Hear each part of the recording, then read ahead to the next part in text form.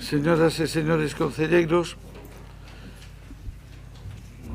cando ocupen os seus asentos, daremos comenzo á sesión plenaria ordinaria convocada para o día de hoxe. Imos a comenzar, desgraciadamente, como é habitual, con un minuto de silencio polas vítimas da violencia de xénero.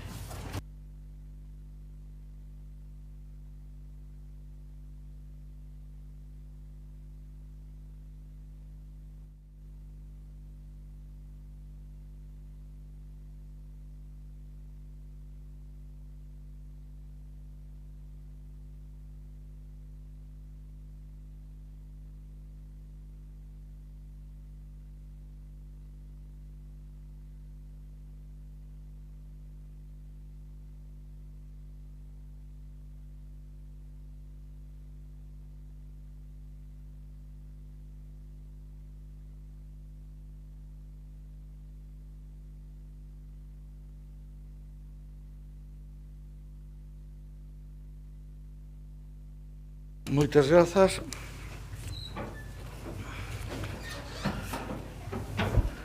A sesión plenaria ordinaria discurrirá dun xeito un pouco diferente ao habitual. Faremos un alto ás 12 da mañán para atender a recepción con motivo do Día Internacional contra a Violencia contra a Muller, que é o 25 de novembro, que se celebrará aquí no Pazo de Raxoi. Continuaremos sobre as 12:30 hasta as 2:30, logo hora e media de descanso, e logo continuaremos desde as 4 da tarde hasta o remate da sesión, que procuraremos, se é posible, que sexa antes das 7 da tarde para poder acudir aos actos que se van a celebrar na Plaza 8 de marzo. Por lo tanto, antes do comenzo formal da sesión, temos unha solicitude de intervención formulada por doña Irene López Crespo en representación da veciñanza de Ultrella e Avenida de Salamanca. Se está aquí doña Irene. Bos días. Cando vostede queira pode intervir. E moitas grazas por vir. Bo día. O meu nome é Irene e veño como representante da plataforma Ultrella, que se conformou como consecuencia da chegada do proxecto de detalle en relación á zona da Praza de Ultrella, que traía consigo unha reordenación e unha reurbanización do barrio. En primeiro lugar, como veciña, quero deixar claro que é fundamental establecer un diálogo co barrio para así poder atender as necesidades e demandas e ter sempre claro as peticións dos veciños. Quero tamén deixar que é bastante inadmisible que este tipo de notificación chegara a través dunha carta e con un link en físico que é bastante difícil acceder a él. Así mesmo, tamén demostra un pouquiño de falta de empatía por parte da administración local, dado que a maioría da veciñanza son persoas maiores que non teñen nin as habilidades nin os recursos digitais suficientes para poder acceder ao proxecto. Quero tamén destacar que non só son os afectados os notificados, posto que o día a día de persoas que residen na Rúa da Pastoriza, na Avenida de Salamanca, na Rúa dos Vasquiños e na Rúa de Espírito Santo tamén pasa pola Praza de Ultrella. Así mesmo, quero empezar a establecer unhas cuestións que, tras a conformación da plataforma, a través dun diálogo coa veciñanza, nos parece importante trasladar ao Concello para que sexan atendidas. En primer lugar, unha ampliación dos plazos para as alegacións. As cartas chegaron de xeito desigual e hai veciños que todavía non as recibiron, entonces os plazos non os temos moi claros. Establecer a zona como área de rexeneración e renovación urbana. E poñer a disposición da veciñanza un servizo de información que atenda as súas dúbidas e necesidades. Establecer dentro deste proxecto a Avenida de Xoán 23 e marcar unha preferencia peonil nesa zona, establecendo un carril para cada sentido, rotondas e pasos de peóns. Así mesmo, consideramos que esta zona é o lugar perfecto para a recuperación das plazas perdidas, non só para a recuperación delas, sino para a ampliación das mesmas, porque a zona xa arrastra un déficit de aparcamento desde xa hai bastante tempo que é insuficiente para as necesidades actuais. Tamén consideramos interesante o establecemento dunha bolsa de aparcamento estilo a da Altiboia nas inmediacións do Parque da Vaguada de Vite, que non están incorporadas ao mesmo. Un detalle tamén interesante a ter en conta é o muro da avenida de Xoán 23. Consideramos o elemento fundamental para a viabilidade do noso proxecto o establecemento ou do elevador e a plataforma como se propoñen no proxecto de detalle ou senón rampas, escaleiras, pasos de peóns, calquera medida que axude a esa priorización peonil.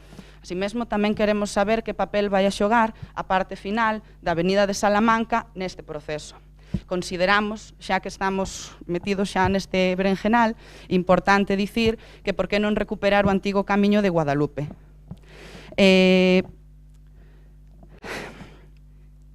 Consideramos tamén que hai que establecer un cronograma, unhas prioridades, uns plazos, un presuposto orzamentario, saber cal vai a ser a orde e ter, por suposto, moi claro que as prazas de aparcamento teñen que estar preparadas e a disposición da veciñanza antes de que comecen as obras do barrio de Ultreia. Ademais de todo isto, eu quero tamén instar a que unha serie de preguntas que temos e que non veñen respostas dentro do proxecto sexan escoitadas. Onde se van instalar os contedores do lixo se se vai a cambiar o seu actual emplazamento? Como van ser as rampas que den accesibilidade aos bloques e que salven o gran desnivel de terreo nesta zona? Que clase de axudas e facilidades vai poñer o Concello ao servizo dos residentes a hora de facer viable a instalación dos ascensores? Como se vai deseñar a plaza? Cal vai a ser o sentido e os xiros de circulación? Que vai acontecer co carga e descarga? Vanse establecer estacionamentos de tempo limitado para que os veciños poidan aproximar a persoas que así o necesiten, igual que depositar compras, utensilios ou enseres de gran peso ou volume preto da casa? Nós o que queremos é, sobre todo, o establecemento dun diálogo aberto, que haxa representación técnica e política, que acodan o barrio a coñecernos, a falar con nós e a averiguar cales son as nosas necesidades e demandas. Moitas grazas. Moitas grazas a vostede, doña Irene. Ben, en primeiro lugar, está falado con todos os voceiros e acordado así, incorporar un novo punto de orden do día que sería unha declaración institucional, a ver se a consigo atopar aquí, sobre a admisión a entrada de Santiago na rede de cidades españolas comprometidas coa eliminación do hepatitis C. Entendo que por unanimidade se aproba a súa incorporación e despois haberá un turno de intervención para falar deste tema. Ben, polo tanto, teríamos dúas declaracións institucionales, que serían o punto 2 incluído no orden do día, e un novo punto, non sei se 2A ou 3, que sería esta declaración institucional. Con relación ao punto número 2, que é a declaración institucional do Concello de Santiago na loita contra o fraude e a corrupción, está acordado por todos os grupos e non se fai necesario intervir no pleno, por lo tanto, se entende aprobada por unanimidade. E esta segunda declaración institucional si vai a haber unhas breves intervencións por parte dos grupos, empezando, bueno, é un pouco raro isto, porque teóricamente a promotora foi doña Mila Castro, pero o ser institucional é de todos e, polo tanto, cegais o orden de intervención seña primeiro doña Goretti, non sei se prefere que sea así ou que... Tanto me ten, así que váleme este orde. Perfecto, doña Goretti, cando vostede queira. Vale. Ben, eu simplemente quero trasladar o apoio do Bloque Nacionalista Galego a esta proposta e a loita contra a hepatite C, que debemos de facer como administración, en que nos debemos implicar, máis indicar que sentimos que non aceptasen tres propostas, unha de supresión e outra de engádega, que facía o Bloque Nacionalista Galego e que entendíamos que eran do máis razoáveis. Unha, simplemente facer referencia a que era unha loita contra a hepatite en xeral, non poñendo non únicamente da hepatite C en España, porque entendemos que todo o que se compromete e o que se faga no Estado español repercute no conxunto do mundo. Un segundo, que o que facía era destacar que en Galiza hai centros sanitarios que destacan pola súa especialización nesta patoloxía e facer referencia neste caso ao complexo hospitalario de Pontevedra, que recibiu recentemente, hai uns días, que soubemos un galardón por segunda vez pola súa unidade de atención a pacientes con hepatite C, non? Eu, a verdade é que sinto que algunhas persoas da corporación parece que non quere que lles molesta que se nomen outras cidades galegas, non? Claro, estamos facendo unha moción para adhesión á rede de cidades españolas e resulta que outras cidades que dependen do mesmo Sergas e que teñen un merecido recoñecemento polo seu traballo no ámbito que nos ocupa parece que nos molesta, non? Nós non coincidimos con ás veces ser máis solidarias cunha cidade ou cun país canto máis afastado está e que nos moleste o próximo, non? Entendemos que así nos vai, non? Esta non é a nosa concepción do municipalismo, rede de cidades españolas sí, pero a alegría polo recoñecemento dunha cidade galega do noso mesmo sistema sanitario parece que non. Este é un modelo de competitividade co que discrepamos e así nos vai, non? Podíamos poñer exemplos noutros ámbitos, non? Na política intraaeroportuaria, por exemplo, non? Ese ámbito en que o presidente da Xunta xa recoñeceu o seu fracaso máis absoluto, non? E, por último, outra en que falábamos de que estas campañas deberan contar coa colaboración tamén do persoal sanitario, tanto dos centros de saída como do CHUS, polo que se instará a Xunta de Galiza a sumarse a estes obxectivos. Parece que se hai uns obxectivos de todas as cidades do Estado español e aquí hai unhas transferencias que están, unhas competencias que están transferidas ao sistema sanitario galego, o lóxico é que se faga en colaboración institucional e con referencia ao CHUS, co noso hospital, non? Porque esperemos que se os concellos se implican na loita contra a hepatite C, pois tamén queremos que o faga a Xunta de Galiza, non? Non sei se é que se entende que esta administración non ten nada que ver co tema. Entón, voto a favor da moción con esta explicación sobre por que non se incluíron estas propostas. Moitas grazas, doña Goretti e doña Marta. Ben, moi bo día. Dende o Grupo de Compostela Aberta imos a ser moi breves porque entendíamos que era unha declaración institucional. Escoitando, bueno, pois agora o voceiro do Grupo Nacionalista, pois tal vez teríamos que ter un debate previo para traer isto non como declaración institucional e tal vez como unha iniciativa ordinaria de pleno, proposición ou moción. E nada, en aras da brevidade, simplemente dicir que nos imos sumar a esta declaración donde os dous puntos principais é, por unha banda, aprobar que o Concello de Santiago se sume á rede das cidades do Estado español comprometidas coas políticas públicas de aceleración da eliminación da hepatite C e, no segundo punto desta declaración institucional, que se constitúa un grupo de traballo técnico para a consecución dos obxectivos relacionados precisamente coa erradicación e aceleración desta eliminación da hepatite C, tal como figuran no punto 3. Nada máis, grazas. Moitas grazas, doña Marta. Entendo que doña Beatriz, tal vez. Doña Beatriz, moi bons días. Cando queira. Pues muchas gracias por esta breve intervención. En primer lugar, quiero destacar, dar las gracias a señora Goretti y a todos los grupos que van a votar a favor, porque esta iniciativa lo único que quiere es poder localizar a aquella gente que no tiene recursos, a aquella gente que normalmente no tiene acceso ordinario a la salud pública, a la sanidad pública. Entonces se pide que el ayuntamiento apoye para localizar a esa gente y poder detectar los casos. Una vez detectados, señora Goretti, que demuestra un desconocimiento absoluto, aunque le agradezco que vote a favor, tiene un desconocimiento absoluto de qué va esta declaración institucional, porque lo que quiere decir es que una vez que se detectan los casos, que es en lo que se pide el apoyo al ayuntamiento, evidentemente ya pasa a la unidad del Sergas. Es el Sergas, es farmacia, los tratamientos todos es el Sergas. Con lo cual, creo que usted cree que no hay una implicación del Sergas, de la Xunta, de todo lo que conlleva, sino que ya está todo protocolizado y organizado. El punto 1 de España o territorio español, no voy a entrar ahí. El punto 2, el servicio del doctor Turnes de Pontevedra, al cual tengo la suerte de conocer y además estoy súper orgullosa de que cualquier hospital de Galicia tenga el premio Best in Class. Creo que ustedes conocen lo que es el premio Best in Class, por eso lo comenta aquí. Esta iniciativa es de la Sociedad Española, de la Sociedad Española, sí, de Hepatología y de la Fundación. No tiene nada que ver ni con la sanidad pública ni con el Sergas. Es gratuita, no tiene nada que ver con ellos, con lo cual el servicio de digestivo de Pontevedra, que no ha recibido el premio, lo ha recibido específicamente la unidad de hepatitis C, porque es de lo mejor de España y además entre nosotros, los sanitarios, no existe esa competitividad que sí que puede existir entre ustedes, doña Goretti, pero en sanidad desde luego no. En Santiago ya ganó 3 años el servicio de digestivo, el de Vigo ya ganó, el de Orense ganó Entonces, no se crea que hay una competitividad insana, al revés, la competitividad sana siempre es buena para el conjunto, ¿de acuerdo? Con lo cual, al revés, lo que pasa es que yo considero que no pinta nada que un servicio en este momento, o sea, que una unidad puntual esté reflejada, porque no tiene nada que ver con la iniciativa. Y por último, que se insta la Xunta, que se insta el Sergas, es que ya está todo protocolizado. Ustedes conocen que el Ayuntamiento lo que aporta en esta iniciativa es aportar, localizar ese tipo de personas, esas personas que no tienen recursos, en la que aquí todos debemos unirnos para ayudarles, personas sin techos, los que están en centros tutelados, gente que no tenemos acceso desde la sanidad pública. Entonces, el Ayuntamiento nos ayuda a la sociedad española a localizar a esa gente, a hacer un cribado de la hepatitis C y, evidentemente, los protocolos son a través de la sanidad pública, del Sergas, de la Xunta, de lo que usted quiera.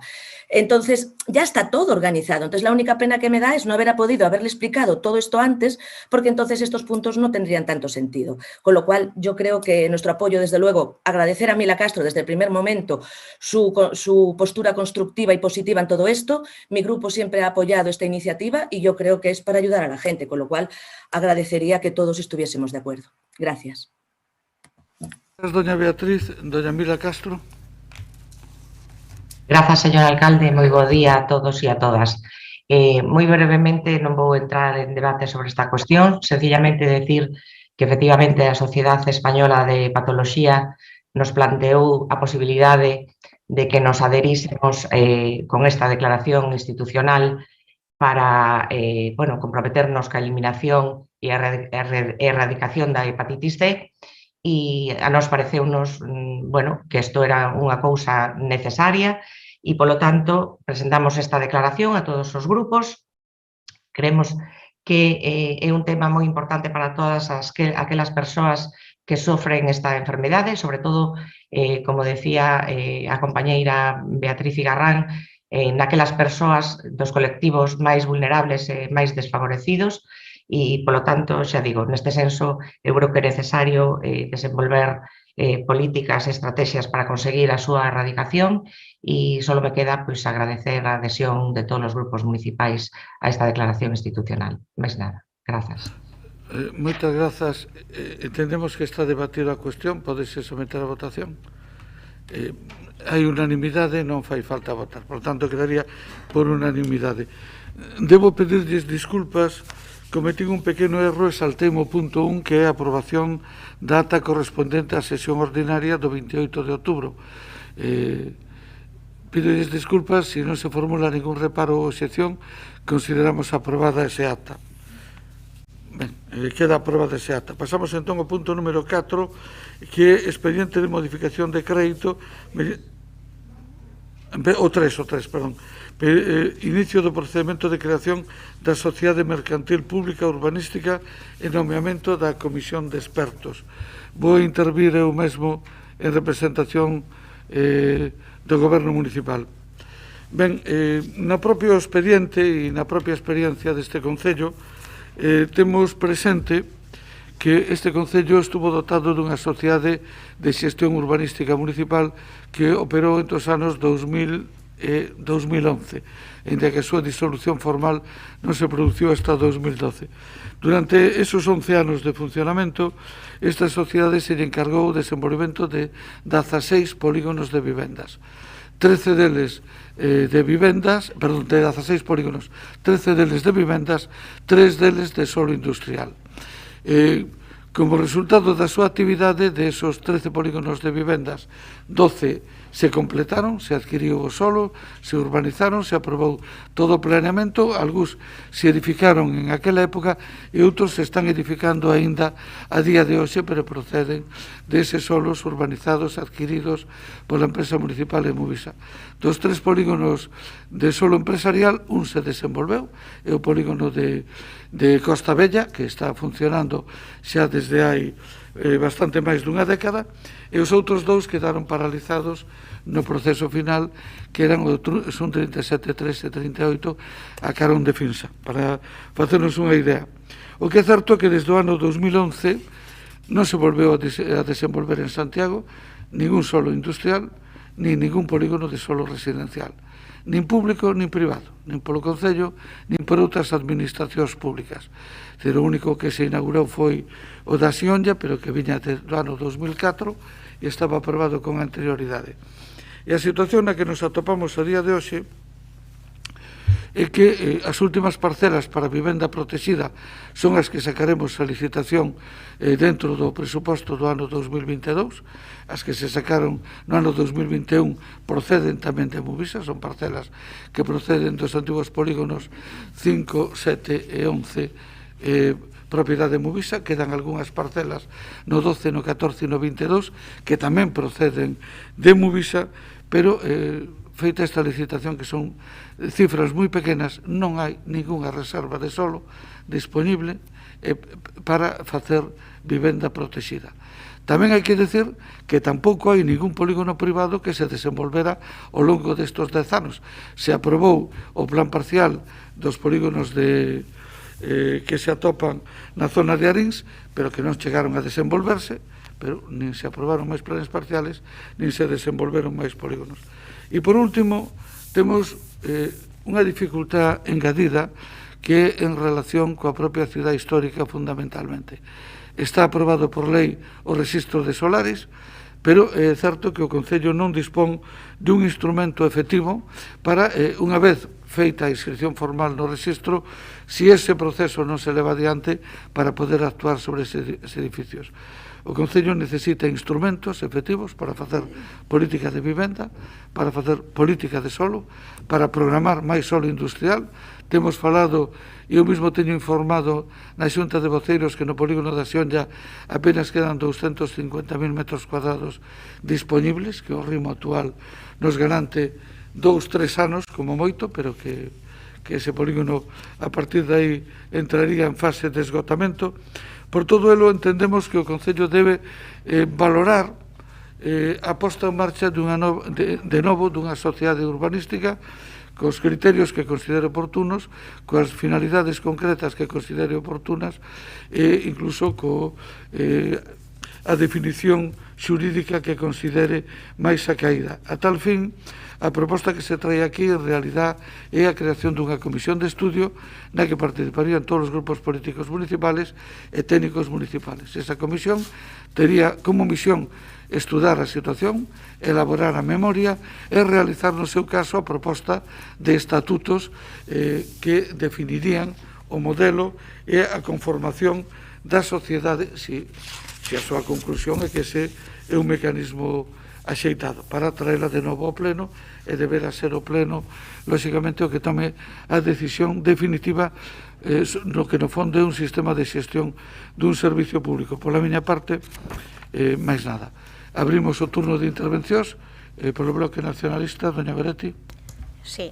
Eu anuncio xa a intención do Bloque Nacionalista Galego de votar a favor como inicio do proceso, á espera do que logo dea de sí nesta constitución desta comisión e estudo do que hai que facer. Único, nos insistir en dúas cuestións, non unha, que nos sempre estaremos ao lado dunha formación dunha empresa pública, como garantía neste caso, pois deshabilitación de solo para distintos usos, sempre nunha liña de facer un desenvolvemento urbanístico sustentável. Entendemos que eso hai que facelo, que ten que ver tamén como tamén se aparece no expediente polos múltiples problemas que hai de vivenda, pola expulsión que houbo de persoas de Santiago de Compostela nos últimos tempos, pola suba do aluguer, por temas relacionados coa proliferación de vivendas de uso turístico. Hai unha serie de cuestións que están facendo que os alugueres sexan cada vez máis elevados e que teñamos un problema real de vivenda, e que tamén temos, de todas formas, que darlle solucións a outras cuestións, non, como as vivendas baleiras de Santiago de Compostela. Este tamén é un tema que temos que ter presente e que teremos que estudar. E, por suposto, que ás veces hai instrumentos que temos a nivel municipal e que nestes momentos non serven, non? O rexistro de soares, a que acaba de aludir o alcalde, ou o tema tamén, cando se necesita máis solo industrial, o que hai é que garantir tamén que sexa solo industrial e non que teña outros usos ás veces relacionados, pero que non son puramente estes. Que pasa? É É certo que alguén podería dicir que isto se podería facer desde urbanismo, pero entendemos que en urbanismo é difícil mover as cousas, é difícil facelo, e entón a nos parecenos razoável que se monte a sociedade. Agora, é certo que a sociedade que se vai mover cos mesmos parámetros hoxe prácticamente de funcionamento que o Concello, e polo tanto o que hai que facer é facer ese estudo de viabilidade da sociedade, eso é o proceso en que temos que estar, e tamén teremos que ter en conta algúns riscos. O certo é que cando no seu momento houve a disolución da antiga Emuvisa e a integración do persoal tamén supuxo indemnizacións moi importantes a nivel laboral, por exemplo. Entón, hai que mirar esa viabilidade dese estudo, cal é a forma máis eficiente de xestionar, como se vai seleccionar o persoal, de que recursos se vai dotar. Eu creo que hai unha serie de cuestións que están en riba da mesa que temos que resolver. E simplemente para rematar dúas cuestións pequenas. Unha, que nós xulgamos que isto chega tarde, levámoslo dicindo, claro, faise agora, pero se isto se quería que fose un instrumento, a situación non é que cambiase de maneira espectacular nos últimos 2 anos, é a mesma. Isto, se este goberno quixese facelo e facelo realidade, teria que telo posto en marcha desde o minuto 1 do seu mandato, porque ao final agora, un ano, comentábamos outro día en comisión, pedíamos os prazos e dicíanos un ano para que todo o que son os trámites previos, e entón prácticamente neste mandato non se vai poder desenvolver nada. Entón non entendemos por que este deixar facer e deixar correr o tempo, e agora a última hora, ás veces parece sempre que chega un pouco en plan propaganda o tema desta Constitución, cando debería, en todo caso, se se quería apostar por este instrumento, por esta ferramenta, facerse moito antes. E logo, en segundo lugar, que isto non pode ocultar que hai outros moitos ámbitos onde nós poderíamos estar intervindo, non? Porque falamos dos problemas da zona histórica, dos problemas de restauración e de rehabilitación, e hai cantidade de cuestións que podíamos estar facendo nestes momentos se un instrumento que deixou de ser un instrumento absolutamente necesario que tiña esta cidade para cuestións de rehabilitación de determinadas vivendas e de posta en uso, e mesmo da posibilidade de compra de algunhas vivendas para determinados usos e facilitar a fixación de poboación na zona histórica, como é o consorcio. Nós o que non entendemos tampouco é que isto non vai acompañado, cando falamos moito dos problemas da vivenda e demais, cunha posición moitísimo máis forte para conseguir que haxa ese incremento de financiamento ao consorcio, que debería de ser unha realidade e que neste ano 2022, non nos cansaremos de dicilo, en principio non vai ter máis que 0 euros, a non ser que algunha emenda que o Bloque Nacionalista Galego si presentou este respecto, sexa apoiado neste caso polo goberno do PSOE en Madrid e polo goberno do PP na Xunta.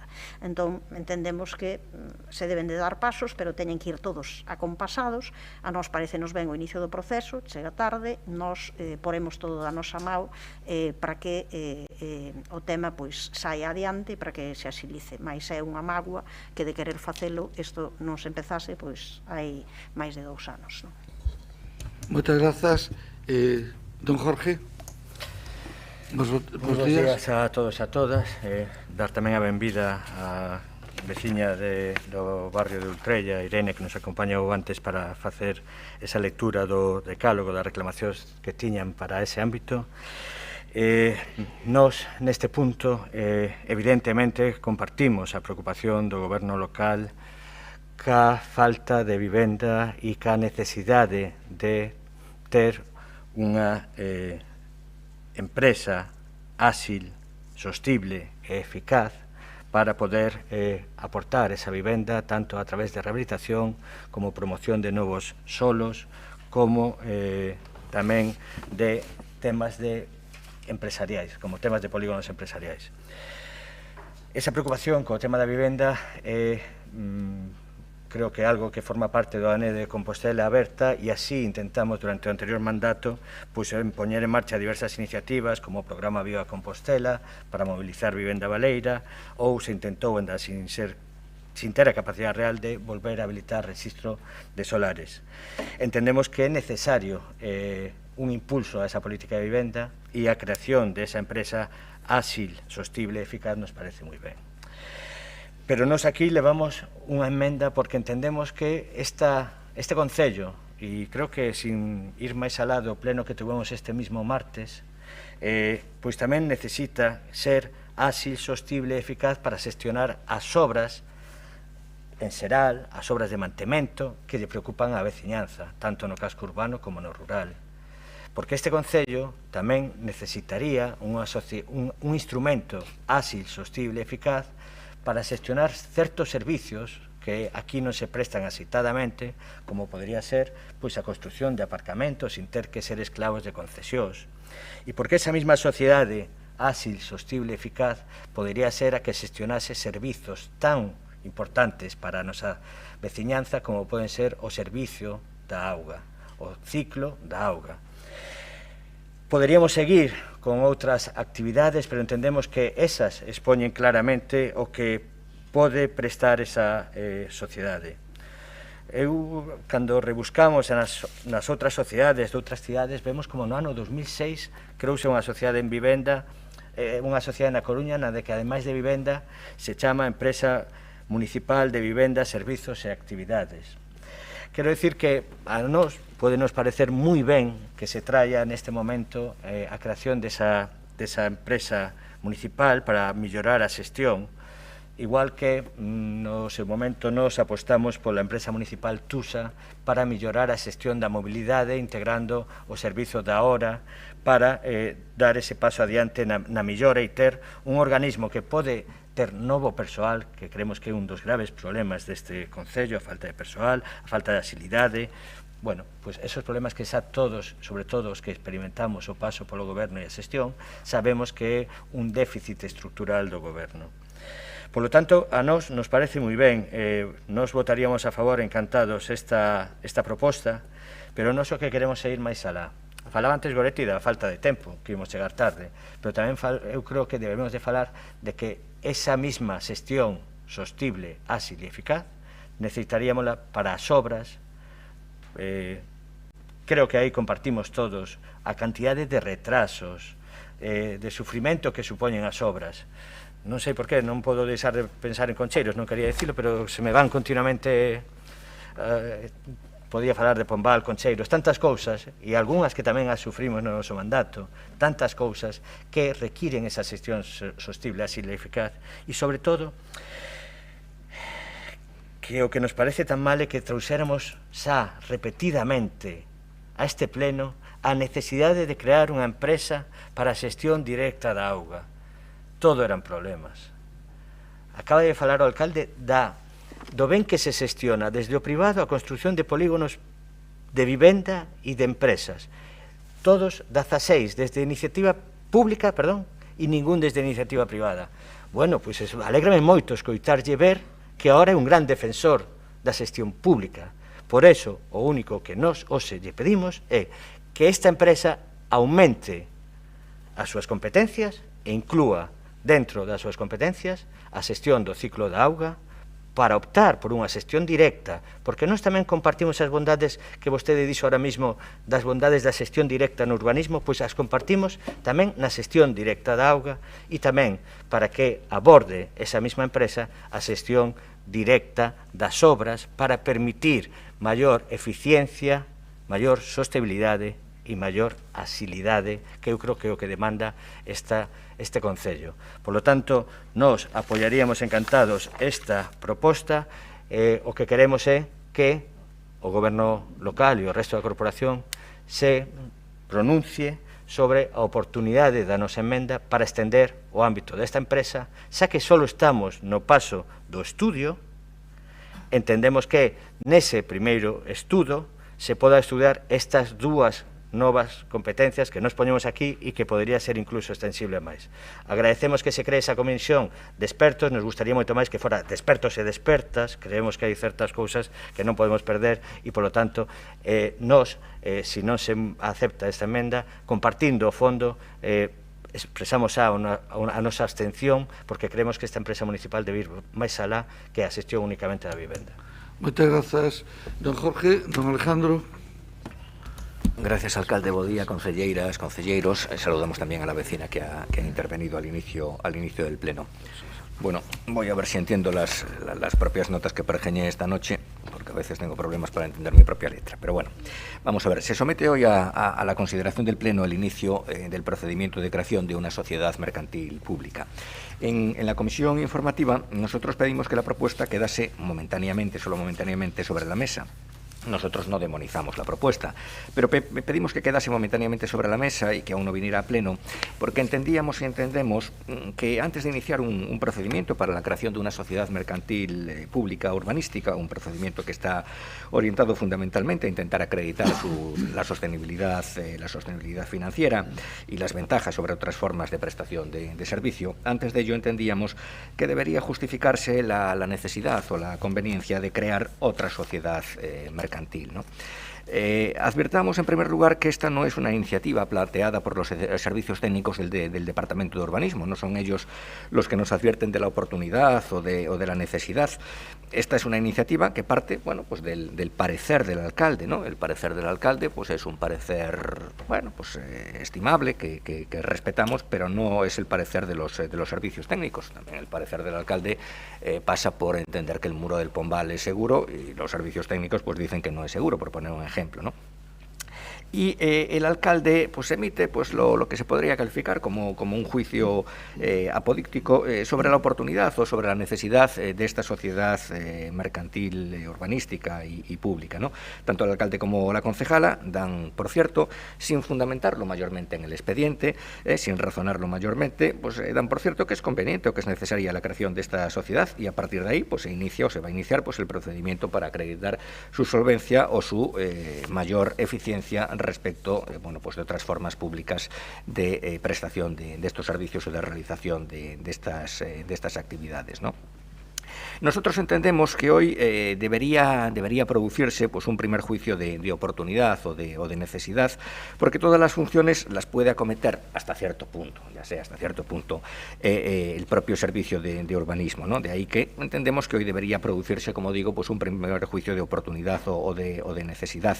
Como nosotros no somos un grupo pues encastillado en apriorismos ideológicos, en este caso pues ni siquiera yo, que puedo ser el concejal con un perfil ideológico más marcado, como no somos, digo, un grupo encastillado en apriorismos ideológicos, bueno, pues para emitir un juicio necesitaríamos, pues valga la redundancia, elementos de juicio, alcalde y concejala de urbanismo, que no figuran en el expediente, ¿no?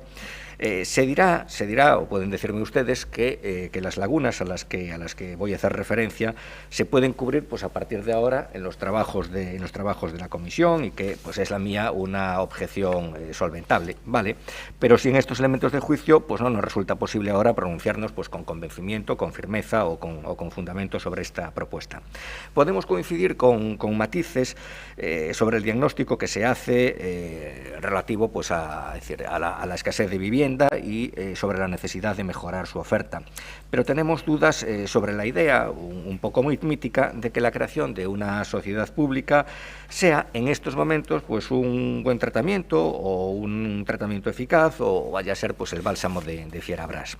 Coincidimos, por supuesto, en que hay que prestar una atención prioritaria a la necesidad de vivienda. Por mi parte o por nuestra parte, pues el gobierno local puede trasladar pues los millones de euros que dedican los presupuestos a ocios, entretenimientos y subculturas varias, pues a programas de vivienda, no hay ningún problema. Es evidente que nosotros defendemos que la administración pública debe prestar no solamente los bienes públicos puros, sino que también debe ofrecer o asignar bienes preferentes, y entre ellos está el de la vivienda. Y aunque el mercado de la vivienda puede con incentivos ser estimulado en favor de las rentas más modestas, pues no descartamos una intervención pública, porque en todo caso, como decía, preferimos una intervención pública en materia de vivienda que en otras cuestiones menos necesarias. Vayamos a las lagunas del expediente, ¿no? En primer lugar, nosotros entendemos que falta una cierta reflexión sobre lo que se da en llamar el modelo de ciudad, ¿no? Falta incluso una reconsideración sobre lo que es el propio Plan General de Ordenación Urbana, pero más exactamente lo que falta es determinar o es cuantificar el número de viviendas con algún régimen de protección que se consideran necesarias. En este sentido, entendemos que falta pues un estudio demográfico, que falta un estudio socioeconómico, que falta un estudio de la demanda del sector. El otro día pedimos doña Mercedes, que se nos pasara el listado. Bueno, ahora nos acaba de informar el alcalde, ya nos había anticipado algo, pero pedimos el otro día y nos falta pues un listado de las parcelas que todavía quedan disponibles, de las que se vendieron y de cómo, bueno, resultaron los concursos desde la liquidación de Movisa. Entiendo pues que nadie querrá apostar pues por un nuevo desarrollismo urbanístico vacuo, digo vacuo porque, bueno, padecemos todavía el síndrome de las viviendas vacías, y que nadie querrá apostar por una colonización innecesaria del territorio, ¿no? Recordará el alcalde que en los años 90, bueno, me lo resta del tiempo, que no hay problema, que recordará el alcalde decía que en los años 90 una concejala de izquierdas muy destacada de esta casa decía aquello de Santiago non ten 100.000 habitantes, nen falta que fai. Era literal, yo se lo escuché pues en un par de ocasiones. Yo no digo lo mismo porque yo creo que aquellos planteamientos pues llevaron o contribuyeron pues a un éxodo, sobre todo de la gente de mi generación, pero es cierto que hay que evitar pues el exceso de urbanización. Y si el objetivo pues no ha de ser el de generar miles y miles de viviendas porque no resultase necesario, bueno, pues quizás tampoco resultase necesaria la constitución pues de una sociedad mercantil, ¿no?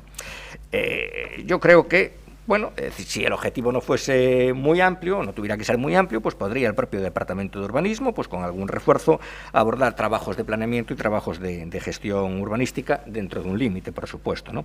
De tal manera que yo creo que hay que saber hasta dónde se puede llegar y hasta dónde se quiere llegar en la movilización de suelo antes de crear pues una sociedad mercantil. No olvidemos que la creación de una sociedad mercantil pues puede suponer de alguna manera pues ese fenómeno de fuga del derecho público al derecho privado, y en ese sentido pues también pedimos y hubiéramos preferido tener ya pues antes del pleno un cuadro comparativo de lo que sería pues el régimen jurídico, el régimen financiero y el régimen de controles diferente que se produce respecto de lo que es una personificación pública convencional. Bueno, de momento nada más. Gracias, don Alejandro. A ver, aí está. Bueno, en primeiro lugar, empezando polo bloque, agradecer o seu voto favorable. Certamente, Cecais hubiera sido máis axeitado habelo traído antes, pero outra serie de prioridades fixeron que esta se fora desplazando no tempo, pero, como decía Antonio Machado, faise camiño a andar, e, bueno, pues queremos empezar a facer ese camiño. En calquer caso, quero agradecer ese apoio e tamén pedir disculpas.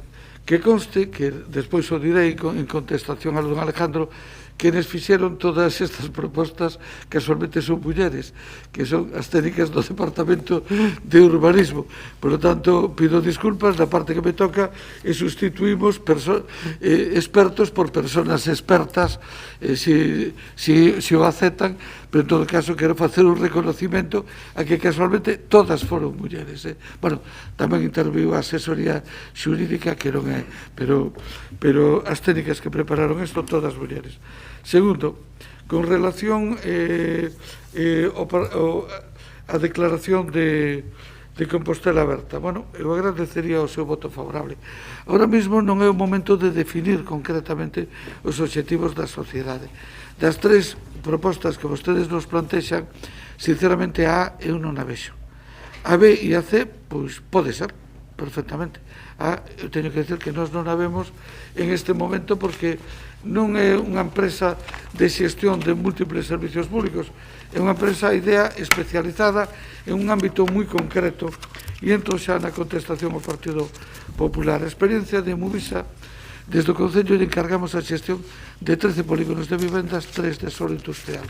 Dos 13 de vivendas, nos 13 se elaborou o plan parcial, nos 13 se aprobou o plan parcial, nos 13 se elaborou o proxecto de urbanización, nos 13 se aprobou, en 12 se expropiaron os terrenos, se urbanizaron os terrenos e se promoveu a construción de vivendas, e estamos falando de máis de 4.000 vivendas, das cales 3.000 eran de vivendas protegidas. Bueno, eu creo que foi un éxito impresionante. De solo industrial se desenvolveu os outros dous quedaron co plan parcial aprobado, proxecto de urbanización aprobado, obras licitadas, pero se tomou a decisión de suspender a sociedade e, polo tanto, todo quedou en ese punto. Quería decirle a don Alejandro que, desde logo, foron os técnicos de urbanismo encabezados pola directora de área, os que prepararon toda a proposta. Por lo tanto, non só non hai ninguna contradicción, sino que eles reconocen que necesitamos un instrumento eficaz, operativo, para mobilizar este sector, elaborar planeamento, urbanizar, expropiar, promover, non exactamente para construir, porque Movisa creo que solamente construiu chalés de realoxo, pero sí promoveu a construción de miles de vivendas, por certo, sin ningún pleito pendiente prácticamente en materia de expropiación. Prácticamente todos os expedientes que se completaron con mutuos acordos. Por lo tanto, nos agradecemos tamén a abstención, que entendemos que é unha abstención que non bloquea, porque isto entendo que non requiere maioría absoluta. Por tanto, que é unha abstención que non bloquea. Abrimos o segundo turno de intervencións. Doña Goretti. Si, moi rápido, dúas cuestións. Bueno, a primeira, eu pensei que xa se corrixira porque eu mesma na comisión xa falei que tiña que poñer da comisión de persoas expertas e as propias redactoras ali xa o recoñeceron, que miraran outras partes e non esa, pero aproveito para dicir que hai moitísima documentación desta casa que non sai con linguaxe inclusiva e que hai que facer algunha circular, creo eu, interna a este respecto, xa que estamos a 25 de novembro, para lembrarles ás persoas que fan a maior parte dos informes e a documentación que deben esforzarse nese sentido. Logo, a respecto xa simplemente da emenda de Compostela Aberta, por nós nos apoiamos esa posibilidade de que se amplíen os obxectivos da sociedade. Entendemos que hai unha parte, a C, que por suposto pode ir xa dentro da B, e integrar unha cuestión nova, pero unha cuestión nova sobre a que aquí se quixo producir un debate conxunto e que non se deu realizado, que se impediu realizar por parte do goberno municipal. Esta é unha opción para decir, bueno, pois metamos, incluamos tamén o ciclo integral da auga dentro. Eu non lle vexo problema para que iso poida ser así, e que se poida ampliar eses obxectivos da sociedade. Independentemente diso, xa digo, nos preferíamos que esa emenda fose incorporada xa, pero en caso de non ser así, nos creemos que este proceso hai que inicialo e, como dixen, o noso voto vai ser favorable. Moitas grazas, doña Goretti. Don Jorge. Bueno, nós cando fixemos a emenda, evidentemente, era para deixar claro cal era o objetivo da emenda.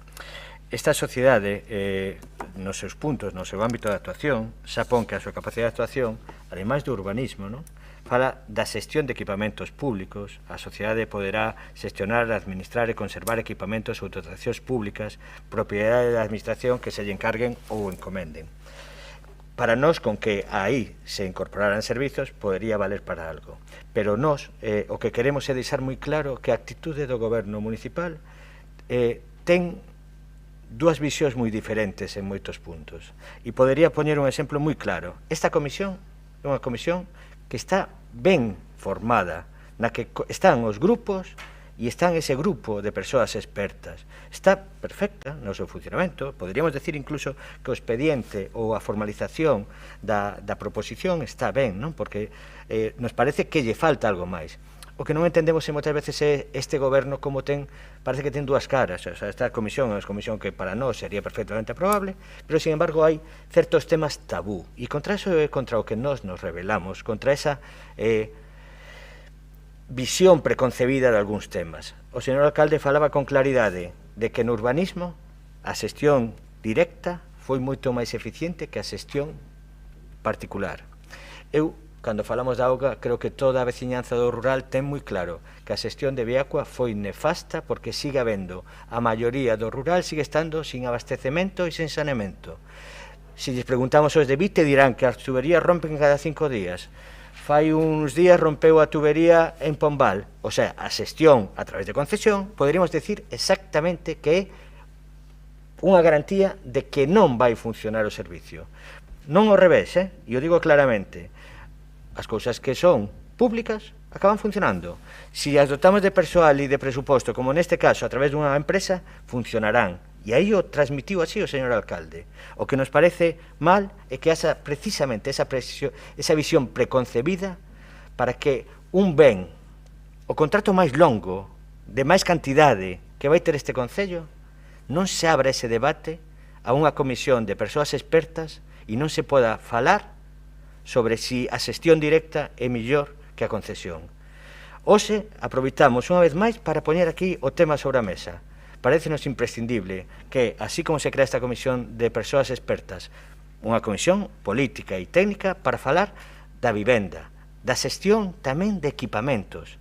Por que non podemos falar da xestión de servizos que esta veciñanza, este concello, leva sufrindo deficitarios os últimos 20 anos baixo a xestión dunha empresa privada. E hai que decirlo así de claro. Polo tanto, nos gustaríamos apoiarnos. É unha palabra, se pusera servizos, apoiaríamola. É unha concepción do goberno que non compartimos e que queremos poñer en evidencia. Moitas gracias, don Jorge. Don Alejandro. Sí, nada, muy brevemente, alcalde. Antes, cuando me refería a los técnicos, más exactamente, efectivamente, a las técnicos municipales, porque son esencialmente mujeres, me refería a que, bueno, han emitido un informe a requerimiento del alcalde. Primero es una providencia suya y después informan las técnicos municipales. Quiero decir con esto que la supuesta necesidad de la constitución de la sociedad no arranca del Departamento de Urbanismo, sino que arranca de su parecer, y a partir de ahí el Departamento de Urbanismo, bueno, pues sigue un poco la línea marcada por usted. Insistimos en que, bueno, desde nuestro punto de vista faltan pues algunos documentos que yo creo que primeramente ya podían haberse integrado en el expediente, hubiera sido mejor, y falta, por ejemplo, que me olvidé de decirlo antes, una reflexión sobre las viviendas vacías, ¿no? Da la sensación de que damos por perdida pues esa batalla, pero bueno, en fin. Es evidente, alcalde, que Movisa, bueno, pues funcionó o resultó operativa pues mientras hubo un contexto inmobiliario y financiero favorable. Pues ahora pues vamos a ver, ¿no? Quedan ciertas dudas. Tampoco hay que exagerar la agilidad de la sociedad. Digo esto porque ayer, buscando pues algunos antecedentes, me encontré con uno, bueno, que hasta resulta simpático, en el que aparece una fotografía de un medio de comunicación en la que aparece el alcalde muy joven, con el presidente de la Xunta también muy joven, siguen estando ustedes muy jóvenes, por supuesto, y entonces anuncian el mayor polígono protegido en Apulleira. Es una noticia del 2005 y se dice, bueno, pues que estará urbanizado y edificado en el 2007. Bueno, en Baicheboa, quiero decir, sabemos que, en fin, movilizar suelo no es tan sencillo, pero quiero decir con esto que constituir una sociedad no es el bálsamo de Fierabras. A nosotros nos plantea, bueno, pues algunas dudas que esperamos que se puedan solventar a lo largo de todo este proceso en el que vamos a participar pues con la mayor ecuanimidad, pero bueno, hoy nos vamos a abstener. Nada más. Gracias, don Alejandro. Bueno, xa me pasará a fotografía para ver como estaba de novo de aquela, pero en todo caso o polígono da Pulleira é xusto o único que quedou sin desenvolver dos 13 de vivendas que agora queremos retomar porque é a posibilidade de expansión que temos. Con relación ás vivendas vacías, claro, eso se sale do que pode facer unha vivenda, unha empresa de vivenda solo. Eso terá que haber unha normativa autonómica, concretamente o estatal, que determine que é unha vivenda baleira e que, polo tanto, active mecanismos. Eu espero que a nova lei de vivenda non lo posibilite para poder actuar sobre as vivendas baleiras. En calquer caso, vostede é consciente das dificultades que ese problema ten e é consciente de que por parte da Xunta de Galicia, que é a administración competente en materia de política de vivenda, en principio non se manifestou un gran entusiasmo precisamente por regular esa cuestión, e de feito non está regulada. Con relación á intervención de don Jorge, agradecer o seu tono que me parece constructivo e que así o valoro. Con relación ao tema da auga, bueno, é que son competencias distintas. É verdad que o concurso de auga é competencia da Xunta de Goberno e a creación dunha sociedade municipal é competencia do pleno da corporación. En relación ao debate, opino que tiña que haberse mantido en outro momento. En calquer caso, é unha decisión moi complexa e enormemente arriscada. E, desde logo, non creo que unha sociedade que xa vai ter a súa complexidade lle poidamos incorporar a xestión do ciclo da auga. Xa digo que con relación ao apartado B non lle vexo ningún problema, con relación ao C teríamos que matizalo, con relación ao A eu non o vexo posible, pero en todo caso será algo que terá que determinar o propio grupo de traballo. Para eso se constituye, non? Se déramos un caso pechado, pois xa non tería moito obxecto. Ordena a votación, señor secretario. Non, a emenda dixen que non a admitíamos. Pero hai que votala. Proposición en moción. Entón teremos que votar en contra do Grupo Socialista, ainda que estemos de acordo co apartado B e que poidéramos entrar a matizar o C, poderíamos admitirlo, pero o A non poderíamos facelo. Votación da emenda presentada polo Grupo Municipal de Compostela Aberta. Votos a favor. Grupo Compostela Aberta, BNG. Votos en contra. Grupo Socialista. E abstencións.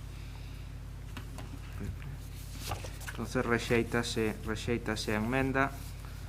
Procede agora a votación do inicio do procedemento de creación da Sociedade Mercantil Pública Urbanística e nomeamento da Comisión de Persoas Expertas. Votos a favor. Grupos municipais Socialista e BNG. Votos en contra. Non hai abstencións. Grupo municipal do Partido Popular de Compostela Aberta. Apróbase. Ben, moitas grazas a todas e a todos. Pasamos ao punto número 4 do orden do día, que é o relativo á modificación de crédito para financiar o proxecto Smart Tiago. Ten a palabra doña Marta Abal. Bo día a todas e a todas, Bueno, como é coñecido por todos, o proxecto de Smart Tiago de compra pública innovadora xa ten todos os contratos adxudicados e en execución, salvo dous pequenos contratos de servizos relativos á nova oficina técnica e actuacións de comunicación. Neste sentido, o importe total do proxecto na actualidade ascende a cantidade de 5.334.720,67 euros, estando comprometidos 4.994.731,64 euros. Tamén é coñecido por todos que se trata de un proxecto que debe de estar executado e certificado a finais do ano 2022, polo que calquera retraso na disponibilidade de recursos podería levar a non conclusión en prazo dos contratos licitados e adxudicados ou pendentes de licitación, co prexuízo económico que podería supoñer para as arcas municipais. En efecto, e como se vi no informe da Oficina Contable, é necesario darlle prioridade ao principio contable público de prudencia sobre o principio contable público de devengo en relación coa dotación de créditos e gastos imputables á anualidade de 2021 do proxecto de gasto, no sentido de unha vez coñecido o importe de financiación correspondente á achega municipal, resulta necesario asegurar a mesma aos efectos de poder cumprir coas obrigas derivadas do convenio no tempo e forma establecidos no mesmo. En consecuencia, propónse un suplemento de crédito polo importe de 422.587,52 euros a financiar con baixas por anulación de diversos proxectos de crédito disponible en diversos proxectos de gasto dos anos 2014, 2016, 2017 e 2018 que son proxectos de gasto que na súa meirande parte están concluídos na súa totalidade ou ben contan con outras fontes de financiación ou ben non se van a executar. En consecuencia, sométese a consideración do Pleno este modificativo de crédito. Pola miña parte, nada máis que decir, alcalde. Moitas grazas. Doña Marta, doña Goretti. Ben, estamos a falar neste expediente, neste modificativo de crédito dunha cantidade importante, máis de 400.000 euros, dun proxecto Smart Tiago, cuxa concreción práctica nós xa levamos dicindo desde hai tempo que nos supón moitas dúbidas. Non entendemos por que o grupo de goberno se empeña en ir a un proxecto que en vez de buscar cuestións que teñan que ver coa mellora da mobilidade, coa mellora da accesibilidade, coa mellora da iluminación, ao final opte por utilizar e gastar os recursos públicos en cantidade de cuestións que as vemos absolutamente innecesarias e que xa foron debatidas neste pleno en comisión, como a proliferación de cámaras innecesarias pola cidade histórica que atentan contra as liberdades individuais e o patrimonio, a colocacións de sistemas de inteligencia e logo a utilización de procedementos que non son habituais. En todo caso, como ben sei que iso xa foi obxecto de debate no pleno e nas comisións e poderá selo e que agora non podemos dar marcha atrás, houve xa decisións tomadas polo grupo de goberno que foron adiante, que tiveron bastante debate, sobre todo na comisión de patrimonio a que pertenzo. Creo que non é este o momento de abrir este debate aquí e agora, sobre todo nun pleno que queremos que sexa áxil e onde hai outros temas de relevancia, así que non me vou estender máis, pero simplemente vou anunciar a nosa abstención neste punto.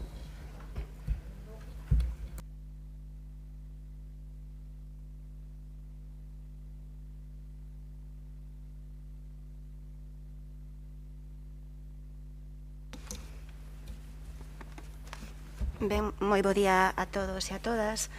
A min gustaríame destacar 3 cuestións sobre este modificativo do orzamento.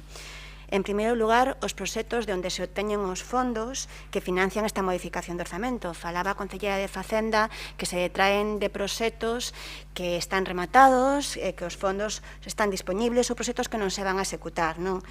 Revisando estes proxectos, pois chama a atención especialmente algúns deles, algúns que se dan por rematados, non? Por poñer un par de exemplos, un proxecto de investimento para a Casa da Xuventude, que se pode destinar a facer actuacións de mellora na casa, a facer obras, e que debe considerar o goberno municipal que non é precisa ningunha reforma, ou tal vez teñan outro tipo de intencións, non? Outro proxecto de actuacións por risco de inundacións en diversos puntos municipais, agora que chega o inverno e que chega a choiva, pois a min ocúrrense moitos puntos de Santiago que estou segura que necesitarían de actuacións de investimento para evitar esas inundacións. Ao goberno municipal parecelle que non. En segundo lugar, a situación de execución na que se atopa o proxecto, o Esmartiago. Falaba a concelleira tamén que esta dotación de fondos procura contemplar xa todos os fondos para o Esmartiago e non ter que recurrir a outras vías de financiamento para o ano 2022. Estamos de acordo que é preciso dotar os fondos canto antes, non? E recoñecemos tamén a nosa preocupación aquí por como vai a execución deste proxecto. En 2 anos e medio executouse pouco máis de 2 millóns de euros, en concreto 2.076.000 euros. Están pendentes de executar máis de 3.200.000 e falta un ano para que remate o proxecto. Eu xa sei que nos van a botar as culpas a nós. Xa o sei, xa me adianto as súas palabras, porque Compostela Aberta sempre ten a culpa de todos os males do goberno, de todos, a pesar de que leven vostedes a 2 anos e medio de mandato, non? Se algo nos quedou claro do pleno do martes é que Compostela Aberta ten a culpa de todo. O muro do Pombal era un risco cando gobernaba Martiño Noriega, pero non é cando goberna Sánchez Bugallo, que foi precisamente cando caeu o muro, non? Gostan vostedes moito de atopar culpables alleos, mas queremos facer constar a nosa preocupación pola execución do proxecto e queremos facelo constar porque é un proxecto do que Compostela Aberta conseguiu os fondos tanto estatais como do GAIN, é un proxecto pioneiro no municipal, é unha mágoa que non se execute. E a nosa última preocupación, a máis importante, o uso e o destino que lle están a dar a estes fondos. Esta reorientación do Partido Socialista no proxecto de Esmartiago, que está a converter a cidade nun gran hermano, con cámaras e cableados que non cumplen a normativa do casco histórico que sí se lle fai cumplir a veciñanza. Con un Partido Socialista que entende o Esmartiago en vez de como unha ferramenta para controlar os vehículos no casco histórico, enténdeo como o ollo que todo controla e pon cámaras para controlar incluso a mobilidade na Quintana. Esperemos que se reconduza o proxecto, esperemos que se volvan as actuacións orixinais, porque é unha mágoa que un proxecto pioneiro quede reducido nisto. Por estes tres motivos, a nosa posición será de abstención. Moitas grazas. Don Ramón. Sí, bos días, compañeiras, compañeiros, señor alcalde. Neste punto imos a ser breve, esta vez que non se trata agora dun análisis sobre a evolución e execución do proxecto Esmartiago, para cal teremos tempo, senón dunha modificación de crédito. Con respecto a esta modificación de 422.000 euros para completar a chega municipal do Esmartiago. O primeiro que temos que decir é que a estrategia Esmartiago elaborouse durante o goberno do Grupo Municipal Popular polo alcalde, señor Agustín Hernández, tal como así consta no seu proxecto inicial, e foi aprobada posteriormente por unanimidade nun pleno de 2015 a proposta tamén do Grupo Municipal Popular. Decía o proxecto que desde principios do ano 2014 o Concello de Santiago está traballando na elaboración da estrategia Esmartiago. E no pleno de 2015 a proposta do Grupo Municipal Popular se aprobaba por unanimidade a estrategia Esmartiago. Dito anterior, quedando claro que é así, atopámonos cunha nova modificación de crédito, no que xa é un clásico neste goberno, que aproba os orzamentos a metade de ano e, por si fora pouco, despois ainda modifica en innumerables ocasións, o que denota de xeito claro a falla de planificación. Claro, preto de 500.000 euros non parece un pequeno descuido, senón unha auténtica falla de planificación. Agora xa tiñamos que estar no pleno dos orzamentos de 2022, pero como non é así, e así levamos toda a legislatura, pois non queda máis remedio que ir facendo modificación tras modificación para axustar os gastos. O cal sempre produce, ademais dun conxunto excesivo de recursos administrativos nos diferentes departamentos, xa de por sí menguados neste Concello ou insuficientes e sen facer as reformas administrativas necesarias, unha auténtica perda de tempo, por canto obriga a continuas publicacións que entre as exposicións ao público, etc., retrasan cada unha máis dun mes de traballo. Por outra banda tamén, no que é un clásico neste Concello, o expediente tramítase fora de plazo, por canto así informa a Intervención Xeral do Concello, que manifesta claramente que a derradeira sesión do Pleno na que se podían facer modificativos de crédito en cumprimento da orden de peche foi a do mes de outubro e sen que conste xustificación da excepción. Pero como dixemos, xa son clásicos neste goberno local, sen orzamentos, mocións de confianzas e fora de prazo. Por lo tanto, en canto a parte técnica e procedimental, máis do mesmo do que levamos na legislatura. Temos modificacións por falla de planificación, por non aprobar os orzamentos en tempo en forma e sempre con algún incumprimento, neste caso, os prazos de tramitación do Pleno. En canto ao proxecto, como dixemos, por iniciativa e baixo o goberno do Grupo Municipal Popular, cando era alcalde o señor Agustín Hernández, é un proxecto dos que de 6,2 millóns de euros pasou a 5,3. Atópase executado o 30%, no que o CPI se eleva ao 54% do orzamento. Con respecto a esta planificación, onde o Grupo Municipal Popular votamos claramente en falla a existencia dunha coordinación e coexistencia cos grupos da oposición, por exemplo, creando unha comisión de seguimento de ideas e propostas, a que pediremos expresamente no vindeiro pleno. E temos certas dúdas sobre a viabilidade e necesidade de determinadas actuacións como o custo de instalar no centro histórico 43 novas cámaras que servirán para controlar o tránsito pola zona e dun algoritmo que predicirá a presencia de problemas e ofrecerá solucións alternativas ao mesmo. Creemos que se duplican con outras instaladas e se converte o goberno local nunha especie de gran hermano dos cidadáns, ao que agora súmase os multamóviles que estarán gravando, non se sabe moi ben como, día e noite. Ao mesmo tempo, situacións como os de panel de tráfico que teñen certas dúbidas. Seguramente todo ten a súa utilidade, pero creemos que é necesaria unha coordinación na que os grupos da oposición participen nas necesidades reais da cidade, dado o volumen de investimento. En todo caso, sobre este proxecto, toda vez que queda gran parte por executar, estaremos pendentes da evolución e, como dixemos ao principio, pediremos a creación dunha comisión de coordinación. Nada máis, ímonos a estar. Grazas. Grazas, don Ramón. Doña Marta. Había turno de... Bueno, quedáramos entendía en que ter non, un pero solo bueno, turno. si podo decir algo, digo. Sí. Acordáramos en xunta de voceiros, alcalde. Bueno, pois deixámoslo así, porque ademais imos bastante retrasados con relación ao horario. Non José Manuel, cando queira. Usted, o de gran hermano, chamoulle moito a atención. Orde de votación.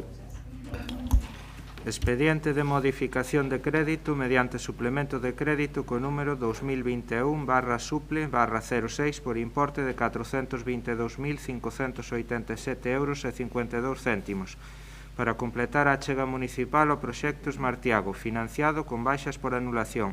Votos a favor? Grupo Municipal Socialista. Votos en contra?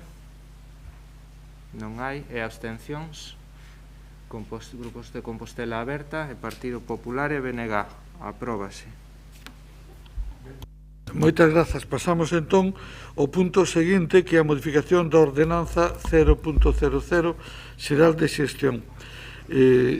Entendo que aquí tamén faláramos de un só turno de intervención. Doña Marta, cando queira.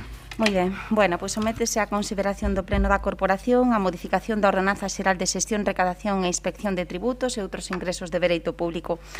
O obxectivo esencial de dita modificación é introducir o pago fraccionado de ata en 9 cuotas dos seguintes tributos: o imposto de bens inmobles, o imposto de vehículos de tracción mecánica, o imposto de actividades económicas e as tasas de utilización privativa e aproveitamento especial de dominio público local. Con esta medida, as persoas contribuintes do Concello de Santiago de Compostela poderán distribuir xa durante o ano 2022 o pagamento dos tributos ao longo do ano en 3, 5 e 9 cotas a elección do solicitante cando se adira ao sistema especial de pago e sempre cando a solicitude de adhesión se produza antes do 1 de febreiro do vindeiro ano 2022. O cambio na regulación do sistema especial de pago que non sería posible sen o novo software de xestión de ingresos é un éxito de todos os grupos políticos aquí presentes, pero sobre todo é un éxito dos traballadores municipais que dende a adxudicación do contrato relativo á implantación da administración electrónica levan traballando arreo, mañás, tardes e noites, incluso a costa de días de vacacións, na configuración e parametrización de todos e cada un dos procesos relativos á xestión de ingresos, que é un dos traballos vitais esenciais para que a implantación do módulo chegue a bo porto. A partir do ano 2022 e culminada a implantación da infraestrutura da Administración Electrónica, proseguiremos coa seguinte fase da digitalización do Concello e que terá como obxectivos inmediatos e prioritarios a integración dos sistemas, sobre todo do sistema contable de xestión de facturas que non se contemplou na solución de Administración Electrónica en execución, a revisión de todos os procesos e procedementos para a súa simplificación e a introdución de automatismos naqueles procesos que o permitan na Tesorería Municipal ou no ámbito da contratación pública, acudindo a diversas solucións que nos pode ofrecer a tecnoloxía da inteligencia artificial. No ámbito da modificación que nos ocupa, abordarase a cuestión específica que permita comunicar á persoa solicitante a súa inclusión ou exclusión do sistema especial de pago e tendo en conta o compromiso asumido polo Goberno municipal segundo a emenda de transacción do Grupo Municipal Socialista, a emenda presentada polo Grupo Municipal do Bloque Nacionalista Galego.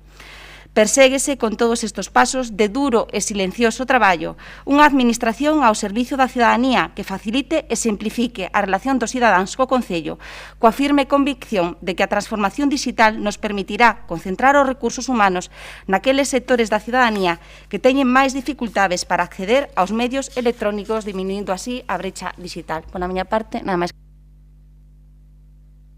Moitas grazas. Abrimos turnos de intervencións. Doña Goretti. Ben, eu creo que é un día para alegrármonos, non? A aprobación desta modificación da ordenanza, establecer o sistema de pagamento de impostos á carta é unha das medidas máis sociais que este Concello podía aprobar. Por fin botan dar un asunto proposto e aprobado por unanimidade a instancias do BNG xa no mandato anterior e no anterior, e para o que a xente que leva aquí algúns anos sabe ben o moito empeño que puxo o noso portavoz municipal anterior, Rubén Cela, non? O único que sentimos é que chegue tarde, que non sexan cotas de 12 meses, como dixemos, senón de 9, pero entendemos que é un paso e que é importante, que non inclúa todo o conxunto de impostos e que tivese que sufrir algún problema de última hora por esa controversia entre os diferentes servizos municipais e, ao final, pola falta de recursos para facilitar as notificacións á persoa que non se lle conceda a medida por non cumprir os requerimentos exixidos, non? Pero nós, por iso, con vontade positiva, presentamos unha emenda en aras de que esa notificación, que xulgamos que é un dereito á cidadanía, co que coincidimos, por tanto, con algúns dos informes que acompañan este expediente, pero entendemos que esa notificación debe ser unha realidade máis cedo que tarde, debemos intentar conseguila, non? En aras do consenso, aceptamos a proposta do PSOE, a transacción que acaba de comentar a concelleira, de mudar de sitio pois xustamente a nosa emenda, modificar levemente a nosa proposta, aínda que entendemos que a emenda que nos presentamos daría un texto mellor, pero en todo caso o que queremos é que este é un texto de vontade política, de poñérmonos de acordo e de tirar para adiante cunha medida que desde logo para as economías máis débiles, para os sectores máis desfavorecidos, vai ser moi importante poder decidir, pois non facer un pagamento, un desembolso importante de diñeiro unha vez ao mes, senón poder repartilo en 9 cotas e ir podendo levar a economía doméstica nunha situación de crise como esta de outra maneira, non? O certo é que este tema, para nós, debera ter o apoio unánime da corporación, esperamos que así sexa, nós estaremos atentas para que ningunha medida social poida deixar de efectivizarse pola falta de recursos materiais e humanos, esperemos que así andemos, e sobre todo despois de tanto diñeiro investido nunha administración electrónica que, aínda que teña algúns aspectos que son positivos, sabemos que se puxo a andar con moitas deficiencias, e penso que tamén é bo recoñecelo e saber que se pode mellorar, non? Entón, eu simplemente, para rematar xa, esperamos que desenvolvan por parte do Goberno municipal unha importante campaña de información. Hai outras medidas, outros beneficios fiscais que dos que non se dá información pertinente e moita xente non nos solicita porque non sabe deles. Eu creo que ese sí que é un deber, unha obriga que debemos de cumprir como administración municipal, que ninguén quede sin poder acollerse a esta medida de pagamento de impostos á carta, é dicir, de que poida decidir pagar o seu imposto non unha vez ao ano, senón en 9 cotas, que ninguén quede sin facelo por falta de información ao respecto. Entón, xa digo, pendentes desa campaña de información que esperemos que sexa importante, que beneficie isto a moitas familias do noso concello, nos anuncio o noso voto a favor. Moitas grazas, doña Goretti e doña María. Ben, moi bo día a todas e a todos de novo. É unha boa noticia para a veciñanza de Santiago que hoxe esteamos a debater a implantación do pago a carta, unha ferramenta social que lle permitirá facilitar as finanzas a moitas e moitos veciños de Santiago e ao tecido empresarial comercial da cidade para afrontar as súas obrigas tributarias coa administración municipal. Estou convencida de que se está dando un paso adiante moi importante, que a veciñanza poda decidir se quere pagar os impostos municipais en 3, en 5 ou 9 prazos, é algo moi positivo. E como xa dixemos en anteriores plenos, pero vou aproveitar para recordalo, se isto é posible é grazas á aposta firme que no anterior mandato se fixo pola Administración Electrónica, un investimento económico moi importante e sen precedentes no Concello. Un investimento económico que tiña detrás a aposta polo goberno anterior porque o Concello de Santiago deixara de estar no século XIX en tecnoloxía e que nos pasáramos a un concello moderno e que permitirá moitas cuestións como esta que estamos a debatir hoxe, que é o pago a carta. Mais algo positivo, como decía antes, moi positivo para a veciñanza de Santiago, é que dende o Grupo Municipal de Compostela Aberta non podíamos estar máis a favor, non podería ter sido peor xestionado no interno, algo que ven sendo habitual nos últimos anos no Concello, especialmente na Concellería de Facenda. Traenos a Concellería de Facenda un expediente en pleno que conta con 2 informes desfavorables, 2 de 3. Un expediente que de por sí debería ser sinxelo, que non debería ter unha maior problemática, máis que, como indican de forma desfavorable o interventor e o asesor xurídico, estaríase a vulnerar con esta proposta os dereitos da veciñanza de Santiago, por non realizar as notificacións das denegacións de solicitudes aos contribuintes. Digo sinceramente, esperábamos que a Concellería de Facenda atopara unha solución. Esperábamos que tivera ben ter en conta ese informe do interventor municipal e do asesor xurídico e procurara unha solución para estes informes desfavorables, que ademais, como ben indican os propios informes, estamos a falar dun volumen, ou deberíamos estar a falar dun volumen de notificacións relativamente pequeno, non? Estamos a falar das denegacións a aqueles contribuintes que non cumplan os requisitos, non debería ser algo moi elevado. Estou segura que se houbera vontade por parte do Grupo Municipal do Partido Socialista, houbérase podido ter unha solución e non traer un pleno pois unha cuestión que provocará no futuro, estou segura, reclamacións. Así que, dentro do Grupo Municipal de Compostela, gustaríanos poder votar a favor, porque traballamos durante o pasado mandato para que o pago a carta fora unha realidade. E gustaríanos tamén, porque compartimos o obxectivo político, e parécenos a caída tamén a emenda, pero dificilmente podemos apoiar un expediente no que os técnicos municipais indican que se están a vulnerar os dereitos da veciñanza, e no que estamos seguras que haberá recursos máis adiante. Así que, lamentando moito que este goberno non fora quen de atopar unha solución, pero pensando nos veciños de Santiago e en facilitarlle as súas finanzas, a nosa posición será de abstención. Moitas grazas, doña María. Don Ramón.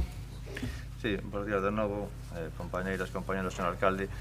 O primeiro que temos que decir con respecto a este asunto que hoxe se trae ao pleno é que é consecuencia dunha proposta do Grupo Municipal Popular, aunque se presenta algo adulterada. En concreto, na sesión de 30 de xuño deste ano, todos os grupos municipais votaron a favor a excepción do Grupo Socialista que se abstivo na creación do borrador tributario, unha proposta do Grupo Municipal Popular que era moito máis ambiciosa que a que se trae agora e moito máis transparente. A nosa iniciativa de creación do borrador incluía a necesaria transparencia cara notificar ao contribuinte, achegándolle un resumen tributario anual no cal constasen os tributos de vencemento periódico, IBI, vehículos, IVA evados, mesas, lixo e auga. De xeito que cada veciño supera a súa carga tributaria en formato anual e deste xeito poderá decidir o seu pagamento fraccionado. Situación que ao mesmo tempo axilizaría a xestión no Concello, xa que logo, a coñecer datos concretos que se poderán subsanar multitud de erros existentes nas notificacións como titulares, direccións, etc., que ocasionan unha infinidade de procedimentos administrativos consecutivos e consumen excesivos recursos en materia de persoal. Pero lonxe deste, o Goberno, en vez de acatar o mandato do Pleno, trae unha proposta moito menos transparente que simplemente o de fraccionamento do pago dos tributos. Non entendemos que problema podería haber en trasladar esa información aos contribuintes, así a Capital de Galicia poderá ser garante da transparencia fiscal. Xa anunciamos que solicitaremos a execución dese acordo no momento que proceda. E o segundo que temos que decir é que o único sistema vixente de fraccionamento actualmente no Concello foi gracias a unha iniciativa tamén do Grupo Municipal Popular, cando era alcalde, o señor Agustín Hernández, e permite fraccionar o imposto de bens inmobles en 3 plazos. Deixando claro, pois, as diferencias entre a implementación real de políticas fiscais que a que fai o Grupo Municipal Popular e simplemente as presentacións que a que fai o Grupo Socialista, a proposta concreta que trae hoxe o Grupo de Goberno Pleno, temos que recoñecer, é certo, un esforzo da concelleira en consensuar ou, alo menos, convencer sobre as múltiples e variadas redaccións da modificación da ordenanza fiscal. Todo ilo con independencia da repetitiva chega por fascículos da documentación na que hai que facer diversos esforzos, incluso polos propios asesores do grupo, para intentar ordear a documentación. E tamén temos que decir que estamos prácticamente en decembro e, como é sabido, as ordenanzas fiscais deben aprobarse antes do 31 de 12 de 2021 e estar publicadas no Boletín Oficial da provincia, prazo ao que é máis que obvio que non chegaremos. Con independencia do que xa é un clásico no Concello, as entregas por fascículos e as tardanzas despois e as prisas e urxencias e comisións informativas urxentes de última hora. Insistimos neste problema de falla de coordinación e de busca de solucións. Realmente, esta proposta de fraccionamento atópase aprobada en moitos concellos e non entendemos os problemas graves que hai neste expediente, xa que non entendemos como se pode ter un informe da Asesoría Xurídica do 11 de novembro, estamos a 25 de novembro, sen ter máis novas, no que claramente está a decir que cando se presenta a documentación por parte dun contribuinte non se lle pode excluir do sistema de fraccionamento do pagamento directamente, senón que hai que dictar unha resolución administrativa. E di, concretamente, abro comillas, estaría vulnerando o seu dereito á defensa do contribuinte. Pois ben, tamén como non se podía ser de outra maneira, o informe da Asesoría Xurídica foi condicionado, repito, condicionado a que se introducise dita modificación e se traducise nun dereito ao recurso administrativo para cada contribuinte. No mesmo xeito se plantea, se manifesta a intervención xeral do Concello, na que insiste a necesaria resolución administrativa de exclusión do contribuinte cando solicita o fraccionamento do pagamento. E o Departamento Tramitador volve a informar, e leo literalmente, que o informe da Tesorería sería desfavorable no suposto de que o texto tivera que ser así. Co cal, temos dous informes, a Asesoría Xurídica de Intervención, que din que hai que notificar, e outro que di que se non hai que notificar é favorable, e se hai que notificar é desfavorable. Por lo tanto, o que temos aquí é unha confusión en torno ou en un tremendo enredo administrativo, no que ademais o autogoberno se autoenmenda con unha propia enmenda sobre como debe solucionarse este problema e que ven sin informar por absolutamente ningún departamento. E ven a decir que algún día, non se sabe cando, poderá ser nesta legislatura, na seguinte, cumpliremos coa exigencia da Asesoría Xurídica e de intervención xeral. Nós, con esta tesitura, é totalmente imposible que podamos apoiar favorablemente esta proposta porque ten dous informes desfavorables, a Asesoría Xurídica e a Intervención Xeral. E o último informe presentado pola Tesorería en ningún modo arranxa esta situación. Por lo tanto, nós decimos un sí políticamente a esta proposta e unha abstención por responsabilidade porque consta con dous informes desfavorables. Gracias. Alcalde, quería, non consumín a miña primeira intervención, non sei se me deixaría un minuto para facer un par de aclaracións. Vamos a ver, se os grupos... Bueno, pois un minuto a cada un, porque senón non cumplimos o horario, Vale. No. Eu non consumín a miña intervención, pido un minuto, que considero que é necesario para defender tanto a actuación do Goberno como a actuación dos funcionarios municipais. En primeiro lugar, este é un éxito de todos, pero tamén é un éxito do Grupo Municipal do Partido Socialista que efectivamente está implantando o pago aplazado de tributos. En segundo lugar, os informes non son desfavorables. Poñen o foco nun punto que evidentemente xera controversia política, pero voulles facer unha pregunta, sobre todo ao Partido Popular e a Compostela Aberta. Efectivamente, vostedes notificaban os supostos de exclusión cando non se permitía a adhesión das solicitudes ao IBI, do Sistema Especial de Pago. Voulle dicir a verdade, non o facían. Non o facían como así se recoñeceu na comisión na que estuvo presente o tesoureiro municipal. O que trato de dicir é que sí que é verdade que existe controversia política sobre este punto, pero que non vamos a facer é meter nunha norma de rango legal, como é a norma a ordenanza fiscal, e crear expectativas na ciudadanía que non vamos a poder cumprir, e que cando estemos en disposición de cumprir, incluirémolo na oportuna modificación da ordenanza fiscal. Nada máis. Doña Goretti. Sí, simplemente tamén por respeto á verdade, porque aquí determinados grupos moitas veces din unha cousa cando están na oposición e outra cando están no goberno. Isto é algo sobre o que todo o mundo debería reflexionar, pero as hemerotecas están aí. O caso é que a memoria humana é fraca.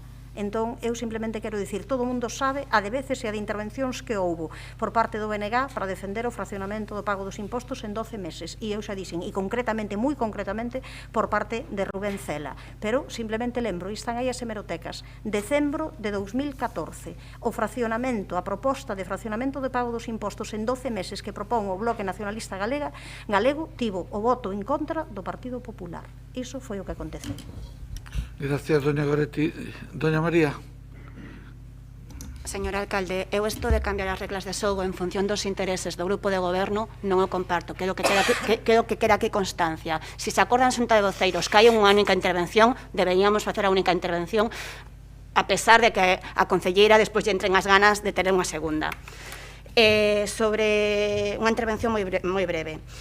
A denegación do sistema especial de pago nos anteriores mandatos, non sei, nos do PP, nunca tivo informes desfavorables. Nunca houve un informe interventor ou un informe de asesoría xurídica que dixeran que se estaba a vulnerar os dereitos da veciñanza. E ante eses informes desfavorables, eu entendo do señora concelleira que o que debería vostede facer é procurar unha solución.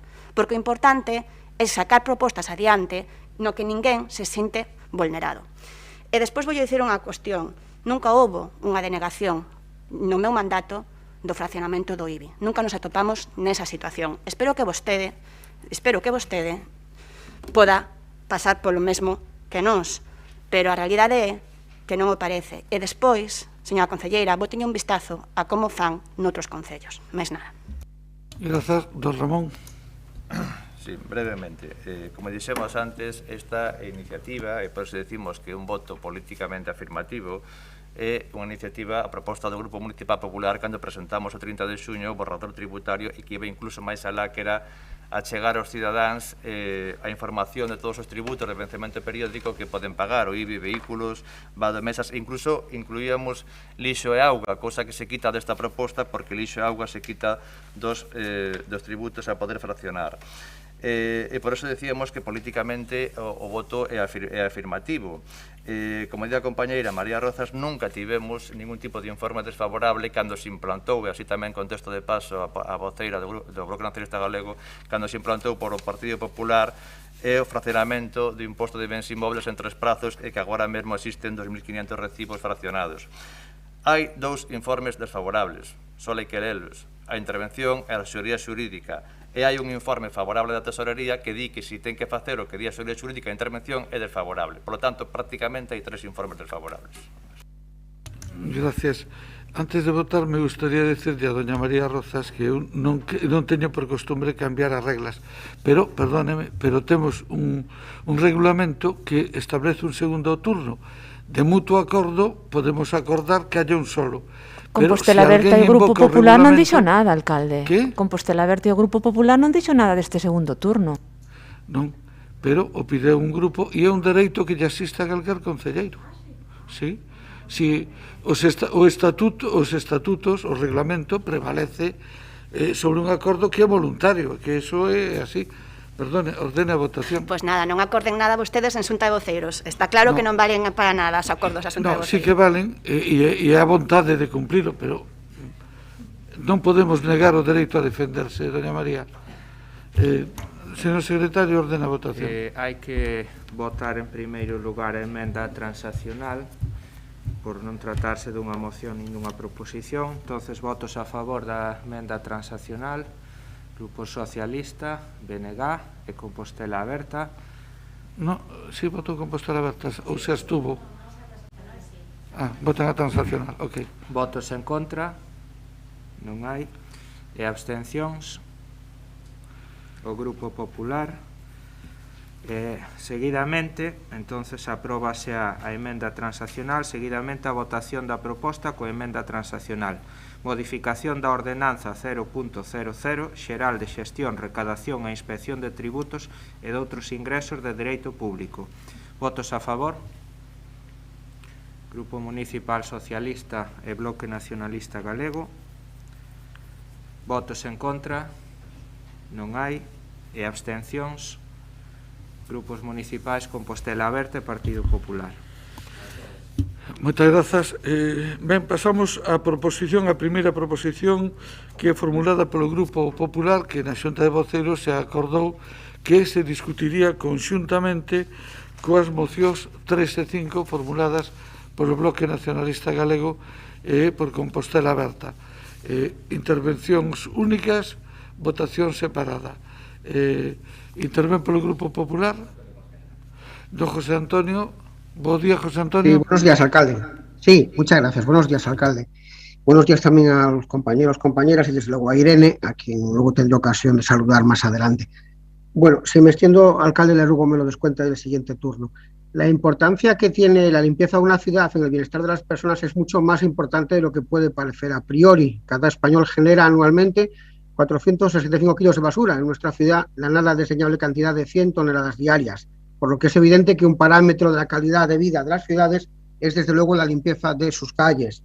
En los últimos años, las quejas de los santiagueses sobre que la ciudad está sucia y que el servicio de limpieza viaria y de recogida de residuos no funciona correctamente han sido un constante clamor. Todos apreciamos el mal olor de los contenedores y la falta de limpieza de las calles. Esta sensación generalizada sobre el deterioro del servicio de recogida de basuras es un hecho y desde luego ya no una opinión.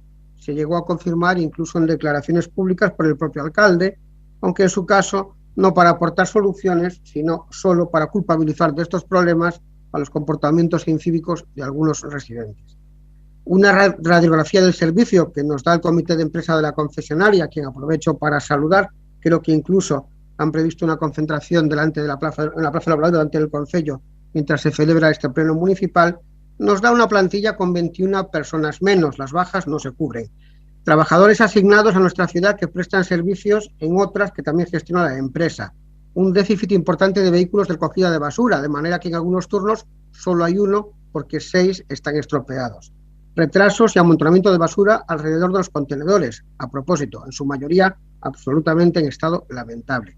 Aceras sucias, sumideros atascados de hojas, papeleras repletas, cuando no ausentes, excrementos de perro, problemas generalizados en las islas subterráneas, muchas con graves problemas de seguridad y algunas absolutamente inutilizadas, pero desde luego todas convertidas en parque de atracciones y ciudad de vacaciones para las ratas de la ciudad. Servicios sin atender en los barrios y en el rural, 1 año y medio en el rural sin que se laven sus contenedores, 9 meses en el centro. Muchos de estos servicios se prestan solo a demanda y casi siempre en función de protestas vecinales. Las paredes de las calles convertidas en lienzos al aire libre para artistas frustrados.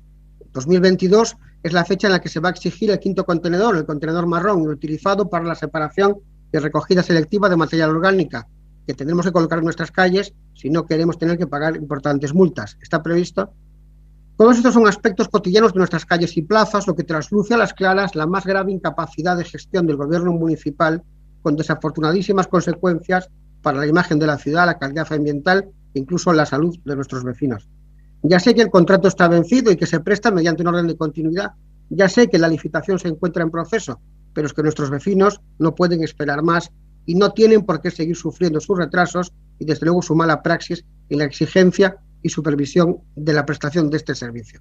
Por último, recordarles que aunque no tengamos todavía en vigor el nuevo contrato, sigue siendo obligación y responsabilidad grave del Ayuntamiento continuar supervisando a la empresa que presta el servicio en precario. La existencia de una orden de continuidad no recurrida por la empresa no puede suponer en modo alguno una alteración significativa en la prestación del servicio, que debería realizarse en las mejores condiciones posibles, en los términos y con las garantías recogidas en el pliego de condiciones de la adjudicación, tal y como pone de manifiesto una recientísima sentencia sobre el particular. La situación del servicio de recogida de basuras en nuestra ciudad es insostenible y ustedes, si no están de acuerdo con la imagen que estamos dando de ciudad decadente, deben reaccionar e impulsar a la mayor celeridad posible no solo la adjudicación de un nuevo contrato, que ya sé que están en ello, sino los plazos posteriores para la adquisición del nuevo material, la sustitución del antiguo, etcétera, que en definitiva es lo que realmente va a condicionar la plena operatividad del servicio. Desde luego, en la exigencia y seguimiento de estos plazos nos van a encontrar a nosotros. Muchas gracias. Gracias a vostede, don José Antonio, polo bloque. Doña Goretti. Ben, eu quero comezar con algo que é un clamor social, non? Que é que hai moitos anos que Santiago non está tan sucio como agora. O certo é que ás veces a xente pensa que isto pode ser unha posición únicamente de dicilo, de comentalo para ver se así cunde, pero non, é que isto sabe absolutamente todo o mundo. Creo que podemos dicir, claro, podo dicilo eu, que agora que xa que falaban de tempo e tal, pois eu botando contas, eu o próximo ano farei 40 anos nesta cidade. Nunca, a verdade, nunca creo que vin a cidade tan sucia como agora, non? A concelleira ás veces queixase de que estamos sempre con esta cuestión cando está en boca de todo o mundo, pero que claro, teñen vostedes cuestións obxectivas diante. A ver, díganos a porcentaxe de queixas que houve na Comisión de Queixas e Suxestións a este respecto.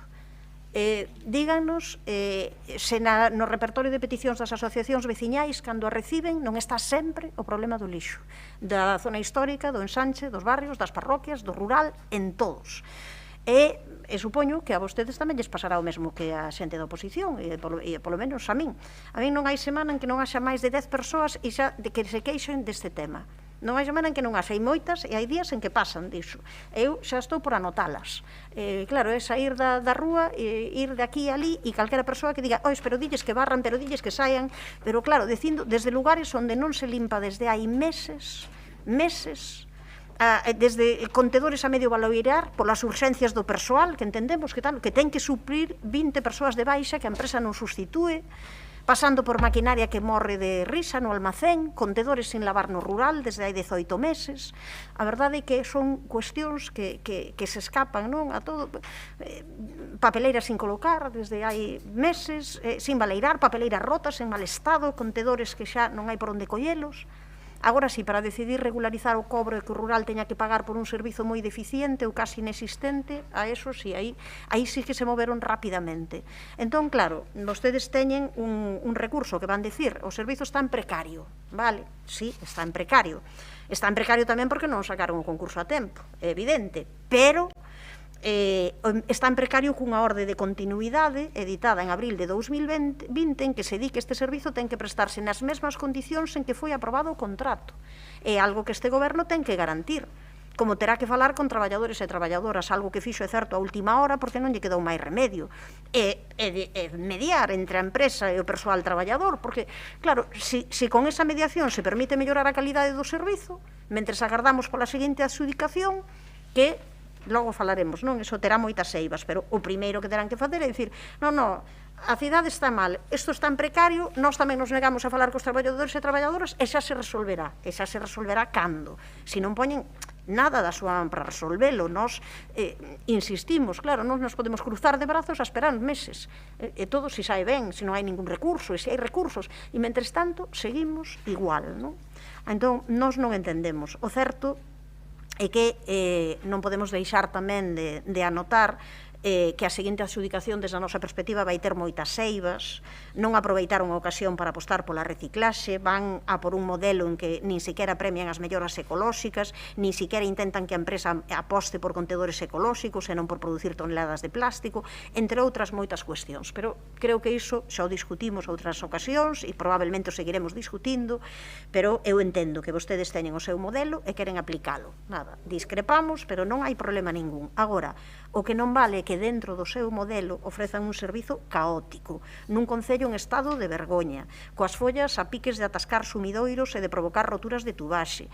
E ademais que lles moleste que o digamos, non? Que claro, parece que molesta que aquí coincidamos porque claro, neste caso, eu creo que toda a oposición coincide nisto, porque simplemente alguén que ande pola rúa, como parece que andan vostedes, non sei se cos oídos tapados ou cos ollos tamén tapados, non ven o que hai, non? Entón, nós únicamente nos facemos eco nesta moción, imos apoiar a proposición do Partido Popular e a moción do Compostela Aberta, pero o único que facemos é dicir o que vostedes non queren escoitar, pero o que saben, traballadores e traballadoras do Servizo de recollida do lixo e o que sabe o conxunto da poboación de Santiago de Compostela. Así que non enganan a ninguén e deberían de tomar outra actitude neste asunto para conseguir que Santiago estea tamén desde o punto de vista da recollida de residuos e da limpeza á altura do que merece a capital do país. Moitas grazas por Compostela Aberta, don Xan, cando vostede queira. Grazas, alcalde. Bo día, compañeros e compañeiras. Eu agradeceríalle, alcalde, que se me sobra tempo desta intervención me acumule para a segunda, que normalmente cando hai máis debate. Ben, hai un ano e 2 meses, en setembro de 2020, o Comité de Empresa de Urbaser comunicoulle por escrito ao Concello de Santiago a súa preocupación pola situación do servicio e informou dunha serie de irregularidades que se estaban a producir relativas á falta de persoal, á falta de medios materiais e de maquinaria, ao escaso mantemento e limpeza de contedores, etc. En definitiva, os traballadores e traballadoras da concesionaria informan ao Goberno das condicións na que están a prestar un servicio tan esencial como de recollida de lixo e limpeza viaria. Daquela, insisto, hai un ano e 2 meses, trouxemos ao Pleno esa denuncia do persoal de Urbaser e a concelleira Mila Castro afirmou que os servicios de inspección municipal non avalaban de ningunha maneira as irregularidades que se expoñen nesta pregunta. Tamén naquel momento a concelleira mostrou o seu xa coñecido optimismo á hora de anunciar procesos de licitación. Ese mesmo optimismo co que asegurou, nada máis chegar ao Goberno, que na primavera de 2020 estaría funcionando o novo contrato de lixo. Ese, polo que seguimos esperando, nese servicio que leva 20 meses funcionando con ordes de continuidade. Pois aquí estamos de novo, 14 meses despois daquel pleno, e logo de escoitar o alcalde atribuir os problemas de recollida de lixo ao incivismo da veciñanza, a representación sindical volve a alentarnos da insostible situación pola que está pasando o servicio e o propio persoal que o presta. Non vou reiterar nas carencias denunciadas do servicio, recolleinas perfectamente o compañeiro Costela na súa intervención, e resumen unha situación que é insostible e que, ademais, está a mermar tanto a calidade do servicio como a pôr en risco a saúde laboral dos traballadores e traballadoras, por causa da precariedade dos recursos humanos, así como a falta de mantemento de toda a maquinaria e particularmente das sillas de contedores. Realmente arrepía ver a falta de control e seguimento da súa concellería, doña Mila, deste problema. Contentarse con dicir que todo se vai resolver con novo prego e abdicar das súas responsabilidades. E afórrolle o argumento de que no goberno de Compostela Aberta non se fixo nada. Só para lembrarlle que iniciamos a licitación para os estudos previos para formular os novos pregos no ano 2016. Por iso, exiximos que se atendan as demandas do Comité de Empresa, que se exerza un control efectivo sobre o servicio, transparentando os informes de inspección e control e que asilicen os trámites do novo contrato. Moitas gracias. Grazas a vostede, don Xan. Intervén doña Mila Castro. Doña Mila. Grazas, señor alcalde, bo día de novo. Ben, antes de manifestar o meu posicionamento, o noso posicionamento en relación con este tema, dende logo convén contextualizar a situación do servizo, aínda que se trata dunha cuestión ben coñecida polos grupos que están hoxe aí na oposición, porque, claro, parece que cando as cousas van ben, todos fixeron, todos fixemos, pero cando veñen mal dadas, resulta que ninguén estaba aí. O último que decía o ben querido Xan Duro, que no 16 comenzaron os estudios, pero que pasou do 16 ao 19? Porque vostedes estiveron hasta o 19. Ben, o Concello de Santiago adxudicou en decembro de 2004 o contrato para este servizo. Iniciou a prestación do servizo en abril de 2005. O período de vixencia do contrato estableceuse en 10 anos. Estes 10 anos tiñan unha prórroga por mutuo acordo das partes por un período máximo de 5 anos. Por tanto, o período inicial, teño que lembrarlle a todos os que estamos aquí, rematou no ano 2015. xustamente o ano no que comezou o goberno de Compostela Aberta, que, xa digo, tivo na súa man, e así o acaba de recoñecer Xanduro, comenzar os traballos da nova licitación cunha antelación suficiente como para poder adxudicar dentro dos 4 anos do seu mandato e non o fixo. Miren, que un contrato teña prórroga non quere dicir que haxa que facer uso da súa totalidade.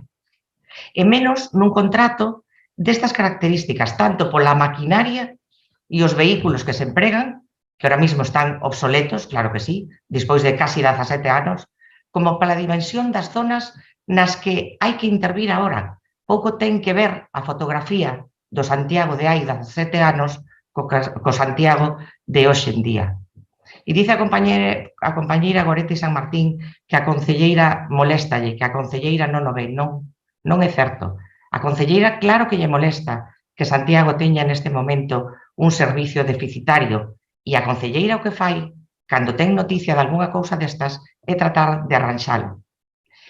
Ben, o que lles podo dicir a día de hoxe, a vostedes e a toda a xente que nos está escoitando, é que a mesa de contratación reuniuse onte pola mañá e tras avaliar as ofertas técnicas presentadas, realizou a apertura das ofertas económicas e melloras das empresas que, cumprindo cos requisitos dos pregos, superaron esa fase. Actualmente, os técnicos municipais están a valorar esos criterios e esperamos convocar a semana que ven unha nova reunión da mesa. Por tanto, esta situación de temporalidade na que se atopa este servizo está a piques de rematar. Tamén dicir que, tal como sinala o BNG e Compostela Aberta, o Comité de Empresa de Urbaser tivo contactos cos grupos políticos da oposición para trasladar as súas inquedanzas. E non me gusta nada escoitar eso de que a concelleira non lle quedou máis remedio. A concelleira é a terceira vez ou a cuarta vez que se reúne cos traballadores da empresa Urbaser. Tiven contacto con eles deixando e dicindo que vaya por diante que nin esta concelleira nin o goberno municipal pode interferir nas cuestións de dirección e de control ou de negociación colectiva propias da empresa. Pero, aínda así, eu teño a ben, claro, como non, recibir aos traballadores e eles trasládanme as súas inquedanzas e as súas eivas que teñen no traballo. Despois de abordalos co representante da empresa Urbaser, eu teño que decir, non me vai dar tempo, pero a cobertura desas baixas de persoal, según indicaba o comité, había 21 persoas de baixa que non se cubrían.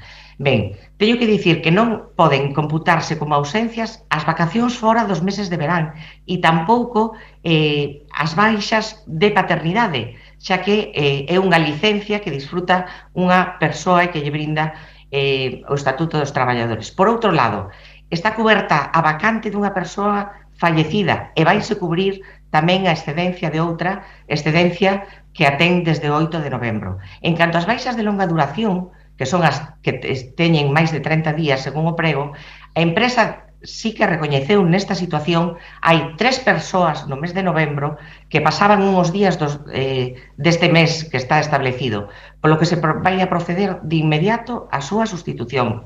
Sobre os supostos de incapacidade permanente revisable, recoñecen que están sen cubrir dado o seu carácter de revisable, facendo constar esta circunstancia na relación de persoal a subrogar facilitada. É preferible que garde tempo para a segunda intervención, Xa, é que son tantas cousas. Unha cousa moi importante que vou decir nesta primeira. Sobre as cuestións de seguridade e saúde no traballo, non corresponde ao Concello control desta materia por tratarse dun aspecto regulado tanto no convenio sectorial como no propio da empresa. A pesares disto, e aínda que a maquinaria estou dicindo que está obsoleta e agotou o seu ciclo de vida útil, a empresa nos fixo saber que se está a cumprir estritamente a normativa a este respecto en garantía da seguridade, da saúde dos traballadores, como non podería ser de outro xeito. Nada máis nesta primeira intervención. Grazas. Grazas, 45 segundos. Pasouse. Ben, abrimos de novo intervencións. Don José Antonio. Sí, muchas gracias, alcalde. Bueno, efectivamente, la concejala, la señora Castro, nos hace un listado pues, de historia y yo pues efectivamente no tengo más que conocer que en efecto es así, esa es la situación del contrato, la situación de la negociación. Bueno, como les decía antes, ya somos conscientes de que eso es así, de que muy en breve ustedes harán público el nombre de la entidad que agraciadamente ha ganado este concurso. Bueno, eso a mí me importa muy poco. Lo que me importa es que ustedes estén haciendo dejación evidente de una responsabilidad, que es la exigencia de la prestación del mejor servicio posible en tanto en cuanto no esté operativo el nuevo contrato de limpieza. Nos decía la señora concejala que en efecto las bajas laborales pues tienen una explicación, yo no voy a entrar, lo que sí voy a entrar es que los contenedores no se limpian hace 1 año y medio y esto no lo establece así el pliego de condiciones. En el rural, me refiero, 9 meses en el casco, en la zona del centro. Que ahora la limpiadora de los 3 chupones solo funcione uno y que no le ponen jabón, solo agua. De que los excrementos de los perros pues, no se recogen, las calles están así. O sea, esto es una realidad que más allá de las explicaciones que pueda dar la empresa, impelen al ayuntamiento a hacer una labor de inspección. Hay una realidad, si uno va a la Comisión de Quejas y Sugerencias de este ayuntamiento, se va a encontrar todos los meses con decenas de quejas. No es posible que todo el mundo esté equivocado, no es posible que nadie haya entendido cuál es el quifio de la cuestión, que es que vamos a tener un contrato nuevo. Yo ya lo sé que va a haber un contrato nuevo, y yo de eso me felicito y la felicito a usted porque que esté cuanto antes, que yo es algo que me parece que es muy importante. Hay algo que yo le mencionaba en mi intervención inicial, que me parece también que es una cuestión no menos importante. Desde que se apruebe el contrato y se firme, para que esté plenamente operativo, van a pasar unos meses, como usted decía, habrá que comprar nuevo material, habrá que ponerlo en funcionamiento. Yo lo que le pido es que se abrevien esos plazos de manera lo más notable posible. Y mientras tanto, hagan algo a lo que están obligados, que es a exigir que con esta orden de continuidad se preste el servicio en las mejores condiciones posibles.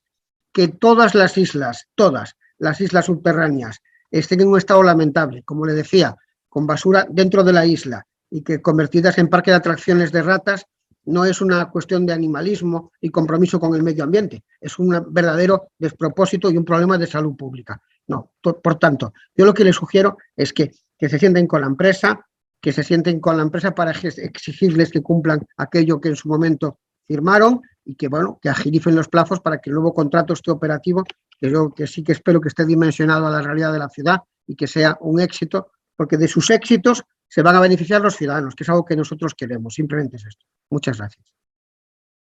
José Antonio, doña Goretti. Sí. O problema é que acabamos repetíndonos porque a cuestión non é cando vai sair o novo contrato, que esperemos que saia canto antes, a pesar de que nós entendemos que non é un contrato que vai a solucionar os problemas de Santiago de Compostela e que é unha oportunidade perdida para que realmente Santiago de Compostela sexa unha vanguarda como debería de ser en recollida e aposta pola reciclaxe, por un sistema máis ecolóxico de todo o que ten que ver co sistema do lixo. Pero independentemente diso, o problema é outro. O problema é que a cidade leva non unhas semanas, senón durante todo o tempo do seu mandato, vamos, non temos agora que avaliar outros tempos, durante todo o tempo do seu mandato nunhas condicións pésimas. E claro, o problema é que non fixeron nada en todo ese tempo. Canto tempo tardaron en agora preguntarlle á empresa que pasa con estas baixas, que non pasa, cando resulta que esta non é a primeira vez que traemos este tema ao pleno, non é a primeira vez que todos os grupos da oposición se reúne con comité de empresa, non é a primeira vez que hai unha serie de queixas que lles consta e que saben, e entón, claro, isto todo acontece porque non hai un servizo de control e inspección das empresas concesionarias, eso non funciona, e, por tanto, as empresas concesionarias, os pregos, pois nada, é que aquí non importa canto é o tempo, cantas máquinas teñen que estar fora, que pasa cos camións que van ciscando lixo cada vez que van recoller, que acontece con todos os contedores sin lavar durante meses, con contedores que non se repoñen. Entón, que pasa con todo iso? E entón, déanos explicacións do que pasou e díganos agora, pois, que fixeron coa empresa? Por que a esta empresa, pois, cantas veces se puxeron en comunicación con ela e falaron e chegaron a dicir que estaban incumprindo un acordo nesa orde de continuidade que lle deron, mesmo antes. Entón, o que non pode ser é que parece que sempre queiran cubrir todo. Agora, de repente, van cubrir as vacantes, agora, de repente, cando se monta isto, pero resulta que hai tempo onde persoas de longa duración, pois vaise proceder agora á sustitución, non, e tal. Entón, non nos digan exactamente que é o que vai pasar no futuro, porque iso veremos, senón que creo que deberían de responder a por que non actuaron e por que un pouco non se lles cae a cara de vergoña de ver como mes tras mes tras mes aparecen na Comisión de Queixas e Suxestións unha serie de datos e aparecen nas asociacións veciñais unha serie de datos que evidencian que todo isto non funcionou durante todo este tempo. Entón, non vale dicir que corra o tempo e que veña o contrato, non, pero que pasou até de agora e por que desde hai cantos meses que saben que a situación está sendo esa e que actuacións tomaron. Eso sería o que nos teria que vir a dicir. Que actuacións tomaron e fixeron desde os últimos 2 anos agora, xa por non poñer máis. Que fixeron ese respecto? Gracias, doña Goretti. Don Xan. Gracias, alcalde.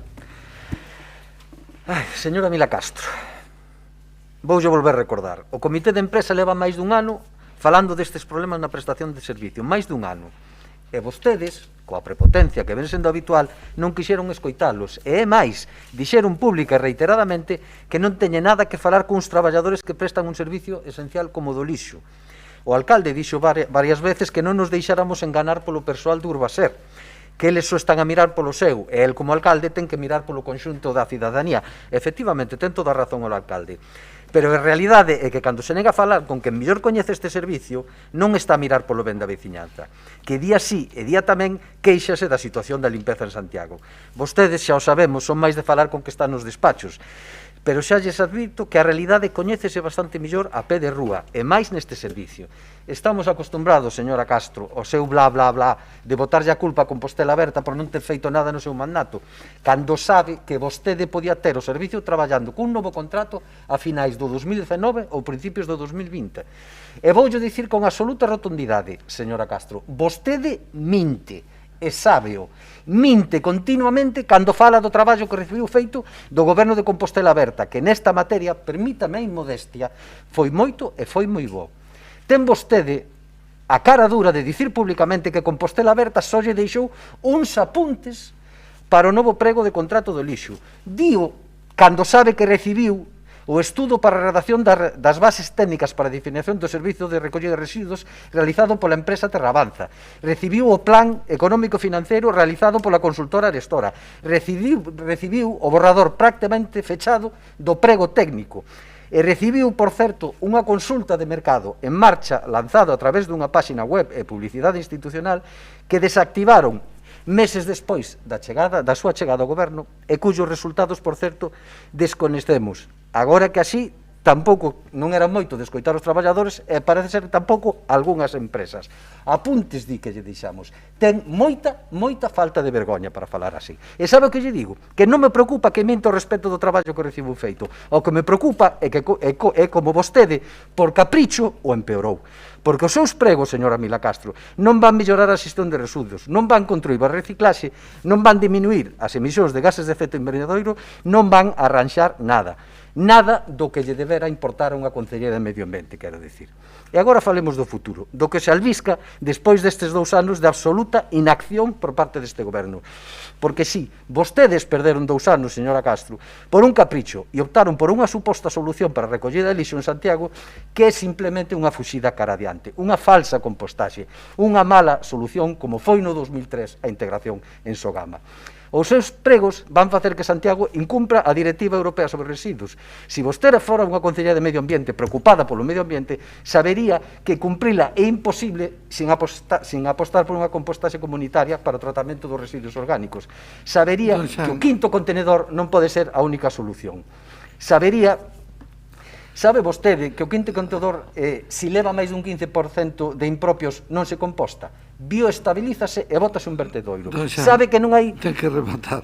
Pero perdinlle que me acumulara o do... Bueno, sigue un pouco máis. Deixeme un minuto e medio a cabo. Ningunha cidade do Estado cumple a norma utilizando únicamente o 5º contenedor. É o que quere que lle digo... O único que vostede fixo foi moidar os nosos pregos e facelos peores. Non sei, aquí quero... Volvémonos a colocar no 2003. E non sei se lembrará o alcalde porque naquel pleno do 2003, onde se tomou en fasto a decisión de meternos en Sogama, interviu un representante dos movimentos ecologistas para manifestar o rexeitamento a entrada en Sogama. Ese representante era eu. E aquí estou de novo e co mesmo tema, e coa amargura de constatar que non aprenderon nada, non evolucionaron e quedan ancorados na súa soberbia, fachendosos da súa ignorancia. Remato, alcalde. En definitiva, señora Castro, señor Bugallo, é unha auténtica mágoa a oportunidade perdida para Santiago. E é unha mágoa a oportunidade perdida para traballar a favor dun bom medio ambiente. E a constatación de que vostedes non están aquí nin para mirar nin por unha cousa, nin por outra. Gracias, alcalde. Menos mal, gracias, don Xai. Doña Mila.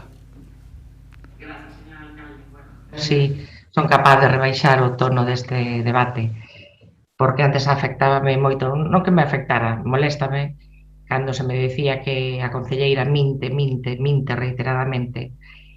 Bueno, ahora xa non me afecta tanto, sei que non é certo e polo tanto non me afecta, pero neste tempo que me queda de intervención gustaríame, rebaixando o tono, dicirlle ao compañeiro Xanduro que ademais do esgotamento das prórrogas, mire, sabe vostede cal foi o legado que deixou Compostela Aberta nesta materia?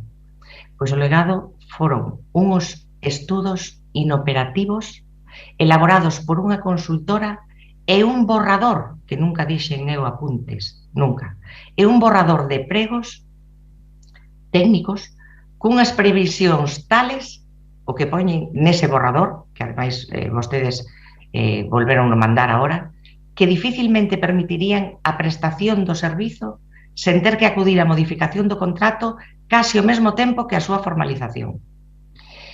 E claro, tamén me resulta cando menos sorprendente, e teño que decirlle ao compañeiro Xanduro, que Compostela Aberta ahora se preocupe polo control do servizo, justamente cando este se atopa a piques de rematar, porque teño que lembrarlle que no seu momento votamos en falta cando chegamos, estou me referindo ao verán de 2019, cando tomamos posesión, eses informes sobre o control do servizo que vostedes elaboraron durante o seu mandato e que agora nos urxen a facer públicos, onde están eses informes do seu mandato. Nada máis, finalmente, en canto aos contidos dos pregos que rexerán o novo contrato, coa súa lectura dos mesmos, pódese ver que van garantir o cumprimento da normativa en materia de residuos, da que a máis nova é a propia lei galega coa que cumpre sobradamente e que conteñen previsións que permiten o alineamento coas disposicións ditadas no ámbito estatal e nos obxectivos de desarrollo da Axenda 2030. Quero lembrar que a estrategia do Concello en materia de residuos non só se ciñe a esta contratación, senón que se centra en reforzar as recollidas das distintas fraccións de residuos e se apoia tamén en campañas de sensibilización que xa se están a desenvolver. Miren unha cousa, somos optimistas e seguiremos sendo optimistas porque levamos aquí 2 anos e medio e isto está a piques de salir. Somos optimistas coa posta en marcha do novo contrato e confiamos en que poderá ser unha realidade na inmediatez, polo que poderemos cumprir en 2022 coa obriga de dispoñer non só dese quinto contedor, senón tamén desas sillas de compostaxe comunitaria e da compostaxe individual no rural. Mais nada, moitas grazas. Moitas grazas, doña Mila. Bueno, brevemente algo teño que decir. Don Xan, 2004, tiñamos sobre a mesa 2 decisións, ou ir a Sogama ou ir a Lousame. 21 dos 25 concelleiros desta corporación decidimos que era máis seguro ir a Sogama que ir a Lousame. E a vista dos problemas que houve en Lousame, creo que non nos equivocamos en aquela decisión. En todo caso, ningún dos que viñeron despois cambiou esa decisión. E houve oportunidade de facelo. Por lo tanto, tanta equivocación non debeu ser. En segundo lugar, hai algo que tamén me doi. É dicir, eu, na miña intervención, sempre dixen que é un servicio obsoleto, cunha maquinaria obsoleta, en unhas condicións obsoletas. O cal non quita para que, sobre todo no tema de muebles e todo isto, que efectivamente, tendo en conta que hai unha recollida gratuita, que está habendo un abuso descarado. Eu supoño que vostede, igual que a min, pasaría por rúas donde se atopa sillas, mesas, camas, somieres, colchós, e dice, a ver, basta con chamar por teléfono e hai unha recollida gratuita, non hai por que deixalo tirado na rúa.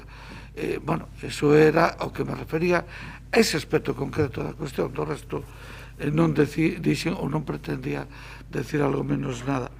Bueno, ordenamos a votación, parecelle ben, ainda que eu creo que vai ser a mesma votación nas tres. Lles parece ben que, para abreviar, agrupemos a votación dos 3 puntos? Entón, votaríamos as dúas mocións e a proposición. Señor secretario, ordene. Pois entón, agrupando a votación do punto número 6 e máis das mocións 3 e 5, votos a favor. Grupos municipais Popular, BNG e Compostela Aberta. Votos en contra. Non hai. E abstencións. Grupo Municipal Socialista. Aprobaríanse tanto a proposición como as mocións. Moitas grazas. Interrumpimos 30 minutos para atender a recepción das organizacións feministas. Continuaremos ás 12:30.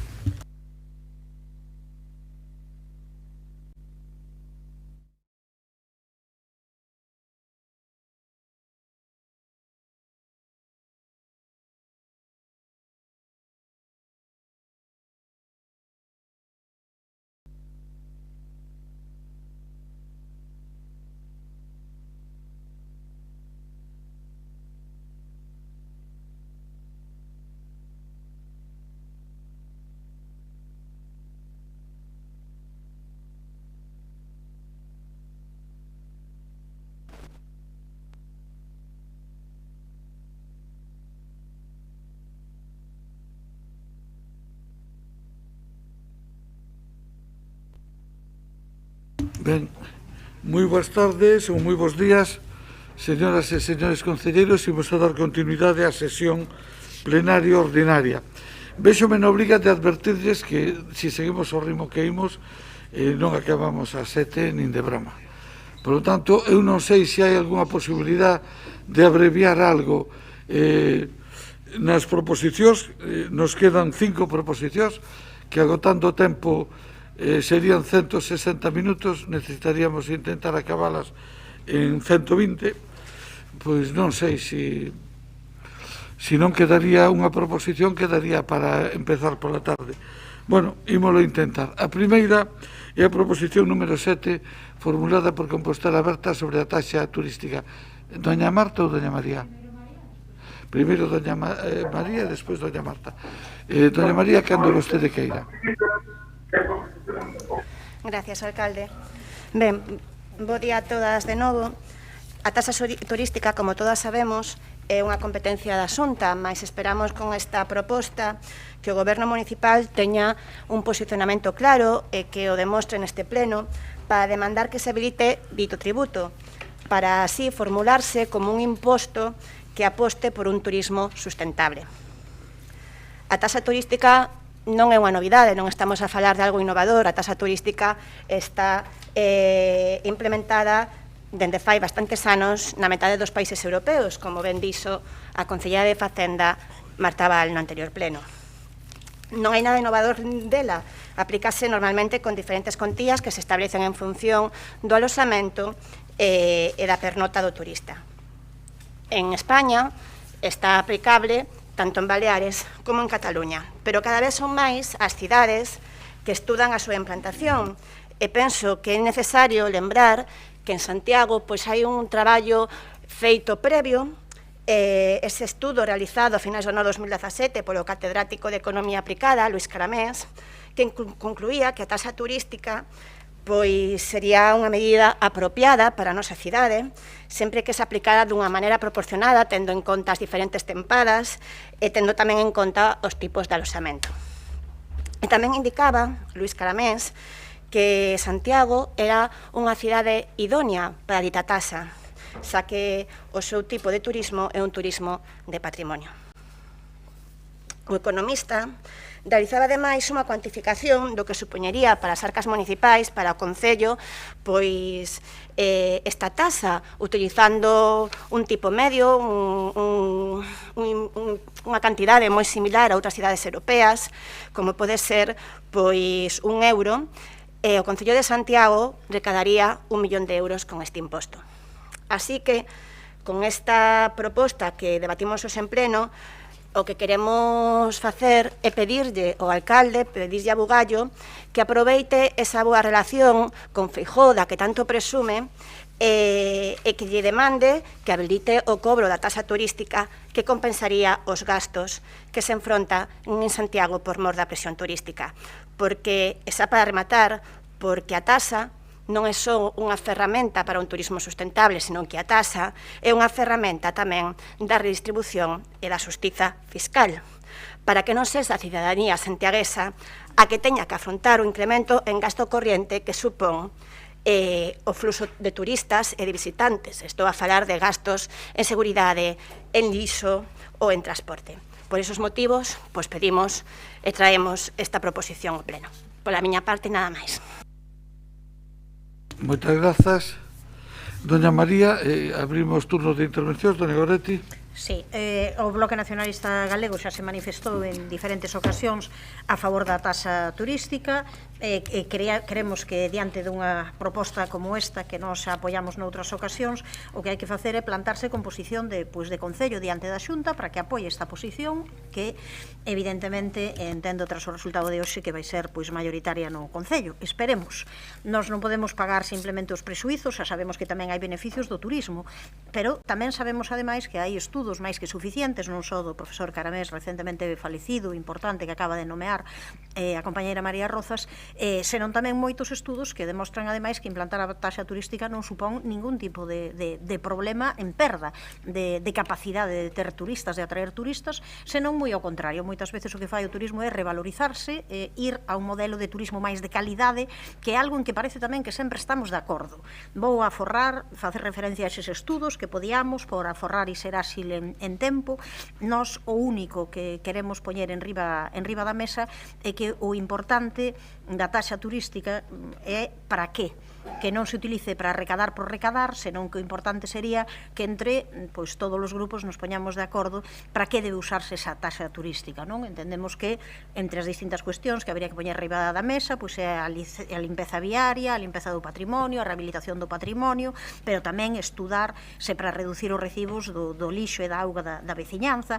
Hai cantidade de cuestións en que esa taxa turística podería redundar. Entón, nos imos a apoiar esta moción que entendemos, por outra parte, non que está relacionada tamén con algunhas cuestións que son, acaban sendo de discriminación histórica para Santiago de Compostela. Entón, nesas negociacións a que María emprazaba o alcalde co presidente da Xunta, que nós tamén emprazamos, pero que creemos que debería ir como conxunto dos grupos, non únicamente como Xosé Sánchez Bugallo, representante únicamente do grupo de goberno, estaría ben que tamén aproveitase para demandar o incremento de importe pagado en concepto de estatuto de capitalidade. Creemos que tamén é unha cuestión que debería de acrecentar aí, pero nós imos votar a favor desta proposta de Compostela Aberta.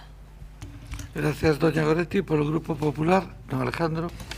Gracias, alcalde. Buenos días de nuevo. Bueno, este es un debate interesante en términos fiscales y también en términos políticos, porque parece que hoy se va a constatar aquí un corrimiento de tierras en el Grupo Socialista.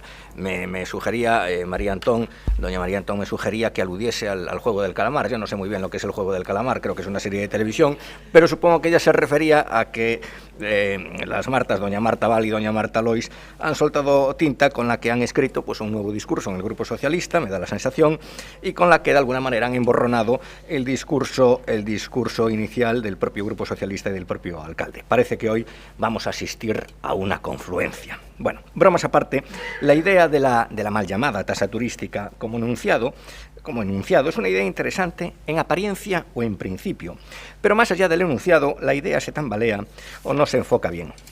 Yo tengo que reconocer que incluso en el propio Grupo Popular o en el Partido Popular pueden encontrarse opiniones diversas. Yo mismo de inicio no veo mal la idea de un tributo turístico, otros compañeros son más refractarios, y es una idea que merece, en palabras de don Gumersindo Guinarte, abro comillas, una valoración seria y un estudio sosegado. Y yo espero que tras una valoración seria, sosegada y desprejuiciada, pues podamos en el PP llegar a algunas conclusiones a las que ahora no es tan sencillo llegar, ¿no? Ha sido sencillo para el Grupo Socialista, que ha pasado del no, parece que va a pasar al sí, no sabemos si con una valoración previa y con un estudio sosegado. Bueno, yo creo que la idea de la tasa, en principio, después iremos con los recortes, es una idea tan interesante que incluso se puede valorar al margen de las políticas turísticas. Hay personas que dicen que no debe valorarse la idea mientras no se resuelvan otras cuestiones y que la idea debe enmarcarse en una política turística, pero yo creo que incluso al margen de la política turística es una idea interesante de inicio, ¿no?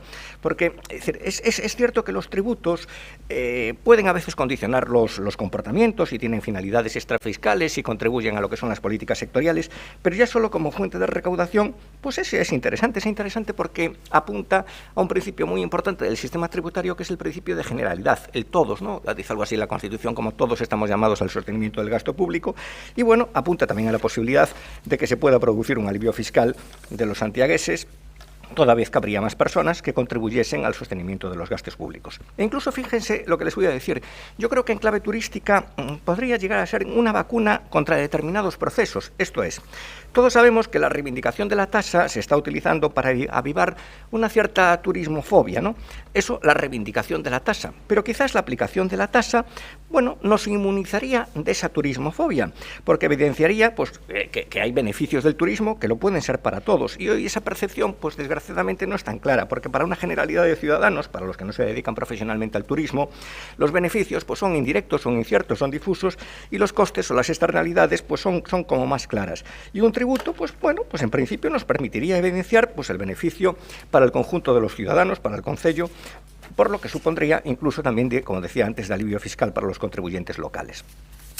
Ahora bien, siendo una iniciativa aparentemente interesante, la idea se tambalea a la hora de concretarla.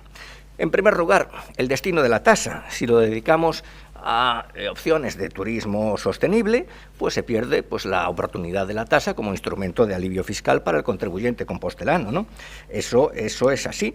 Y por otra parte habría que definir qué es el turismo sostenible, porque a lo mejor el turismo sostenible pasa por montar chiringuitos, aunque no quiero hacer un spoiler de la intervención posterior de doña María Antón. En segundo lugar, la tasa o el debate de la tasa en estos momentos parece un debate un poco extemporáneo, porque el sector está saliendo de una crisis, está saliendo también de un esfuerzo regulatorio, el sector está a lo que está, mano a mano con la Xunta, y, hombre, no parece que sea este el mejor momento para plantearla. Y después, por otra parte, bueno, esto también lo dice el propio profesor Caramés en su informe, se requiere pues una negociación previa con el sector. De tal manera que precipitar el debate no es bueno, porque puede hacer fracasar la idea o envolverla en una innecesaria polémica. En tercer lugar, pues hay que recordar que la Administración Autonómica, que es la competente para imponer no una tasa, sino un impuesto por pernoctaciones, pues apuesta por un IVA súper reducido, de tal manera que la idea de la tasa chocaría pues con la legítima autonomía comunitaria en el ejercicio de sus potestades de la propia Xunta de Galicia. En cuarto lugar, yo creo que habría que acreditar un poco mejor que la tasa no contrae la demanda.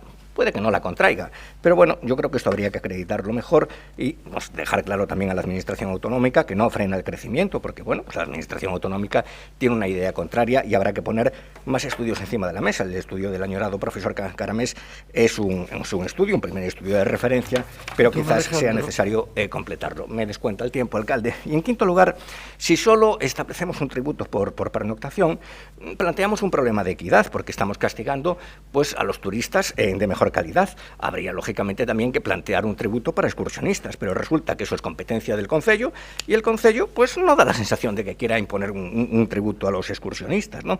En definitiva, esta es una idea que hay que madurarlo un poco más, es una idea que necesita tiempo, que necesita diálogo con el sector, con la propia Xunta de Galicia y que necesita concreción.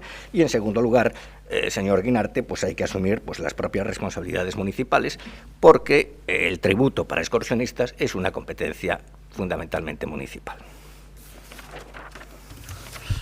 Moitas gracias, don Alejandro. Vai falar doña Marta? Sí. Bueno, pois doña Marta. Bueno, bo día a todas e a todos. Primeiro vou a felicitarnos pola aproximación do Partido Popular a esta postura, a abrir o debate en firme, porque sí que é necesario chegar a un consenso co sector e falar profundamente sobre como aplicarlo.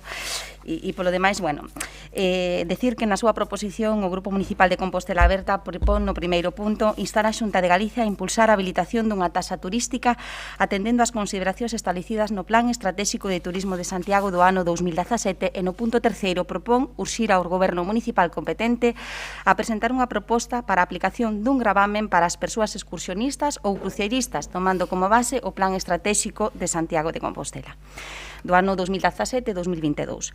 En relación con esta proposición, o Grupo Socialista presentou unha emenda de sustitución modificando os acordos do seguinte xeito. Instar a Xunta de Galicia a creación e regulación dunha tasa sobre estancias turísticas que permita gravar as estancias con ou sen pernotación que teñan en conta as peculiaridades do turismo existente no Concello de Santiago de Compostela e que achegue os recursos aos concellos para favorecer un turismo sostible. E dar conta, como punto segundo, e trasladar este debate así como o acordo anterior a todos os grupos con representación no Parlamento de Galicia. A razón desta emenda de sustitución é doble, partindo da base de que sí vemos necesario que o Parlamento de Galicia cree e regule un imposto que permita gravar as estancias turísticas con ou sen pernotación naqueles concellos con importancia afluencia turística como é Santiago de Compostela. Por un lado, entendemos que as consideracións establecidas no Plan Estratégico de Turismo 2017-2022 sobre a tasa turística a aplicar nos supostos de non pernotación non son claras. Enténdaseme que me estou a referir única e exclusivamente á determinación do feito impoñible da tasa, xa que non me corresponde nesta intervención abordar outros aspectos que se prevén no plan. Por outro lado, entendemos que o Goberno municipal non ten habilitación legal para a aplicación dun gravamen para as persoas excursionistas ou cruceristas que non pernotan na nosa cidade, tendo en conta as posibilidades que ao respecto da creación de tributos se prevé na normativa reguladora das facendas locais. En relación co primeiro motivo da emenda de sustitución, na páxina 39 do Plan Estratégico de Turismo de Santiago de Compostela propón que se introduza unha tasa turística cun tipo medio de gravamen d'€1 e un máximo de 5 días de cota a aplicar sobre establecementos de aloxamentos para persoas viaxeiras que fan dormidas na cidade, pero tamén para persoas excursionistas, é dicir, aqueles que están menos de 24 horas na nosa cidade e que non fan dormidas na cidade. A pregunta inmediata que nos facemos é como aplicamos o imposto e sobre que establecementos da cidade cun tipo medio de gravamen de €1 as persoas excursionistas e turistas que non pernotan no noso concello e respecto dos cales todos estamos de acordo, representan unha boa parte dos fluxos turísticos de Santiago de Compostela. Entendemos que o plan estratégico non aborda para o caso de Santiago de Compostela esta cuestión, polo que concluímos que o debate sobre a determinación do feito impoñible no suposto de estancias que non impliquen aloxamento debe partir de estudios ex novo. A outra razón da emenda de sustitución é que entendemos que o Goberno municipal non ten habilitación legal para a aplicación dun gravamen para excursionistas e cruceiristas, como aparece afirmar o Grupo Municipal de Compostela aberta na súa proposición, porque estaríamos ante unha taxa municipal nos termos previstos do artigo 20 da lei, porque non estaríamos ante unha tasa municipal, nos termos previstos no artigo 20 da lei de facendas locales, nin tampouco ante un precio público. En ambos casos, estamos ante impostos sobre estancias turísticas con ou sen pernotación. É necesario unha lei autonómica, entendemos, que cree e regule o tributo e determine o feito impoñible, exencións, suxeitos pasivos e outros obrigados tributarios ou as normas de xestión. Pola miña parte, nada máis que decir en esta primeira intervención. Moitas grazas. Ahora intento que doña Marta. Ben, moi bo día a todos e todas.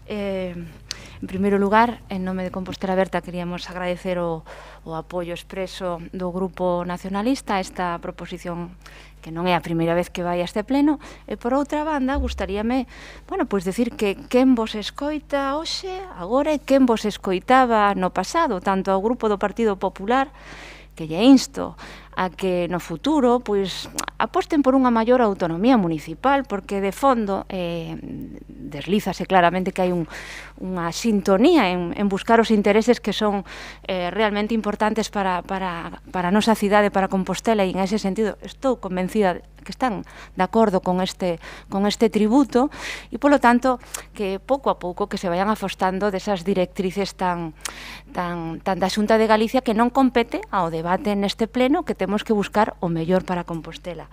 E tamén quen escoita hoxe ao grupo de goberno, quen escoita agora a concelleira de Facenda e no pleno anterior e quen escoitaba no pasado. Nese sentido, aproveito para felicitar persoalmente a concelleira de Facenda por ir en contra do discurso hexemónico ata o momento e por ir en contra das declaracións do alcalde Bugallo. Tamén felicito ao propio señor Guinarte, que días despois desa intervención da concelleira de Facenda en pleno en outubro tamén falou da necesidade dunha taxa. Non sei se estamos aquí xa ante a evidencia clara de dous gobernos, dunha bicefalía de goberno, ou é que están mutando as cousas ou hai ese corrimento de terras das que falaba tamén o Grupo Popular. En calquera caso, moi rapidamente, hai que facer memoria histórica destes dous últimos anos. En setembro de 2019, Compostela Aberta levou unha iniciativa plena onde, entre outros puntos, pois estaba de instar a Xunta de Galicia a que se regulase e se crease unha taxa turística e tamén a que o propio goberno municipal traballase na creación dun posible gravame, non falábamos de taxa, posible gravame para excursionistas e cruceiristas. Naquela ocasión, en setembro de 2019, o grupo de goberno non apoiou, lembro, foron rexeitadas as nosas propostas, ou 2 anos despois pasou unha pandemia, houve unha gran recuperación do turismo tras este verán de 2021, hai moitos problemas de turismo sen control, hai moitas voces expertas e moitos veciños e veciñas preocupados, e esta é unha oportunidade. Nos, en relación á emenda positiva e sorprendente desta parte do goberno que decide dar un paso adiante dun debate que é de sentido común, que é un debate maduro, que Compostela Aberta xa o deu no anterior mandato, levamos 6, 7 anos facendo de martillo pilón. Por último, remato, imos a aceptar esta emenda de sustitución, aínda que lle poñemos deberes ao goberno municipal para que siga traballando e pensando en que tamén dentro do Concello se pode facer ese gravame para excursionistas. E por último, tamén instamos a que esa gran relación que existe entre o presidente Feijóo e o alcalde de Santiago sirva para que, se hoxe se aproba esta iniciativa, convoque unha reunión urxente e traslade a necesidade de que se regule e se cree a taxa turística para Compostela por fin. Máis nada, grazas. Moitas grazas, doña Marta. Doña Goretti. Grazas, doña Goretti. Don Alejandro. Gracias, alcalde. Señora Val, nosotros estábamos donde estábamos hace 2 años. Hace 2 años nos abstuvimos y nos volvemos a abstener. No demonizamos el tributo y decimos que, bueno, pues es un tributo que se puede estudiar, pero que necesita tiempo y que necesita maduración. Señora Lois, la verdad es que usted ha venido ya al Pleno pues a blanquear la política turística, la falta de política turística del gobierno municipal. No ya por introducir de manera extemporánea y precipitada el tema de la tasa, sino por eximir usted de responsabilidad con esa enmienda que le presentan, eximir de responsabilidad al gobierno municipal, porque la posibilidad de establecer gravámenes para los excursionistas es una posibilidad, y ahora le explicaré, también del gobierno municipal. Por supuesto que se puede buscar habilitaciones legales, que es evidentemente más seguro, pero existe la posibilidad del gravamen. Lo que pasa es que ustedes se las sacuden. Yo creo que es necesario volver a aclarar los conceptos. Existen 2 grandes tipos de tributos, los impuestos y las tasas. El impuesto es un gravamen que lo que hace es, valga la redundancia, gravar un supuesto de hecho revelador de una capacidad económica, que en este caso es la pernoctación, y eso es evidentemente una competencia de la Xunta de Galicia. Y después está la tasa. La tasa es un gravamen, al margen de las tasas por prestación de servicios públicos, que lo que hace es, valga la redundancia, gravar el aprovechamiento del dominio público. No vamos a entrar aquí ahora en un debate de legalidad, de si es necesaria o no una habilitación legal. Simplemente le pongo un caso muy claro. La competencia del Ayuntamiento de Santiago para subir los precios de la dársena de Xoán 23 es inequívoca, porque se tiene hecho en su momento. Por lo tanto, si ustedes quieren, pues hagan el ensayo por ahí. Pero es muy sencillo sacudirse la propia responsabilidad y que vaya la Xunta por delante. Claro, eso es lo que ustedes están haciendo, porque después, por otra parte, no sea la Xunta de Galicia, que efectivamente la ley todo lo puede, ¿no?, que decían los anglosajones, pero no sea la Xunta de Galicia, puestos con habilitación legal, con una supuesta habilitación legal, puestos a gravar las estancias que no implican pernoctación, no sé qué supuesto de hecho van a gravar, respirar. Pues no lo sé, es decir, el supuesto de hecho que se puede gravar es el aprovechamiento intensivo del dominio público y eso es una competencia del ayuntamiento. De tal manera que doña Marta Lois ha blanqueado hoy la política turística o el planteamiento del grupo de gobierno y don Gumersindo o doña Marta Val le trasladan la responsabilidad del Concello a la Xunta de Galicia porque en esta cuestión el Concello también tiene un margen de actuación sin menoscabo de que lo pueda tener la Xunta, pero son supuestos de hecho y públicos distintos. Decía don Gumersindo hace 2 años, cuando votaron que no, porque nosotros votamos hace 2 años abstención y volvemos a votar abstención, cuando hace 2 años votaron que no, decían ustedes que, bueno, esto de la tasa exigía, y coincidimos plenamente con ustedes, una valoración seria y un estudio sosegado. Quisiéramos saber dónde está la valoración seria y dónde está el estudio sosegado. Si nos pueden pasar una copia del estudio sosegado, pues oiga, lo agradeceríamos. Yo no sé si ha sido una valoración seria o un estudio sosegado o estamos pues ante un mero juego, ante un mero postureo político. Nada más. Muchas gracias. Nos vamos a abstener. Gracias, doña Marta. Sí, decir en primeiro lugar que a posición do Goberno é única e o alcalde nunca se manifestou en contra do que é a taxa turística, si que evidentemente dixo que era evidente que a competencia corresponde en última instancia á Xunta de Galicia. Señor Alejandro, non estamos trasladando a responsabilidade á Xunta de Galicia, si quere metémonos nun conflito de competencias, si é o que pretendemos abrir ese debate. En absoluto estamos trasladando a responsabilidade da Xunta de Galicia, entendemos que é unha responsabilidade compartida e que a responsabilidade compartida está, debe ser na definición precisamente do feito impoñible. Do feito impoñible para os supostos, nos supostos de pernotacións, que aí, supostamente, aí creo que todos estamos claros, que son os establecementos que se podía enumerar unha lista sin ningún problema, pero a clave está na determinación e na definición do feito impoñible nos supostos de non pernotacións. Xa lle digo que eu non vexo a tasa, é dicir, non vexo que poidamos acudir ao artigo 20 da Lei de Reguladora das Facendas Locais para establecer un gravamen sobre os turistas que non pernotan na nosa cidade. E se se fixan vostedes nas solucións que se viron tanto en Baleares como en Cataluña, verán que tanto en Baleares como en Cataluña, a hora de definir o feito impoñible, establecen que se crea o imposto tanto para aplicar nos supostos de pernotacións e non pernotacións, porque eles teñen unha peculiaridade compartida moi importante, que teñen un porto no que hai cruceiros, é dicir, teñen esa peculiaridade de turistas e defínese precisamente como feito impoñible as embarcacións de cruceiro turístico cando realicen escala en portos das Islas Baleares. Que poderíamos buscar en Santiago? Que poderíamos definir como feito impoñible en Santiago? Os autobuses, por exemplo. O que trato de dicir en última instancia é que non se trata de trasladar ningún tipo de responsabilidade e claro que temos boa relación institucional coa Xunta de Galicia e claro que vamos a seguir tendo boa relación institucional coa Xunta de Galicia porque é a única maneira de conseguir cousas positivas para a nosa cidade e estamos orgullosos desa boa relación institucional coa Xunta de Galicia, pero tamén entendemos que, bueno, que podemos analizar, abrir un debate sosegado como corresponda porque entendemos que non é algo que se vaya a facer de modo inmediato, pero sí que é algo que podemos ir traballando pois para o futuro da facenda pública local, en este caso de Santiago de Compostela. Nada máis por a miña parte e gracias por aceptar a emenda de transacción do Grupo de Compostela Aberta. Moitas grazas.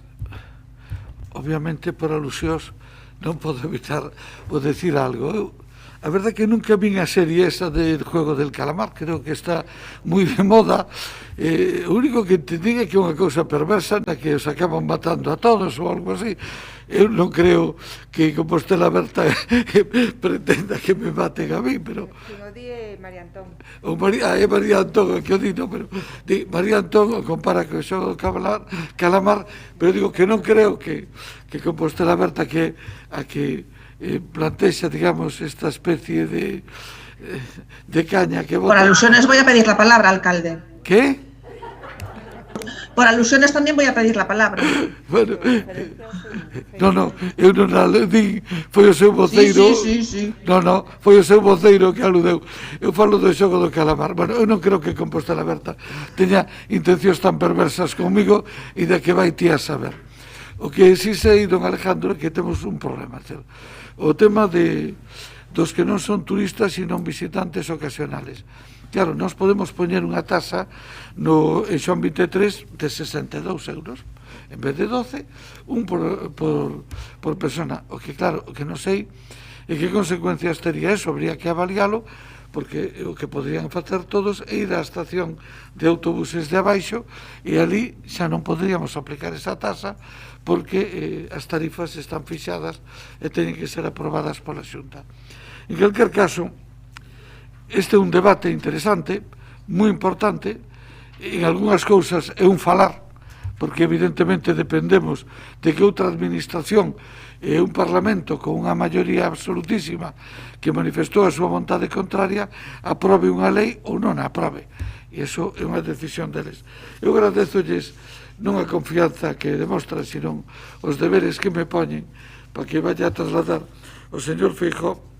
E, bueno, se o Pleno acorda isto, desde logo, eu trasladarei que o interés do Concello de Santiago é que se regule a tasa turística e logo xa veremos en que medida se aplica, como se aplica, que é o que faríamos con ela. Indudablemente que a nosa concelleira de Facenda este emocionada ante a posibilidade de cobrar un novo tributo, vai no seu cargo, non podría ser de outra maneira. E non se preocupe, isto non xenera ninguna crisis. Non, este tranquila, xa sei que o mellor a intención era outra. Votamos.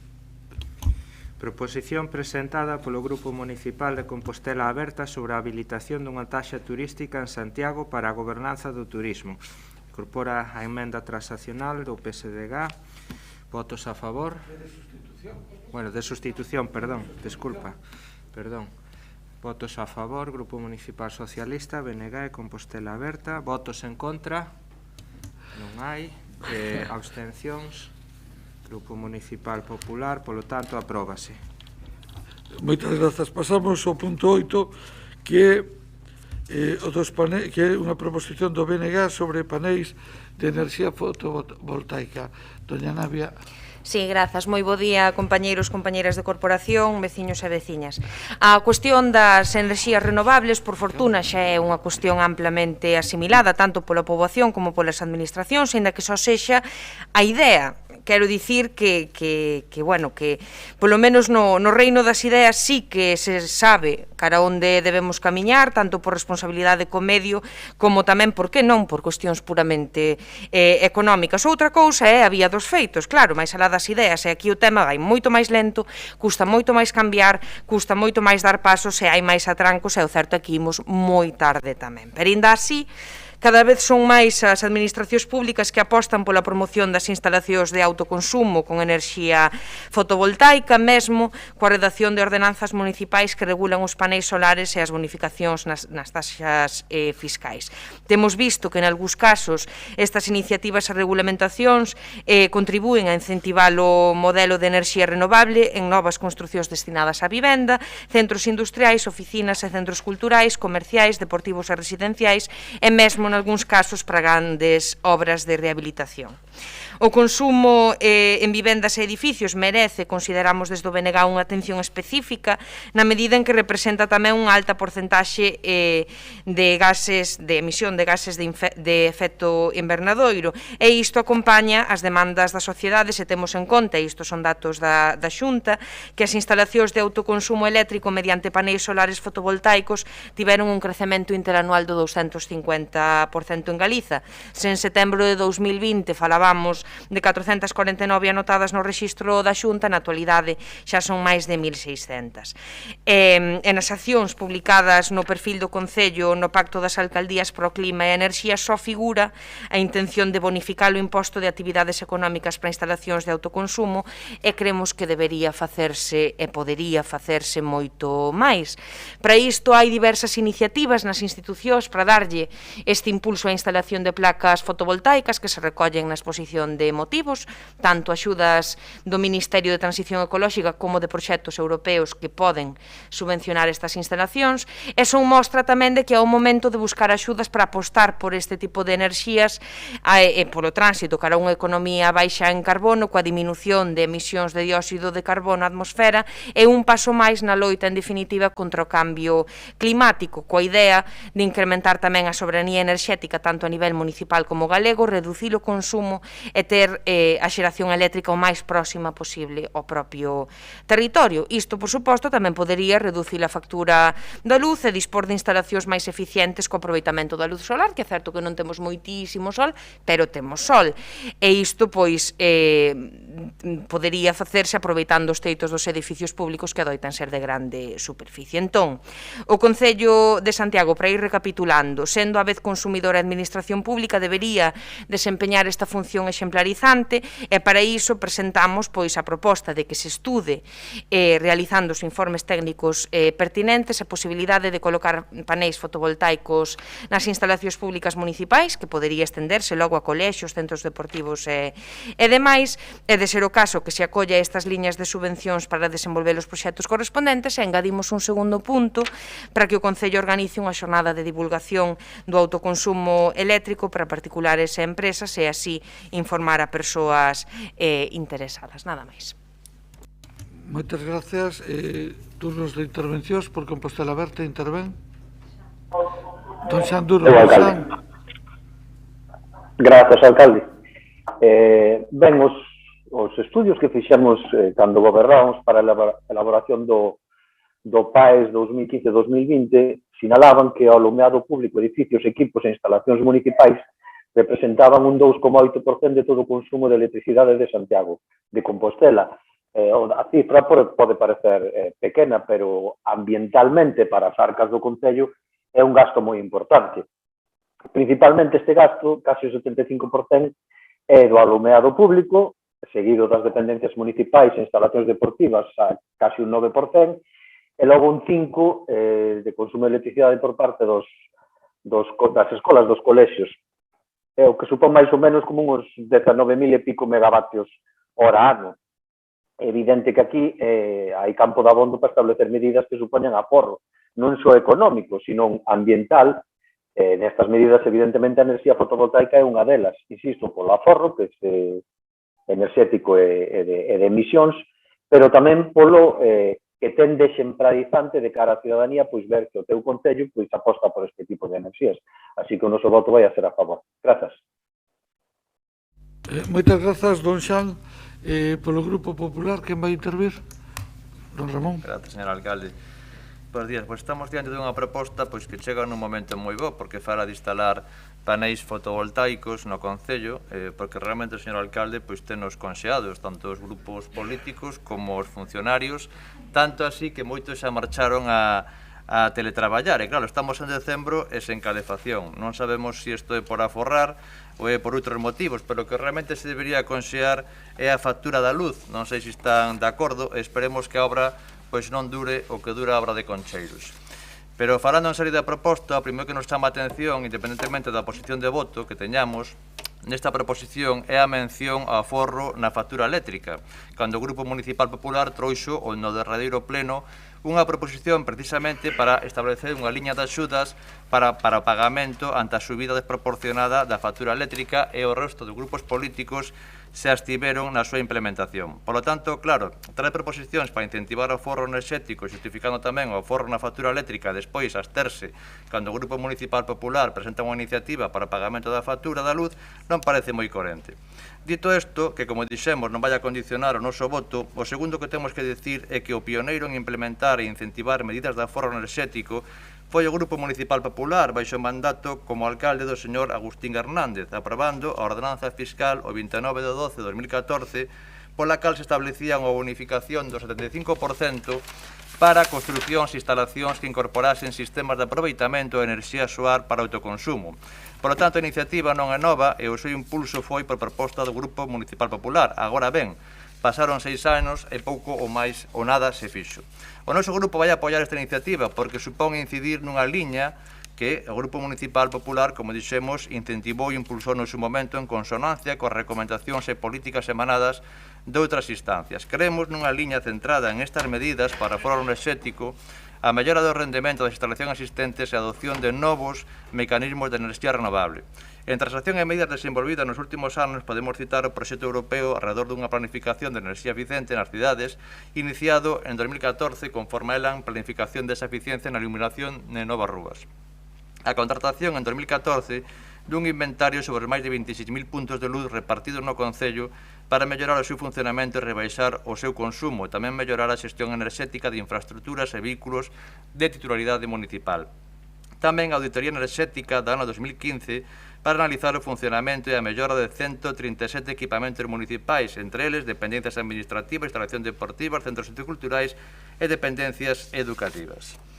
En 2016, o Concello adhiriuse ao Pacto entre Alcaldes polo Clima e a Enerxía, comprometéndose a presentar un plan de acción para as enerxías sostibles que finalmente foi aprobado hai un ano en novembro de 2020. Nese plan, que marca o objetivo mínimo dunha reducción do 40% dos gases de efecto invernadeiro ata 2030, xa se sinalaba que é preciso tomar unha serie de medidas relativas á mellora da eficiencia enerxética. Por lo tanto, a colocación de paneis de enerxía fotovoltaica, a mellora, ademais de arreglarnos o tema da calefacción, e a xornada de divulgación que demanda a iniciativa do Bloque Nacionalista Galego sitúase nesa liña comprometida que debe intensificar os seus esforzos para pasar dos discursos ás medidas reais. Nesa liña debe procurar o apoio nas liñas de colaboración que existen con outros organismos como IDEA ou o INEGA. Se todo iso é desexable, aínda máis cabe un contexto como actual onde os elevados prezos enerxéticos están afectando tanto a competitividade como o tecido industrial e empresarial como as familias. Por todo isto, imos a votar a favor desta proposta. Nada máis, grazas. Moitas grazas, doña Marta Val. Hola, sí. Bueno, hola de novo. Xa anunciar que vamos a votar a favor da proposta do Bloque Nacionalista Galego.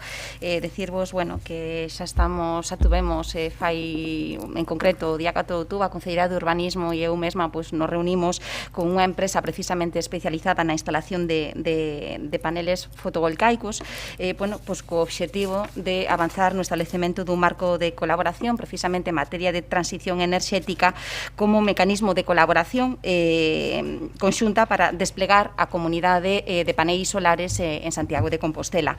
Inicialmente, este mecanismo de colaboración convertiría precisamente aos edificios municipais nos principais actores na transición enerxética a través de desenvolvemento e posta en marcha de comunidades enerxéticas locais. Pola miña parte, a verdade, non teño moito máis que decir. Estamos traballando en elo. Entendemos que inicialmente uns bons candidatos serían os centros de educación infantil e primaria e os centros socioculturales. Tamén nesa reunión, non só no ámbito municipal, tamén lle indicamos á propia empresa que a Xunta de Galicia posee instalacións maravillosas tamén para a instalación precisamente de paneis fotovoltaicos, en concreto na zona de San Lázaro e, en última instancia, eu creo que o objetivo último é a creación de comunidades solares que redunden no aforro ou nos bolsillos dos cidadáns de Santiago de Compostela. Por a miña parte, nada máis que decir. Gracias. Moi ben, moitas grazas, doña Navia. Nada, simplemente trasladar o agradecemento a todos os grupos e esperamos que pronto isto sexa unha realidade no Concello de Santiago, nada máis. Desean un turno de réplica ou votamos directamente? Entendo que por unanimidade. Pasaríamos á seguinte, que é a proposición tamén do BNG para conmemorar o bicentenario do nacimento de Antolín Faraldo. Goretti. Sí, ben, ademais de corrixir unha gralla, un erro na transcripción onde Antolín Faraldo, onde se di que naceu o 2 de setembro de 1822, evidentemente non 82, pero vamos, eso é na exposición de motivos, en aras tamén de axilizar o tempo. Eu simplemente vou comentar que todo o mundo sabe que significou Antolín Faraldo, que foi a Revolución Galega de 1846 e a importancia que tivo Santiago, concretamente ese escenario alrededor de San Martiño Pinario, ese refuxio e ese último e ese momento que Manuel Murguía ten comentado tantas veces, non, das tropas e dos combates por Santiago de Compostela. É algo que o Bloque Nacionalista Galego celebra todos os anos cun acto modesto, pero que entendemos que agora, unha vez que se celebra justamente este bicentenario do lanzamento de Antolín Faraldo, a institución Compostela debería de implicarse moito máis, polo que propoñemos algo moi simple, que é elaborar durante o ano 2022, en colaboración coas asociacións veciñais e culturais de Santiago, unha campaña que se dirixa tamén á mocidade e aos centros de ensino para conmemorar este bicentenario e lembrar o que significaron os mártires de Carral e da Revolución Galega de 1846 e, sobre todo, no referido á súa vinculación con Santiago de Compostela, algo que moita xente deste concello descoñece. Moitas gracias. Turnos de intervencións. Doña Branca. Bo día. Moi brevemente, imos votar a favor de celebrar esta campaña de difusión para recoñecer como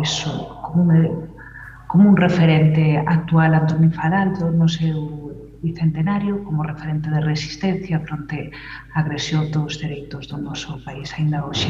Semella a caída, a ligación e aproveitamento con homenaxe referida pola compañeira os mártires de Carral e referímonos especialmente a que sería interesante, ademais desa campaña de difusión, pois modificar de alguna forma os espazos vencellados á cidade a través da colocación dunha placa, penso que tamén o referían na proposición as compañeras de bloque, nada máis. Muchas gracias, dona Branca. Sí, muy brevemente, nosotros vamos a apoyar la iniciativa, simplemente con dos matices, que pedimos que lógicamente la conmemoración se haga pues oiga con una cierta moderación presupuestaria y después también con un cierto rigor historiográfico, que vamos, suponemos que no se faltará la verdad histórica. Digo esto porque repasando el ensayo del profesor Beramendi, por ejemplo, me encuentro aquí con que dice literalmente: de ahí que Faraldo diga que la historia de Galicia está enlazada con la de España, de la cual no podríamos separarla. Y los propios mártires de Carral proclamaban aquello de «Viva la libertad, viva la reina libre y constitucional, abajo el sistema tributario». Solo les faltó decir abajo el multamóvil. Bueno, vamos a apoyar la moción, ya digo, recordando este pasaje histórico. Nada más, gracias. Me preguntaba qué leía usted. Ya quedó claro. Ya quedó claro. Dona Mercedes Rosón, ten a palabra. Intuía que era o señor Beramendi. Bueno, moi boas tardes xa a todas e a todos, tamén a Irene López Crespo, representante da nova plataforma da Praza de Ultrella. Eu tamén vou a ser moi breve e imos votar a favor desta proposición. Estamos totalmente de acordo en que o Concello de Santiago debe facer unha homenaxe a Antolín Faraldo por ese bicentenario do seu nacemento, como xa explicou moi ben a señora San Martín na súa intervención, porque foi unha figura que pertence á historia de Galicia e á historia tamén de Compostela. E, por iso, o Goberno Municipal e esta concelleira que lles fala está traballando na elaboración dun folleto da colección de cuadernos adicado a revolución do ano 1846 e se van a organizar roteiros ao redor do 26 de abril ao 2 de setembro, elaborándose tamén unha guía didáctica para escolares de secundaria sobre o que foi a revolución de 1846 e os mártires de Carral.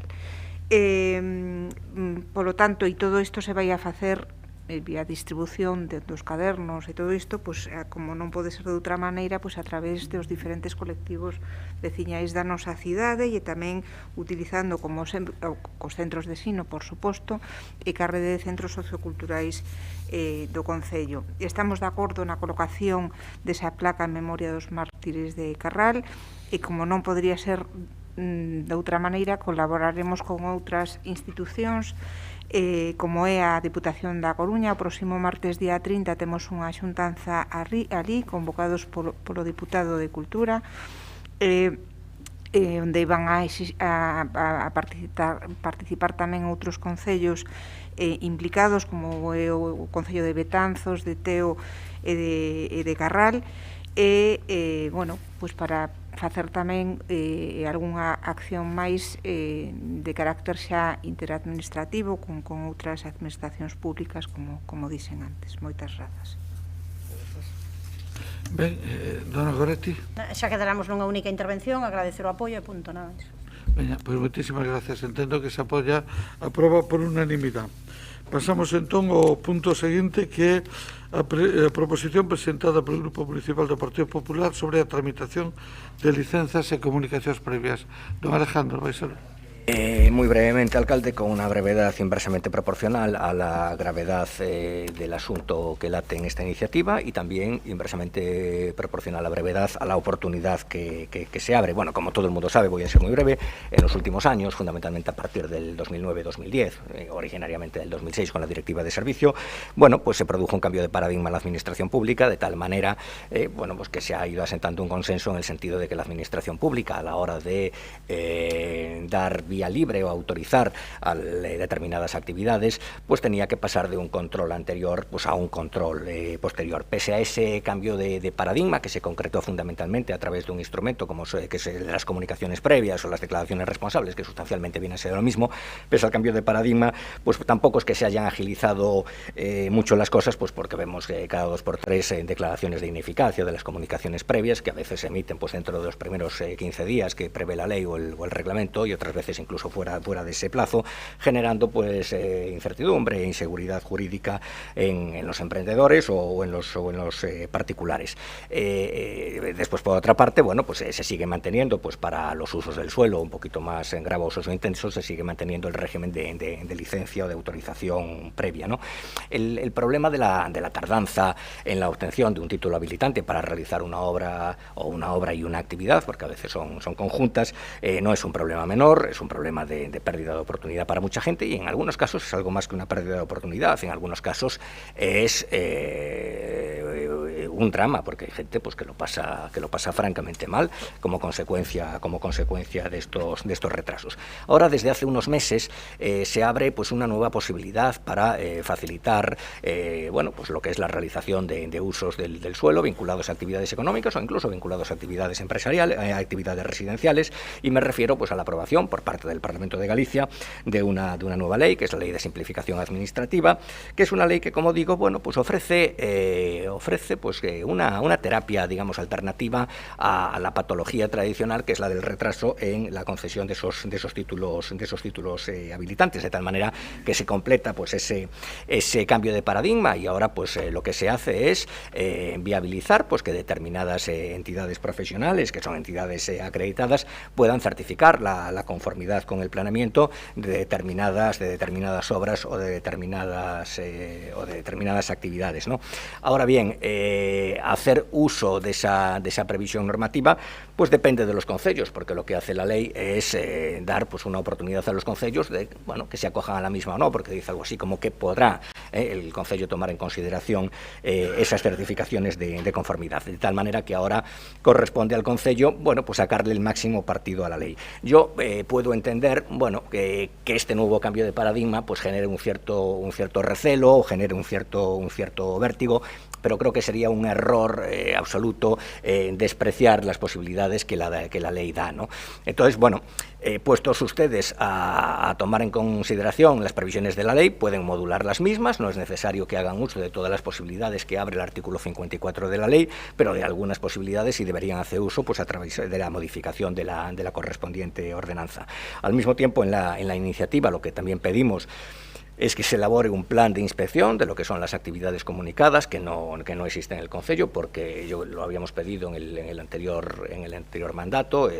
Cabe hacer un plan de inspección priorizando las correspondientes inspecciones, y lo que también pedimos, que creemos que es muy importante, es que ser transparente en los retrasos en la concesión de licencias o en la tramitación de las comunicaciones previas. En este sentido, quiero recordar que en mayo de este año hicimos pues una pregunta escrita al gobierno local en la que le pedíamos, bueno, pues que nos dijeran cuántas solicitudes de licencia de obra o de licencia de actividad o de comunicación previa de obra o de comunicación previa de obra y actividad, bueno, pues estaban de alguna manera atascadas en el departamento y no se nos ha dado respuesta. Tengo que decir que la señora Rosón, por lo general, es una concejala diligente a la hora, bueno, pues darnos acceso a los expedientes, pero en este caso, pues no nos ha dado, digamos, acceso a una respuesta a la que nos debería haber dado, y de ahí que pidamos también, pues bueno, pues que se transparente a partir de ahora la situación de las licencias en este ayuntamiento.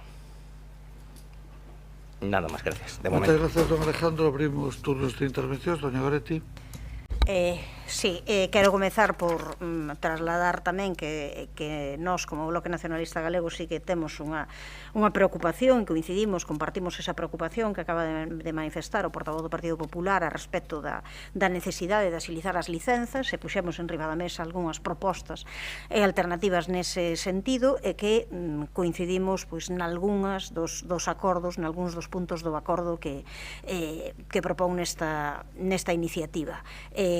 Concretamente, coincidimos no punto primeiro e no terceiro, e temos as nosas dúbidas no segundo, polo cal solicito se está de acordo en que se poida facer unha votación por puntos. Explico neste caso, no caso do primeiro e do terceiro é evidente, se transparentar a situación na que se atopan as solicitudes de licencia e as comunicacións previas, entendemos que é unha cuestión de lóxica transparencia que ás veces non se fai, e elaborar un plan periódico de inspección de obras e actividades comunicadas.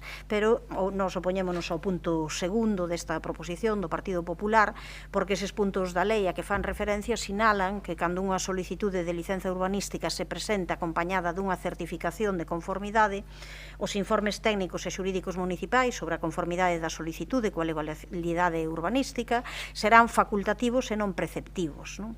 Entre esas medidas de agilización procedimental dice que dentro do trámite ambiental, trámite urbanístico e trámite de autorización sustantiva que se emitirá un único informe. Así que, claro, onde din simplificación, o que fan moitas veces é minorar trámites, que os informes os poidan facer empresas privadas, que a participación, objetividade e a transparencia ao final o que fagan é reducirse drásticamente en aras dunha maior axilidade administrativa.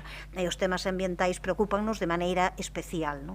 Por outra parte, queremos aproveitar para lembrar que esta lei foi aprobada poñendo en práctica mecanismos do Parlamento para evitar a resposta social, porque é que durante toda a súa tramitación o Partido Popular non aceptou ningunha soa das 128 enmendas que presentou o Bloque Nacionalista Galego ao texto, que xustamente ian na liña de fornecer un modelo alternativo para conseguir unha saída xusta á crise ocasionada pola pandemia. Entón, entendemos que esta lei afonda en medidas parche e privatizadoras, que o que se fan é externalizar funcións da administración pública para sustituílas por entidades privadas que van facer informes que debera facer persoal público. E, ademais, é o que máis tamén nos importa, que reduce garantías de participación social e ambientais.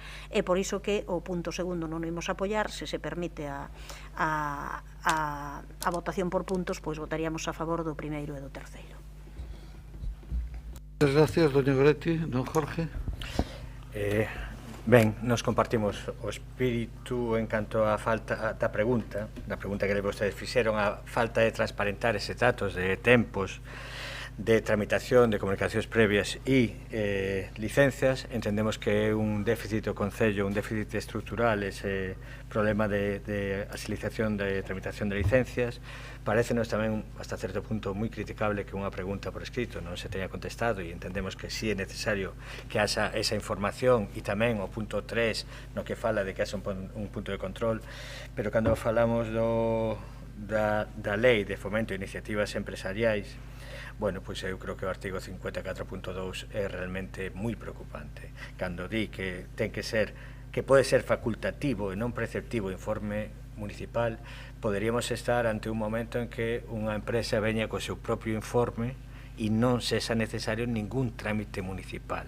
E iso a nos realmente nos preocupa. Creo que nos temos moi claro cal é o exemplo do anterior medida liberalizadora do Partido Popular, que a lei do 2017, a Lei de Depredación de Galicia, que permitiu ataques ao noso medio ambiente indiscriminados.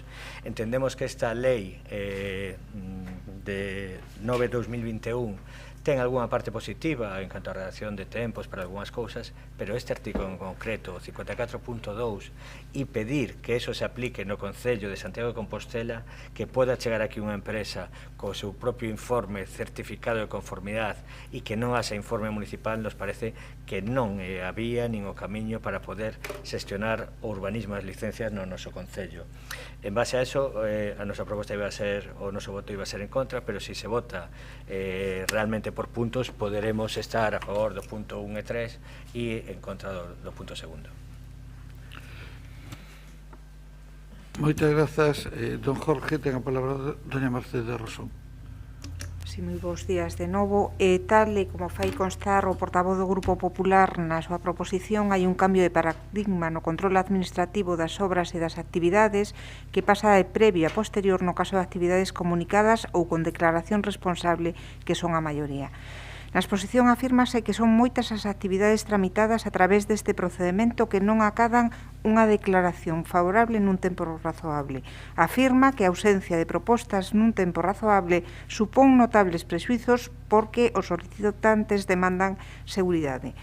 Parece existir certa confusión no portavoz en canto á operatividade do sistema. Que o control sexa posterior e non previo supón que a responsabilidade do cumprimento normativo da actividade se traslada a aquela persoa que comunica ou declara que a actividade que vai emprender se axusta na súa totalidade á legalidade. De ser así, a actuación administrativa posterior non faría senón confirmar o declarado e comunicado, sendo irrelevante o tempo da emisión e incluso innecesaria. O problema radica, precisamente, en que habitualmente o declarado cumprimento non é tal. Non porque os administrados e administradas sexan uns incumpridores, senón porque os requisitos normativos que non os pon este goberno nin este concello son moitos e moi variados. O novo sistema ao que vostede se refire non aporta seguridade, xa que faculta para o inicio da actividade antes do control administrativo. Invirte os tempos e as responsabilidades. Regala tempo, pero carga as persoas emprendedoras co risco. A comunicación ou declaración xerou unha expectativa que non é real. Non é unha autorización administrativa tácita, senón unha transmisión de información a efectos de coñecemento municipal e posibilitar a intervención mediante o control posterior. Nas actividades comunicadas, este Concello desenvolve 3 actuacións. Unha primeira comprobación documental no prazo máximo de 15 días, unha comprobación de cumprimento da normativa aplicable e un control posterior unha vez rematadas as obras ou iniciada a actividade. En calquera caso, durante este tempo, a persoa solicitante pode desenvolver a actividade pois conta con unha habilitación ex lege. A ausencia de seguridade por non ter unha resolución sería o resultado da aplicación dese novo sistema tan favorecedor ao que vostede se refire. Igual pasa coa denominada simplificación da Lei 9/2021. O artigo 54 da mencionada Lei establece a posibilidade de conceder licencias en informes técnicos e xurídicos con certificación de conformidade dunha OCA. En calquera caso, o Concello segue tendo competencia ou obriga de desenvolver o control posterior. Neste Concello temos unha recente experiencia cunha desas certificacións OCA, que vostede o mellor xa sabe a que local me refiro, na que na tramitación da licencia presentou unha desas certificacións ante a sorpresa do persoal municipal. Postos en contacto coa arquitecta que asinara a certificación, manifesta que na mesma non se tivo en conta máis que o interior do local e non se a evacuación se facía ao espacio exterior seguro. O que queremos resaltar é que, pese ás grandilocuentes manifestacións das súas exposicións de motivos desas novas e innumerables leis, o único que asegura a un emprendedor ou emprendedora a inversión é o desenvolvemento da súa idea e o cumprimento da normativa e a imparcialidade do control municipal.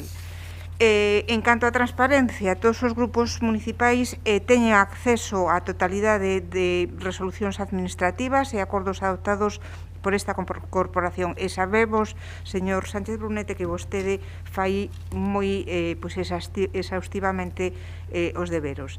A plataforma AUPAC e, de momento, a plataforma Maitau non permiten o tratamento dos datos para respostar ás preguntas formuladas. Contestalas require análise unha a unha de todas estas tramitacións.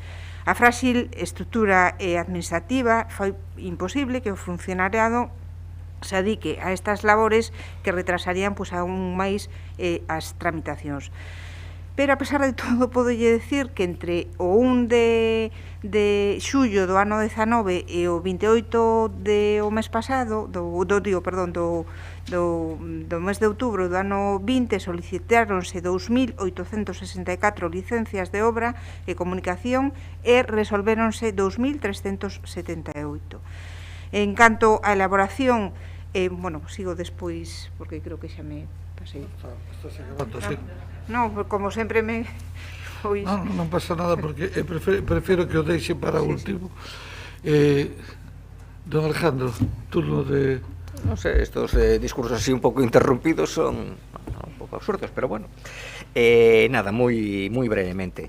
Quiero insistir en dos o tres ideas, especialmente para la señora San Martín, también pues para Jorge.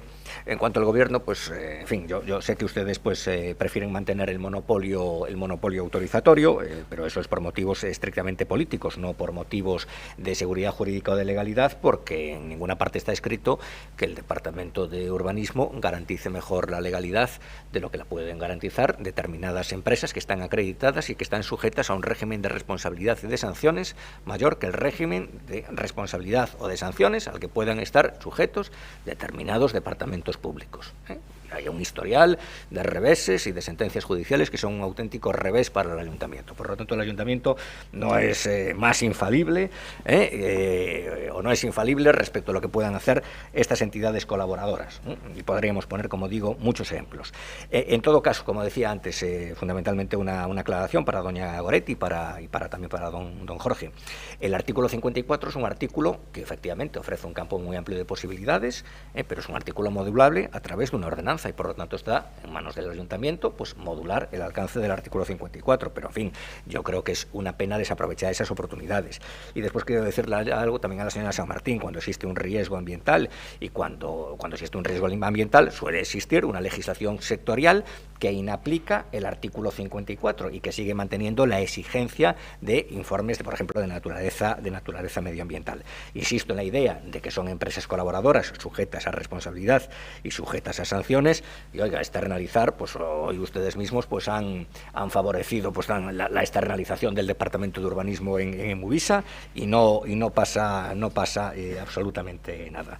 Yo pues lamento que no quieran ustedes hacer uso de esta posibilidad que ofrece la nueva ley gallega de simplificación administrativa. Y por lo que se refiere a la pregunta que hemos formulado, doña Mercedes, es que tiene usted la obligación legal de responderla y no me venga diciendo que eso complica el trabajo administrativo. Eso es una simple tabla de Excel. No me diga usted que en su departamento no saben y no tienen una tabla de Excel y no saben cuándo ha entrado una licencia y cuándo se ha resuelto una licencia. Estamos buenos. Entonces es un desgobierno. Nada más, gracias. Gracias, don Alejandro. Doña Goretti. Sí, dúas cuestións e unha pregunta final que non aclarou agora o portavoz do Partido Popular, se é permitir a votación por puntos. Sí, se permite la votación. Vale, de acordo, pois entón nos anunciamos que imos votar a favor do punto primeiro e terceiro en contra do punto segundo. Dúas cuestións: que nós non esteamos a favor deste punto segundo non significa que non saibamos que é un problema o tema de pedir unha obra e os trámites que leva, e querer abrir un local e os trámites que leva, e que moitas veces son meses e meses que son verdadeiros dramas, e neso eu creo que a concelleira debería de tomar nota e de saber e de non parecer que todo funciona magníficamente ben, porque hai xente realmente desesperada ás veces, con problemas de ter que pedir créditos, de ter persoal esperando para traballar, de tal, que resulta que estos son uns trámites absolutamente intermináveis. Eu creo que isto hai que tomalo en serio e hai que decidir pues, procedementos e cuestións que se poden facer para agilizar o trámite das licenzas, porque para moita xente decir agora temos que ir ao Concello significa decir botarse a tremer e decir canto tempo imos estar aquí pendentes de algo que debería ser moito máis áxil. Entón, cuidado, porque nós nese sentido concordamos con que non está sendo o áxil que debera, e non só iso, senón que moitas veces isto parece pues, unha especie de calvario, non? De todas as maneiras, eu reafírmome en estar en contra dese punto segundo a que fixemos referencia, e o portavoz do Partido Popular agora acaba de deixalo ben claro, non? O Partido Popular non está a favor do control público, da transparencia, está a favor, claro, de outro tipo de modelo clarísimamente pues, consistente ao final, un modelo económico consistente pues, nas grandes multinacionais, no valeirado do sistema público, en que ao final todo se faga a favor da empresa privada, cando ademais, sobre todo, pues, podería haber participación cidadá, diálogo e consenso, algo que tampouco se fixo a respecto desta lei, non? Unha lei sobre a que diálogo, consenso, nin participación cidadá absolutamente ningún. Entón, claro, con con esas fórmulas é imposible que se chegue pois, a un acordo que sería necesario e que nós pensamos que se pode facer de outras maneiras e esperamos que algunha nota se tome desde o Departamento de Urbanismo. Moitas grazas, Goretti, don Jorge. Nos anunciamos o noso voto así por puntos ao primeiro e ao terceiro punto e ainda que o artigo 54 e 55 poda ter algunha cousa positiva en canto a reducción de prazos, nos nunca pasaremos porque se externalice a concesión de licenzas que poden atentar contra o urbanismo, o medio ambiente na nosa cidade. Por lo tanto, igual que non estamos a favor da concesión de algún servicio como a auga, tampouco podemos estar a favor da concesión das licencias, porque nos parece fundamental e prioritario para a cidade. Falaches, fixeche unha referencia a Enmovisa, e Enmovisa non é unha empresa externa, é unha empresa municipal. Por lo tanto, nós sí creemos que desde unha empresa municipal, incluso desde unha xerencia de urbanismo, con máis persoal e máis dotación de fondos, pois poderíamos estar millor con esa xerencia de urbanismo con máis persoal e máis fondos. Pero creemos que non podemos deixar únicamente na xestión privada a concesión das licencias porque o medio ambiente é un dereito de toda a sociedade e toda a sociedade e o Concello é o que ten que velar porque se manteña ese dereito, nada máis. Moitas grazas, don Jorge. Dona Mercedes. Moi brevemente, o problema realmente está en certas licencias, non en todas as licencias. Hai licencias que van como un tiro e hai outras que son máis complicadas. Dende logo, esta concelleira e todo o equipo de toda a área de urbanismo e en particular o servizo de licencias e disciplina urbanística é moi consciente do que para unha persoa supón pois enfrentarse a unha tramitación administrativa. Somos totalmente conscientes tamén da ilusión de unha familia pois que inicia pois a construción da súa vivenda e ten prisa por ter todos esos papéis que precisan para empezar a construíla, non? E por iso preocupanos moito o retraso da tramitación, pero tamén creo que todos somos moi conscientes do que xa se dixo aquí por unha parte importante dos que acaban de intervir, que é a febleza da nosa estrutura e o cadro de persoal pois é o que dende logo para os solicitantes a seguridade na súa inversión resulta esencial, sobre todo para este tipo de licencias e polo tanto esa seguridade non van a ter cunha certificación dunha empresa externa. Creo que antes puse un exemplo bastante revelador de como son as cousas, senón claramente pois permitindo o incremento, neste caso das plantillas e as estruturas administrativas que permitirán pois resolver en plazos menores ao que queremos todos, non? Que finalmente é ter máis capacidade de resolución de todos estes temas. Nada máis e moitas grazas. Moitas grazas, doña Mercedes. Ben, entendo que votaremos por separado, se lles parece ben, dentro da resolución que formula, a proposta de resolución ou de acordo que formula o Grupo Popular, os puntos 1 e 3 e despois o punto 2. Parecelles ben? Puntos 1 e 3, señor secretario, ordena a votación. Sí. Proposición presentada polo Grupo Municipal do Partido Popular sobre a tramitación de licenzas e comunicacións previas en materia de urbanismo. Votación dos puntos 1 e 3, votos a favor. PNG, Partido Popular. Compostela Aberta. Votos en contra. Non hai. Abstencións. Grupo Socialista. Aprobaríanse.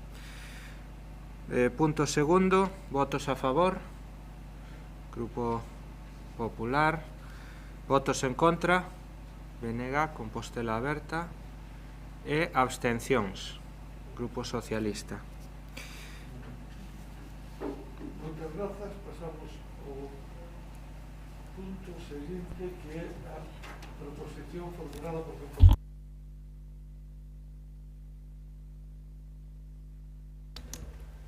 O micro. Que non encende o meu micro.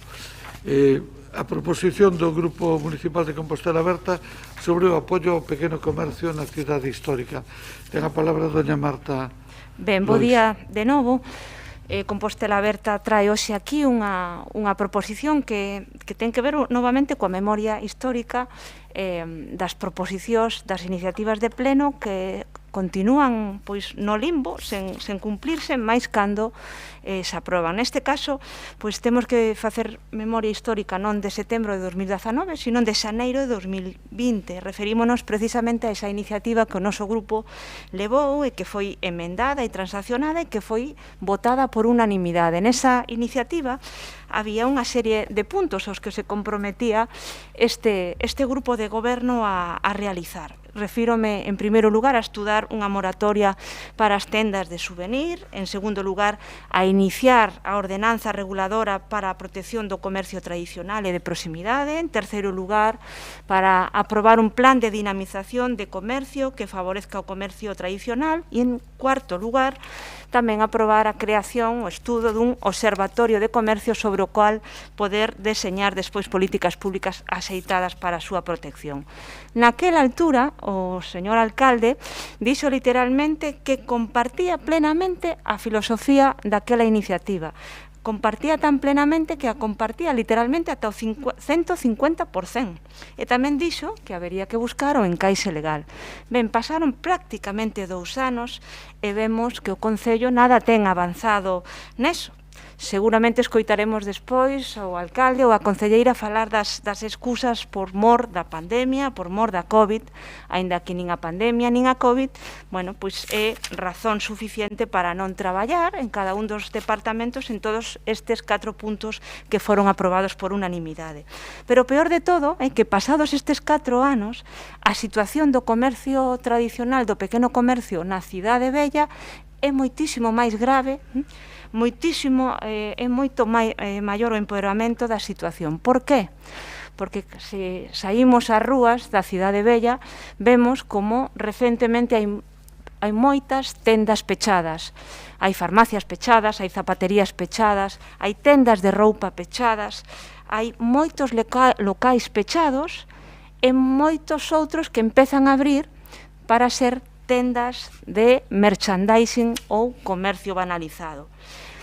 Lamentablemente, un dos exemplos tamén relevantes e dolorosos recentes de peches de locais, neste caso dun local emblemático e singular da nosa cidade, é o Café Derby, non? Sobre o que na segunda intervención tamén falará o meu compañeiro Jorge Duarte, e sobre o que se pronunciou xa a Asociación para a Defensa do Patrimonio Cultural Galego, a necesidade, como levamos nesta proposición, de atender a solicitude de Apatrigal sobre a demanda da modificación puntual da ficha 410716. Ben, esta iniciativa é clara. A pregunta é trasladada á señora Rosón. Que fixeron vostedes en estes 2 anos?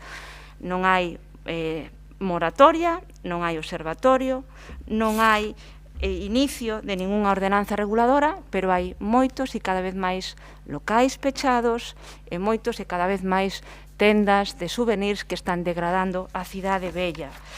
Aos puntos que van neste acordo, pois claramente teñen que ver con urxir novamente 2 anos despois ao Goberno a cumprir os acordos consensuados e aprobados por unanimidade no pleno xa do ano 2020. En segundo lugar, como dixen, atender a solicitude de Apatrigal e, por último, e non menos importante, falará tamén deso o meu compañeiro Jorge Duarte, a elaboración necesaria dun catálogo de locais, establecementos e edificios para usos comerciais e de servizos que favorezcan fundamentalmente o uso comercial de proximidade e aqueles usos mantidos durante ao menos 50 anos.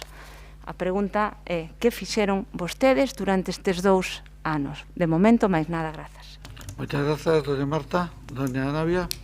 Sí, grazas. Ben, efectivamente non é unha cuestión nova, é unha preocupación que tamén compartimos levamos sinalado desde hai anos desde o BNG, sí, son problemas coñecidos, non? Falamos da perda de identidade da cidade histórica que se está acelerando, peche de comercios e establecementos tradicionais, vivendas gabaleiras, falta de condicións de habitabilidade, temos falado moito tamén de temas como a insonorización e a falta de servizos na zona histórica, e e problemas de accesibilidade tamén. E, por suposto, está o factor da turistificación, que é un síntoma máis, á vez que tamén é causa de moitas das problemáticas. E vemos, pois, con preocupación, efectivamente, como se acelera cada vez máis esta substitución do comercio tradicional por establecementos destinados exclusivamente a turistas. É certo que non é só isto, senón que temos tamén o auxe da compra e venda online, máis as grandes superficies comerciais, máis as consecuencias da pandemia, todo isto que está facendo que o comercio tradicional e de proximidade pois estea, poderíamos dicir, mesmamente en perigo directamente, non? Tamén é certo, e gustaríame tamén sinalalo, que existe unha crecente corrente de sensibilización cara ao comercio local e de proximidade, que tampouco debemos deixar de ter en conta, que tamén nos dá unha idea de que certos sectores, cando menos da poboación, pois sí teñen un alto grau de concienciación e compromiso co pequeno comercio, mais o certo é que non chega.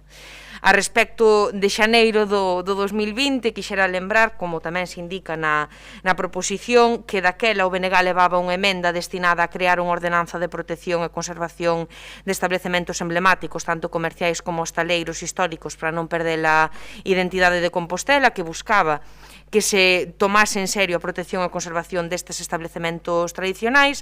En fin, pois, efectivamente, aquela proposición foi consensuada, foi aprobada, e a verdade é que parecía, ou polo menos así o manifestou o grupo de goberno, que se acollía con determinación e que se ian tomar medidas para a conservación da identidade da cidade histórica e dos seus establecementos, e por que non da veciñanza que vive nela ou fai vida nela das diversas formas. Digo parecía porque a historia xa coñecemos e non é o único tema no que sucede. Moi boas intencións, moitas ganas de facer moitas cousas, moita propaganda de que a xestión é impecable e de que se van solucionar todos os problemas, pero logo na vía dos feitos, pois pouquiña cousa.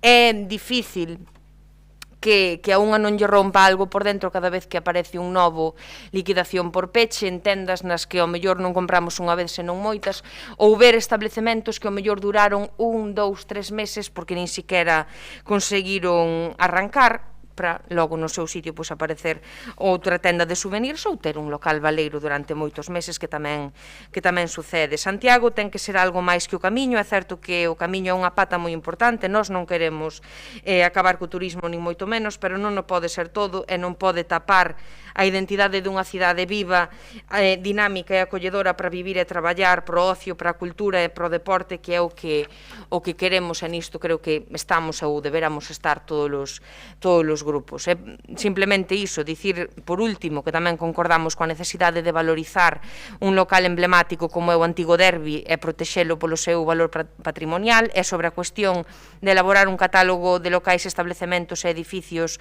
para usos comerciais e de servizos para a protección dos establecementos tradicionais, é algo que no seu día o BNG trouxo como proposta en 2014, nin que dicir que concordamos 7 anos despois, e bueno, sobre todo cando a situación empeorou tan considerablemente.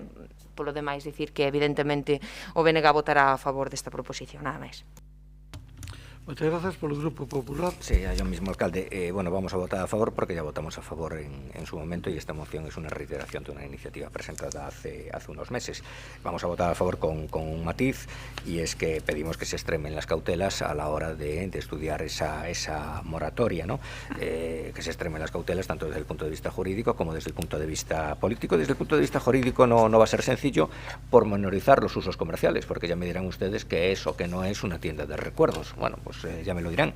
Y en términos políticos también hay que ser muy cautelosos o muy prudentes, respetando el derecho, lógicamente, a la libre empresa.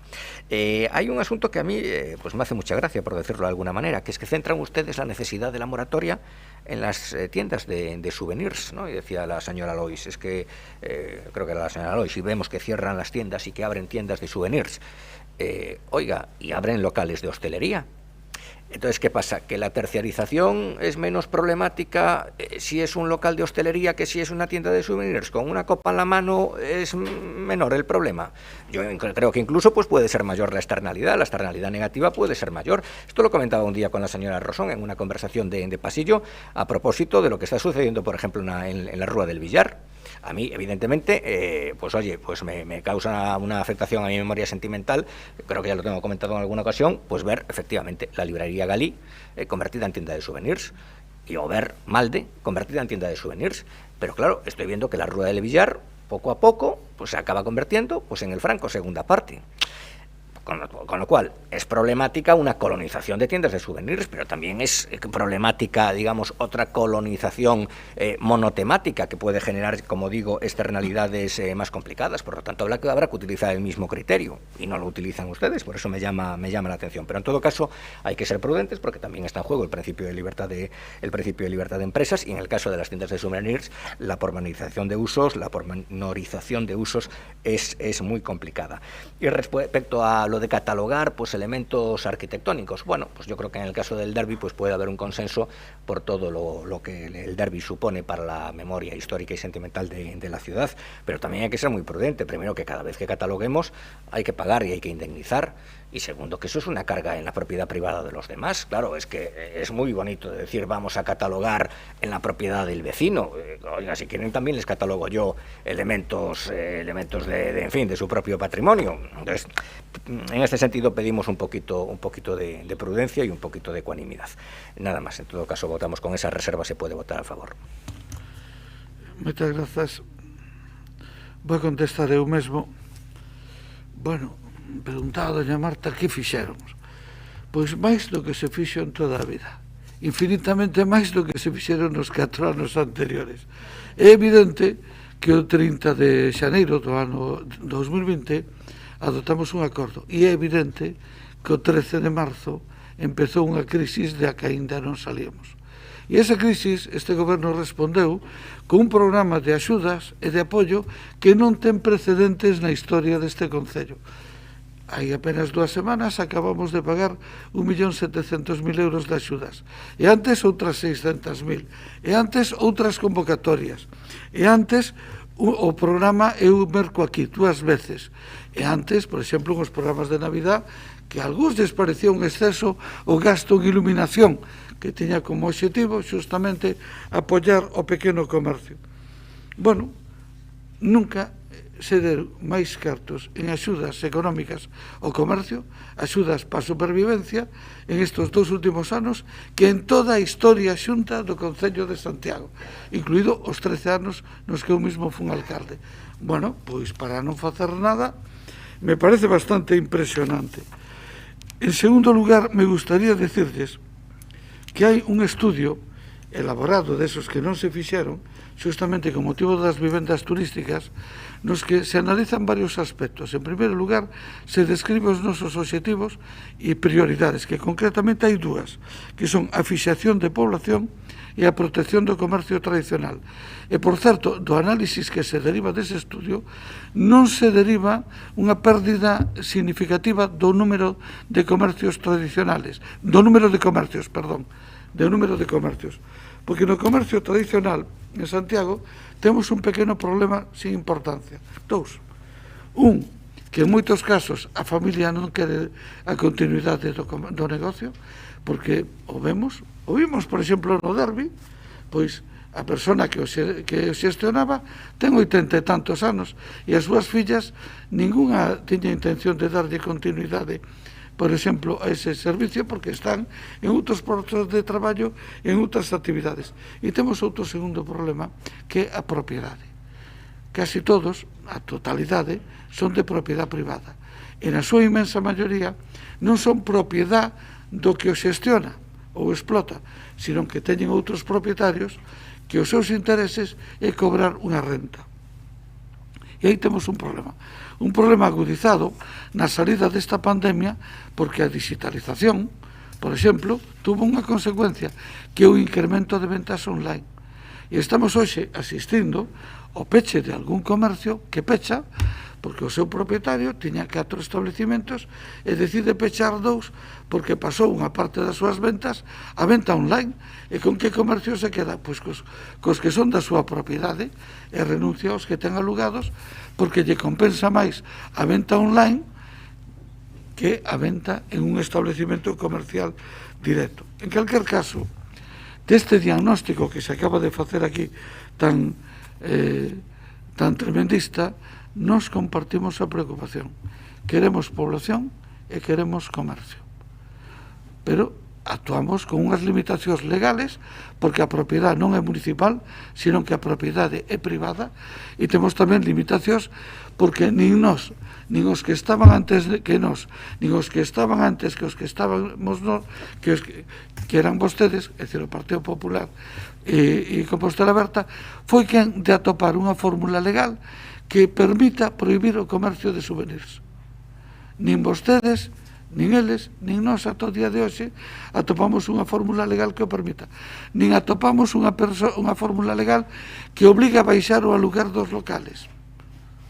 E vostede sabe perfectamente, e doña Navia deberá saber tamén, que moitos dos problemas que temos con edificios que se están deteriorando con gran preocupación é que o uso o que o queren destinar a propiedade é un uso distinto do que establece o planeamento urbanístico. Por exemplo, temos algún edificio singular na Rúa Nova que a propiedade o que quere un hotel. Bueno, pois iso é o que están demandando a propiedade. Ou está demandando pisos turísticos. E, por certo, con relación ao tema do Derbi, agradecemoslle os consellos e as leccións. E en elas estamos, porque se está cambiando a ficha. Pero unha cousa, quen catalogou e protexeu o Derbi foi un plan especial que, por certo, foi votado polo Bloque e polo PSOE. E ali se catalogou o Derbi. É verdad que agora se queren catalogar máis elementos. Eu rematei, xa falarei na segunda parte. Ben, entendo que don Jorge quere intervir. Don Jorge. Aí está. Está. Eu estou sorprendido. Unha escoita falar o señor alcalde debe pensar que o resto somos tontos. Non hai un só concello neste país que durante o último ano e medio non destinará máis cartos que en toda a súa vida anterior ao comercio. Eso fixeron absolutamente todos os concellos de apoiar o comercio. Entón, decir que nunca se gastou tanto en apoio ao comercio local, bueno, pois na maioría dos concellos fixose así, evidentemente. Vale, vamos ao importante e ao serio. Dícese que nunca se fixo nada. Mire, o plan especial do que fala, vale, ese plan especial protexía os edificios. Nós traballamos nun plan especial que protexera os usos da cidade. E traballamos nese plan especial e o Partido Socialista e o Partido Popular opuséronse á tramitación dese plan. Entón, hai que dicilo moi claro, foi o Partido Socialista e o Partido Popular os que se opuseron a un plan que regulaba os usos da cidade histórica, non as pedras, sino o que realmente lle importa a cidade. E hai que dicilo claro, nós fixemos un plan de xestión que nos di como abordar precisamente o mantemento deses usos da vitalidade do comercio tradicional. Unha desas medidas era facer ese catálogo de locais para poder logo aplicar medidas de bonificacións en impostos ou axudas para esos locais. Por lo tanto, sí había propostas, e foi o Partido Socialista no anterior mandato o que bloqueou esa iniciativa. As cousas claras, por lo tanto, non pense usted que todo o que di é que como vai recoller a prensa, os demais somos tontos e que todas as cousas que diga, aínda que non sean certas, van ser verdade. Con respecto ao modelo de cidade que queremos, eu, señor Prudente, teño moi claro que non quero que toda a nosa cidade sexa como a rúa de carretas. Creo que hai que regular. E así como tamén nos decían que non se podía impedir o aloxamento turístico, porque a Comisión Nacional dos Mercados e a Competencia tiña no punto de mira o Concello de Santiago porque non podíamos limitar os usos aos propietarios. Bueno, pois non, limitouse. Claro, igual que se pode limitar os usos cando un ten un edificio catalogado e non hai que indemnizalo, porque se un edificio está catalogado é porque de interés público común. E aquí estamos sempre na diferencia entre o común e o individual. E nós estamos aquí para gobernar, para protexer e salvaguardar o ben común, a nosa cidade viva, con residentes, con comercio tradicional, con comercio que sirva para esos residentes. Me importa pouco o interés dos particulares que pechan os seus locais só esperando unha maior renta. Eso non é o que queremos. E non é así, hai formas de regulalo, e que non somos tontos, que podemos facelo, o fixemos no anterior mandato, e este goberno podería facelo igual. Pódese empregar ferramentas para mobilizar o comercio, e tamén pódense limitar certos usos en certos edificios. É sinxelo. hai que facer algo. Moitas grazas, don Jorge. Doña Navia non intervén, don Alejandro. Muy brevemente por la alusión crítica que hizo el Grupo Popular. Lo primero que tengo que decirle es que usted dejó aprobado un plan de gestión que es un bluff, que no vale para nada. Y lo segundo que tengo que decir es que ustedes boicotearon los propios trabajos de redacción del plan especial. Por supuesto, nosotros estamos a favor de la catalogación de determinados elementos arquitectónicos, pero todo dentro de un límite y con un respeto a la propiedad privada. Porque claro, es muy fácil normativizar con la propiedad de los demás, que además, insisto, hay que indemnizar cada vez que se cataloga. Nada más. Don Jorge, no que estamos expresando coincidimos nos obxectivos.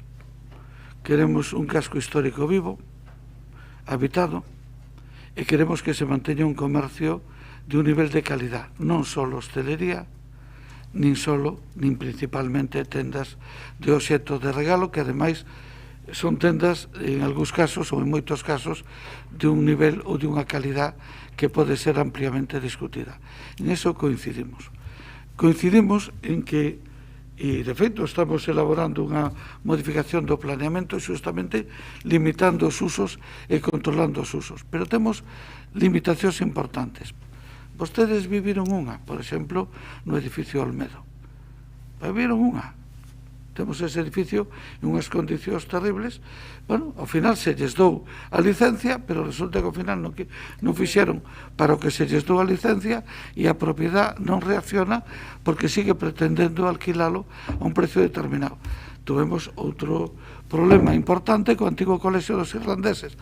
Tramitamos e lle demos unha licencia para un restaurante, pero resulta que a propiedad non quere facer o restaurante para o que pideu licencia e para o que lle demos licencia. Outro día salía alguén moi ben intencionado nun periódico que decía un café concerto na Sala Llago. Bueno, o podemos estudiar, incluso está calificado como de uso cultural e podía entrar. O que ocorre é que a propiedad non quere facer un café concerto. Temos un problema coa propiedad. E iso é unha das razóns polas que temos que dotarnos de un instrumento como para poder actuar de forma efectiva e para facer efectivo o rexistro dos solares. Tamén temos que facer un estudio de parte de baixas para ver cales son as consecuencias e os efectos da pandemia e do paso a ventas online, que, por certo, o que nos sale de entrada é que houve bastantes máis peches fora da cidade histórica que na propia cidade histórica. E, por certo, entre esas cousas que non facemos, doña Marta, hoxe ven o reconocimento das entidades asociativas do que está significando o bono compra, que está permitindo que unha población xoven que se trasladara a venta online e a compra online está volvendo ao comercio tradicional e que desaparecera dese comercio tradicional, que, por certo, esta mañán xa levamos superado 1 millón de euros. Esta mañán, é dizer que empezou mal lentamente, pero que ahora está activando. En fin, nos compartimos o espírito, por suposto, a proposta de Apatrigal está en plena tramitación, incorporando os elementos móveis e incorporando tamén a barra. Bueno, pois aí estamos actuando e estamos traballando. É verdad que a todos nos preocupa o que está pasando e todos sentimos, doña Navia, dolor cando vemos comercios de toda a vida pechados. A mí me doi tanto ou máis que a vostede, porque desde a miña infancia levo sufrindo eso, pero temos que traballar. En fin, nós nos imos a abster. Se somete a votación. Proposición presentada polo Grupo Municipal de Compostela Aberta para a protección do pequeno comercio na cidade vella. Votos a favor. Grupos de Compostela Aberta, BNG e Partido Popular. Votos en contra. Non hai. Abstencións. O Grupo Socialista. Apróbase, entón. Ben, temos agora dar conta da execución do estado de gastos e ingresos do Orzamento Xeral, queda dada conta, dar conta de resolucións da Alcaldía, Concellarías Delegadas e atas da Xunta de Goberno Local, dada conta, agora que habería pasar o capítulo de interpelacións, pero non sei se empezamos ou abrimos pola tarde con eso. Unha polo menos. Ben, pois a primeira interpelación é do BNG sobre a Comisión de Memoria Histórica. Entendo que vai intervir doña Navia. Sí, grazas. Ben, traemos unha interpelación relativa á Comisión Especial de Memoria Histórica e a súa posta en funcionamento, porque vemos que a cuestión da memoria histórica é aínda unha materia pendente neste Concello, faise algunha actuación pequena, pero falta unha aposta decisiva pola memoria, pola reparación, e vemos tamén unha clara deixadez, por iso traemos isto. Temos pendente en Santiago a retirada de numerosa simboloxía franquista e a instalación de placas no aeroporto en Santa Isabel en lembranza de presos republicanos e moitas outras actuacións que en teoría se ian facer, pero o tempo pasa e non vemos os resultados. Entón, varias cuestións para recapitular. A Comisión Especial de Memoria Histórica aprobouse en setembro do 2019 a raíz dunha iniciativa do BNG, mais constituíuse en abril de 2021, polo que tardou máis dun ano e medio en constituirse. E, ademais, aínda non se incorporaron colectivos veciñais culturais de recuperación da memoria antifascista e profesorado da historia da USC como era o acordado. Por outra banda, en maio deste ano, de 2021, tamén o grupo do BNG trasladou a pleno unha proposta da plataforma de galeras para instalar o abeiro desa comisión especial que acababa de constituirse daquela, unha placa cunha fotografía do edificio da cadea de Santa Isabel en lembranza de milleiros de presos e vítimas de represión franquista que estiveron ali entre o 39 e o 46. O cuartel militar construíuse no século XVIII, funcionou ata o 1925, cando se transformou en prisión e logo, despois do golpe de Estado, adquiriu o rango de prisión central entre 1939 e 1946, cunha media de 1.500 reclusos durante os primeiros anos, a maioría presos políticos procedentes de outros lugares do Estado que merecen ser lembrados. É o mesmo co caso do aeroporto para lembrar o campo de concentración franquista que houve ali na Lavacolla. Mais, logo en xuño trouxemos un rogo para a retirada de simboloxía franquista que aínda hai en edificios de Santiago e o goberno local, unha vez máis, moi boas intencións, pero non emprendeu as xestións necesarias desde aquela para este labor que ten pendente. E tamén lembrar que en febreiro de 2017 xa se aprobara tamén por unanimidade unha moción do BNG para a retirada de simboloxía franquista de 10 edificios públicos que na maioría deles aínda está aí. Así que son moitas as tarefas pendentes, a xustificación de por que aínda non se fixo é difícil porque na súa maioría son cuestións facilmente realizables e o goberno local non só vai moi lento, como dicía antes, tan lento que bueno, seguimos agardando e ben, estas cuestións que foron aprobadas para a aplicación da Lei de Memoria Histórica e para o propio compromiso democrático da corporación continúan en stand-by. Consideramos que é hora xa, bueno, máis que hora de que o goberno local tome esta cuestión coa seriedade que merece e comece a realizar as xestións necesarias para cumplir os acordos. Tamén lembrar que se fai necesario facer un inventario actualizado de simboloxía franquista e nomes do rueiro que permanecen na cidade de Santiago para trasladar a vindeira reunión desta comisión, para proceder, por suposto, a súa retirada, un traballo que está por facer e que tamén foi aprobado en sesión plenaria. Nese inventario terán que figurar entre moitas outras os escudos da Facultade de Química, da Estación de Ferrocarril, da de Correos, símbolos da vitoria no claustro do Mosteiro de San Martiño Pinario, no hotel do Mosteiro de San Francisco, unha cruz e inscripción no Mosteiro de Antealtares, unha placa do Sindicato da Falanxe nas vivendas sindicais da Ponte Pedriña, así como outras na Rúa dos Concheiros en General Pardiñas, unha placa de Vítor Muñoz, o fundador da Falanxe en Compostela, e diante da Igrexa de Laraño hai unha placa que di a los caídos por Dios y por España en la Guerra de la Liberación, 18 de julio de 1936, 1 de abril de 1939. Unha vergoña, como mínimo,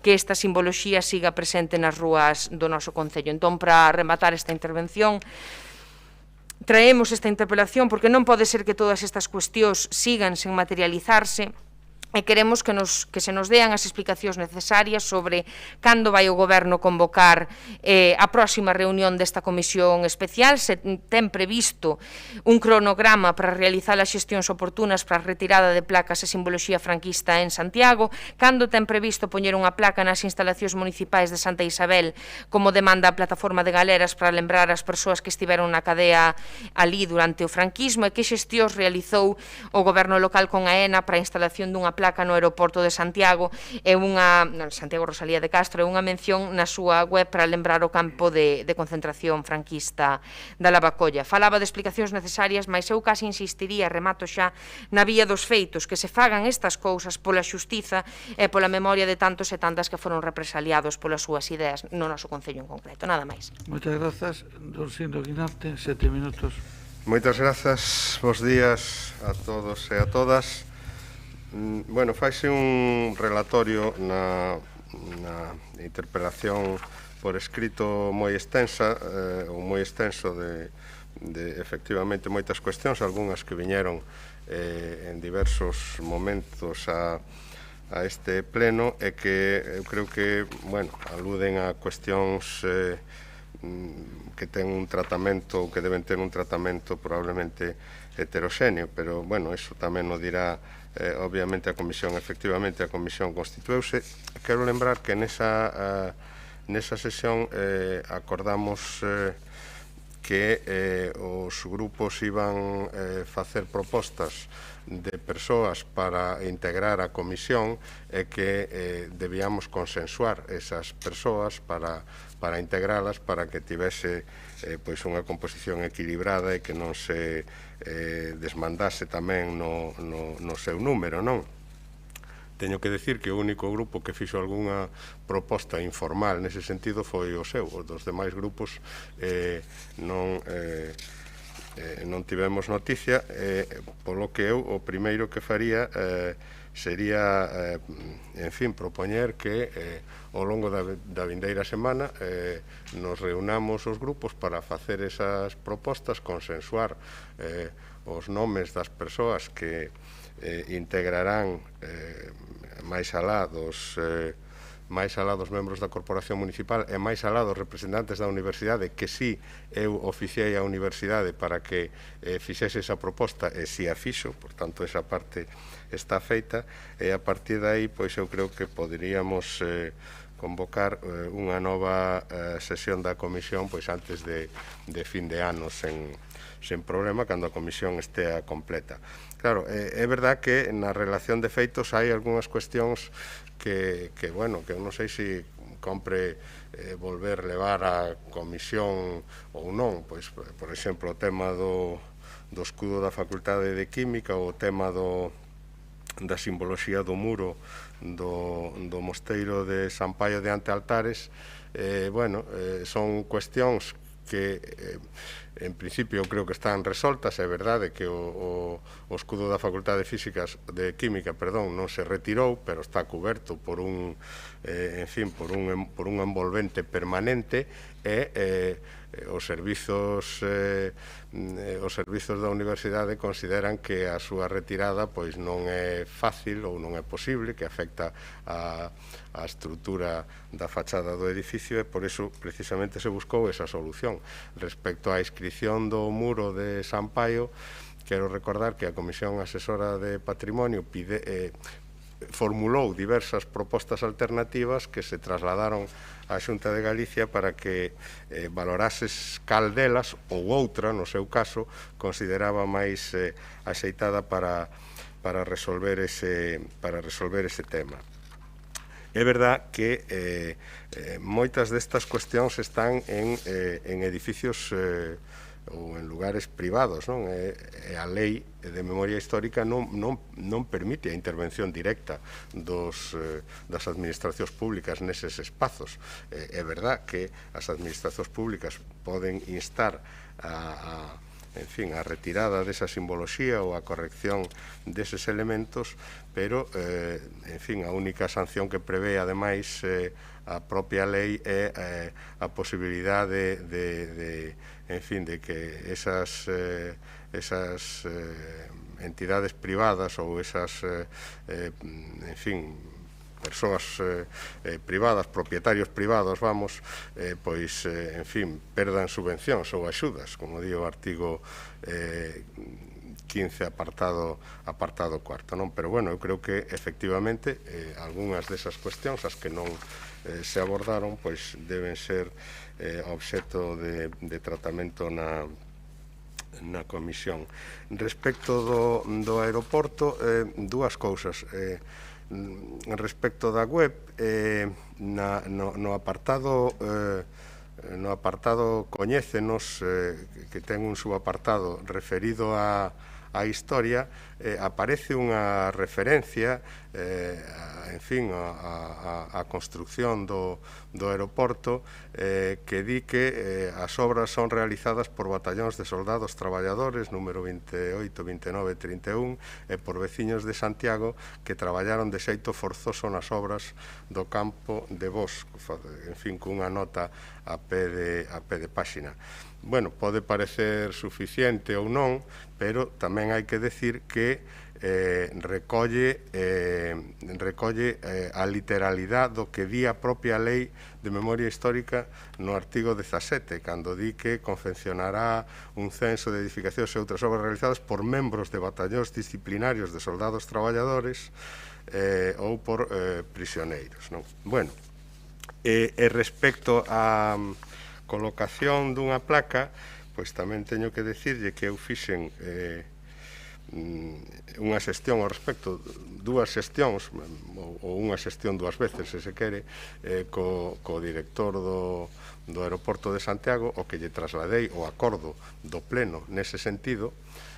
Na primeira reunión dixo que, bueno, que iba a valoralo, que iba a estudialo. Na segunda manifestou que el non consideraba que eso debera estar dentro da terminal, que podía estar pois nun espacio exterior, nun lugar que se buscase de mutuo acordo, pero que, en fin, é algo que tamén respecto do que tiña que pedir autorización a AENA, non?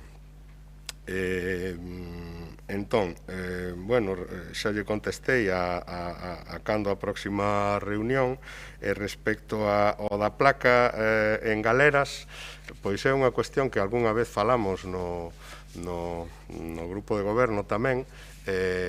Non hai moitas opcións, pero eu creo que tamén a comisión pode facer quizais algunha suxestión ao respecto, non? Porque evidentemente o espazo pois agora mesmo non ten nada que ver co espazo orixinal de cando os feitos que se queren recordar se produciron, e bueno, pois habrá que buscar o lugar que sea máis acaído. Nada máis pola miña parte. Grazas. Turno de réplica. Sí, grazas. Bueno, simplemente o obxectivo principal desta interpelación é que o que non pode ser é que haxa unha comisión creada para tantas tarefas pendentes, que efectivamente son tarefas que mesmo o grupo de goberno recoñece como tarefas que ten tarefas propias que ten que facer, non? E que a efectos prácticos pois isto non estea funcionando. Anotamos, esperamos logo desde logo esa nova reunión da comisión, dámonos por enteradas desa cuestión. Despois, cuestións que igual, hai cuestións que igual non fai falta levar de novo a esa comisión, que simplemente o que hai que facer é poñelas en práctica, non? O dos escudos ocultos en caixas, sí, pode ser unha solución temporal, pero en último termo o que temos que facer é facer que iso se retire de maneira definitiva. No caso onde a simboloxía está en espazos privados, pois xa se respondeu o concelleiro a si mesmo, non? Efectivamente, o concello non poderá ir alí a quitar o escudo en cuestión, pero sí que ten a capacidade de intervir, dialogar e mediar para a súa retirada, e é o seu deber facelo pola cuestión da memoria histórica. No relativo ao aeroporto, pareceme maravilloso que na web se recoñezan os feitos, que no relato se inclúa as cousas como sucederon, pero falta o recoñecemento, que é distinto a esas persoas represaliadas que ali tiveron que estar, non? Aí habería que mediar para que iso apareza pois como debe. É o mesmo polo tema da placa, que se coloque a poder ser que non sexa nunha esquiniña prácticamente invisible. En Galeras, pois o mesmo. Buscaremos, e haberá que buscar un lugar conveniente para poñela. Nos, a vontade do grupo de goberno témola clara, aí non temos ningún tipo de dúbida. Agora ben, o compromiso real coa calidade democrática democrática é non demorar estas cuestións, non quedarse na vía das palabras e ir a dos feitos, e ter como unha prioridade para este Concello, para este Goberno local neste caso, que borrar calquera signo de enxalzamento do franquismo logo de tantos anos de ditadura, algo que non é tan difícil tendo en conta que hai unha lei que os ampara para suprimir esta simboloxía e instrumentos, para devolverlle a dignidade ás persoas represaliadas, polo que demandamos esa atención e ese compromiso con estes símbolos de regeneración democrática que evidentemente teñen a capacidade de actuación que teñen e non poden borrar o pasado, pero o ideal é que se poña prazo a todo isto e, sobre todo, que se leve a cabo menos palabras e máis feitos, que é un pouco o obxectivo desta interpelación. E nada máis, que tamén se me acaba o tempo. Sí, moi brevemente. Bueno, eu estou esencialmente de acordo co que di. Temos que empezar por poñernos de acordo en completar a composición da comisión, en consensuar a composición da comisión. E poño acento no de consensuar porque eu creo que é moi importante, igual ás veces non é posible, pero é moi importante que esta comisión traballe por consenso. Eu creo que todos debemos procurar que eso sexa así. Estou seguro que na inmensa maioría o gallá en todos os casos sexa posible, non? Bueno, eu creo que se somos capaces de consensuar eso a próxima semana, non vexo por que non antes de final de ano non poidamos ter unha nova reunión da comisión.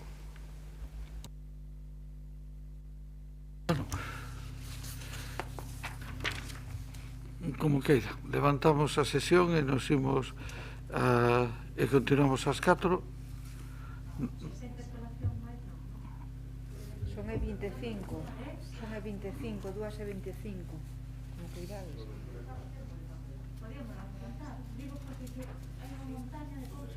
Sí, no, isto polo camiño que vai, don Sindo non plantexa problema, pois facémola, veña. A seguinte interpelación é presentada por Compostela Aberta sobre a convocatoria de axudas para cooperación e desenvolvemento. Pero hai un momento con don Alejandro que non está. Teñen forma de conectar con el? Hemos de preguntar,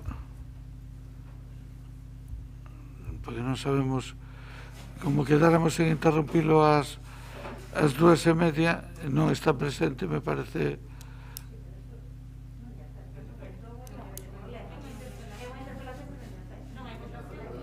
Bueno, perfecto, pois entón adiante, veñe. Quen empeza por Compostela Aberta? Doña María. Comezo eu. Eu intentarei ser breve para que rematemos pronto. Ben, boa tarde a todas e a todos. Señor alcalde, por favor, se me sobra tempo da primeira quenda, súmema a segunda. Ben, durante o pasado mandato, o Concello de Santiago impulsou por primeira vez as axudas para a cooperación e o desenvolvemento, co obxectivo de colaborar na realización de proxectos concretos en países empobrecidos.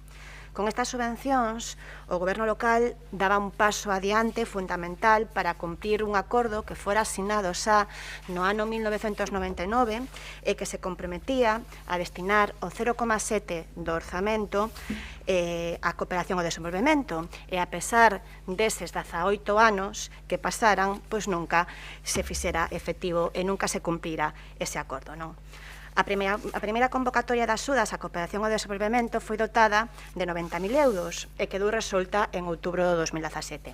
A segunda convocatoria foi resolta en xaneiro de 2019 e estaba dotada xa con 120.000 euros. Dela resultaron beneficiarias 6 entidades: Fundación Vicente Ferrer, Solidaridade Internacional de Galicia, Amigos da Terra, Asamblea da Cooperación pola Paz, Manos Unidas e Agareso, que desenvolveron proxectos en países como a India, Guatemala, Nicaragua ou Salvador. No que levamos do actual mandato, pois as axudas á cooperación e desenvolvemento non foron convocadas, malia estar orzamentadas no 2019, no 2020 e no 2021. En outubro do 2020, dende o Grupo Municipal de Compostela Aberta, preocupados pola situación, presentamos un rogo no pleno da corporación para que as subvencións foran convocadas canto antes.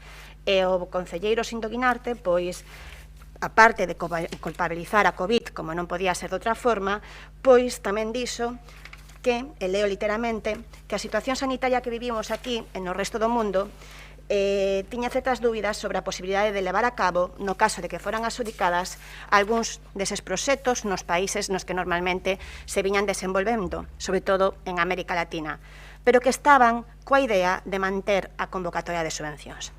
Ben, nada máis lonxe da realidade, non? Porque se a COVID afectou a todo o mundo, afectou tamén, especialmente, a eses países empobrecidos e facía máis falta que antes, se cabe, pois esas convocatoria de axudas.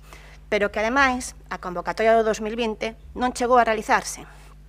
Nos orzamentos do 2021, o Goberno local incrementou a partida prevista para axudas á cooperación a 220.000 euros, nun intento de compensar a non convocatoria das subvencións nos exercicios anteriores. Ese aumento foi, ademais, unha cuestión que foi sinalada na memoria das contas, na memoria de orzamentos, que decía que a política social, entre elas a cooperación, segue a ser un dos principais ámbitos da actuación do Goberno municipal. E agora, estamos en novembro do 2021, xa en agosto, dende Compostela Aberta, reclamamos que se sacaran as axudas canto antes, porque a coordenadora galega do Neguedés trasladaba a súa preocupación e nada sabemos, polo que preguntamos. Como justifica e por que causas o Goberno local que estas axudas para a cooperación e desenvolvemento non foran sacadas, non foran convocadas ni no 2019 ni no 2020? E que vai facer a menos de mes e medio de que remate o ano con esta convocatoria? Máis nada. Moitas grazas, don Sindo. Moitas grazas. Bueno, teño que decirlle, non me doen prendas en confesalo, que estou fondamente insatisfeito por non ter podido levar a cabo esta convocatoria. Evidentemente, o feito de mantelo nos orzamentos e de sumar do ano 20 a este ano, pois eu creo que é acreditativo da vontade de manter as convocatorias de axuda ao desenvolvemento. Pero por que non fomos quen de facelo? Pois vou a explicalo. No Concello non hai funcionarios, non hai persoal acreditado con capacidade de levar a cabo a xestión dunha convocatoria desta natureza, nin coa formación, nin coa preparación, non digo para facer a convocatoria, sino para xestionar despois a convocatoria. E eu creo que iso vostedes son absolutamente conscientes deso. Ante esa dificultade plantexámonos outras alternativas. Que podíamos facer? Obviamente, isto falámolo coa coordinadora galega de organizacións non gubernamentais para o desenvolvemento, que foron coñecedoras dende o primeiro momento desta situación. Que opcións barallamos? En primeiro lugar, a posibilidade de facer un convenio co Fondo Galego de Cooperación, que, como ben saben, é un fondo municipalista, delegando no fondo a xestión da convocatoria, pero facendo unha convocatoria singularizada, con cargo aos orzamentos do Concello de Santiago, que se transferirían ao fondo para esa función. A eles pareceulle unha boa opción, incluso na idea de que podía abrir camiño a que outros concellos seguisen a mesma senda. Elaboramos un borrador de posible convenio con esa finalidade, pero cando estábamos xa traballando no texto do convenio, en fin, facendo un examen previo, digamos, no ámbito xurídico, pois resulta que o Fondo Galego é unha entidade, unha asociación de dereito privado. Nos seguíamos o exemplo do Fondo Catalán, de feito o convenio fixémolo a imaxe e semexanza dos que ten o Fondo Catalán con algúns concellos, pero o Fondo Catalán non é unha entidade, non é unha asociación privada, senón que é unha entidade de dereito público. Sendo unha asociación privada non cabía esa posibilidade, non? Bueno, entón valoramos a opción de facerlle unha transferencia dos fondos de cooperación como se fora unha subvención nominativa. Eso tampouco é posible, porque eso na práctica suporía incorporar o fondo ao perímetro de entidades do Concello, porque a achega sería de tal envergadura que faría que fose a achega mayoritaria que recibise o fondo e, por tanto, pasaría a estar integrado no perímetro do Concello. Non conseguimos tampouco esa solución, pero non desistimos aínda da posibilidade de convocar esas axudas. Agora, na Concellería temos unha persoa, un técnico que, en fin, aínda que está ahora, en fin, absolutamente absorbida por outras obrigas, pois pensamos na posibilidade de que asuma tamén esta responsabilidade e non renunciamos, por tanto, á idea de poder convocar as axudas, sendo conscientes de que é extraordinariamente difícil por eso, porque non temos persoal competente, cualificado, que asuma esa responsabilidade e non podemos obrigar a ninguén a facelo, e porque evidentemente as outras alternativas que puñemos en riba da mesa e nas que estivemos traballando e avanzamos moito, nelas, ao final, víronse frustradas, non? Bueno, Vale, gracias. Bueno, pois teñen 4 minutos cada un de vostedes para a segunda. Si son capaz.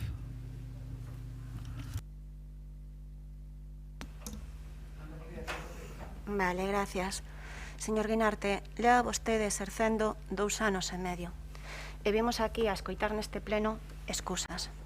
Perdoe que yo diga así tan claramente, pero que son excusas.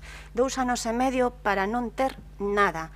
2 anos e medio que desou esmorecer unha iniciativa que Compostela Aberta foi capaz de poñer en marcha por primeira vez e foi capaz de repetila. Esas persoas que vostede dicía en campaña electoral que non sabían xestionar e que agora está aquí aceptando que sabían xestionar mellor que vostede. Porque como foi incapaz durante 2 anos e medio de non sacar a convocatoria, cando o persoal era aínda menos fai 2 anos no anterior mandato que agora, que acaba de recoñecer que ten un técnico a maiores e o personal sigue sendo o mesmo, señor Guinarte. E que vostede estará insatisfeito, pero moita xente que estaba moi contenta porque por primeira vez no Concello de Santiago se pusera a marcha esa iniciativa, o que está é frustrada ca súa xestión. Así yo digo, frustrada. E eu incorpórome nese conxunto de xente, porque é incomprensible o seu desleixo, señor Guinarte. Porque é incomprensible que non sexa capaz de sacar esta convocatoria. É incomprensible, eu, sinceramente, xa non sei se é desleixo, se en capacidade manifesta o que vostede quere deixar morrer a convocatoria. Falaba de que a súa vontade estaba clara porque o poñían no orzamento cada ano. Levan perdidos €500.000 que podían ter valido para proxectos moi interesantes nos países empobrecidos. €500.000. E digolle máis, ademais, €500.000 porque non cumplen tampouco o acordo que asinou o Partido Socialista no ano 99, porque é o 0,7 do orzamento. O 0,7 do orzamento destinado a cooperación ao desenvolvemento no ano 2018 eran €120.000, que foi o que nos orzamentamos. Pero no ano 2019, 2020 e 2021 non é. Pero da igual. Da igual, porque da igual ter 120, 150 ou 200.000 euros se non o executan. E está claro que non o executan. E que despois de 2 anos e medio non ten ningunha solución, polo que de momento nos comentou neste pleno. Así que volvo a insistir na pregunta. Que vai pasar cos fondos do 2021? Vanse sumar eses fondos perdidos? Que vai pasar? Vaise sacar a convocatoria? E se se saca a convocatoria, vaise permitir as entidades justificar eses gastos durante o 2022, porque senón, as datas que estamos, sería imposible que o justificaran. E isto é o que fan outras administracións. Así que, por favor, gustaríame que na súa resposta nos clarificara que o que vai a facer con estes fondos e cal é a intención do Goberno. Máis nada. Gracias, don Sindo. Sí. Vamos a ver, vostedes efectivamente fixeron dúas convocatorias ao longo de 4 anos. Fixeron a presentación da primeira convocatoria 24 meses despois de asumir as tarefas de goberno e fixeron dúas convocatorias, puderon facer a convocatoria do orzamento prorrogado do ano 2019, non a fixeron, non a deixaron feita. Se nós sacamos unha convocatoria, xa teremos invertidos tantos fondos en cooperación como fixeron vostedes nas dúas convocatorias que sacaron no seu mandato. Tan fácil non debe ser, porque a min, dende logo, o que me transmitiron foron as dificultades que houbo tamén. Non vou a utilizar outras verbas para reflectilo, pero a falta de persoal cualificado non se pode suplir cando non o hai con outras formas de traballar. Eu incluso terminaría cunha reflexión que non quero que se interprete no sentido de que eludimos a nosa responsabilidade neste ámbito, pero en Galicia hai unha entidade da Xunta de Galicia que é a Cooperación Galega. Hai un Fondo Galego de Cooperación municipalista no que participamos moitos concellos, algúns concellos, por certo. Imos duplicar a nosa achega no ano próximo como cuota do fondo. E logo hai algúns concellos, moi poucos concellos. Cantos concellos das cidades de Galicia ten convocatorias específicas de axudas á cooperación? Hai moi poucos concellos que fan convocatorias propias. Non sei se este sistema é o máis acaído, o mellor para optimizar os recursos públicos na xestión desta materia. Moitas grazas. Ahora sí, continuaremos ás 4 da tarde.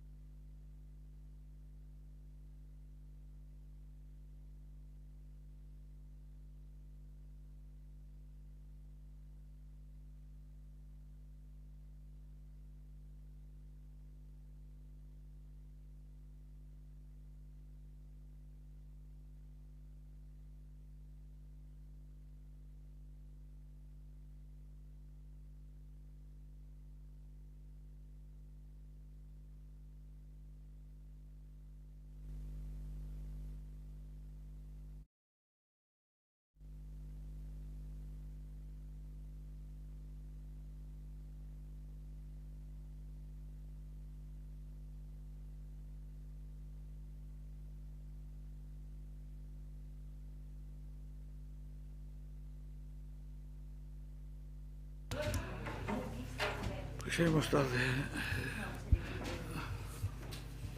Boas tardes, señoras e señores concelleiros. Imos a continuar a sesión desta tarde.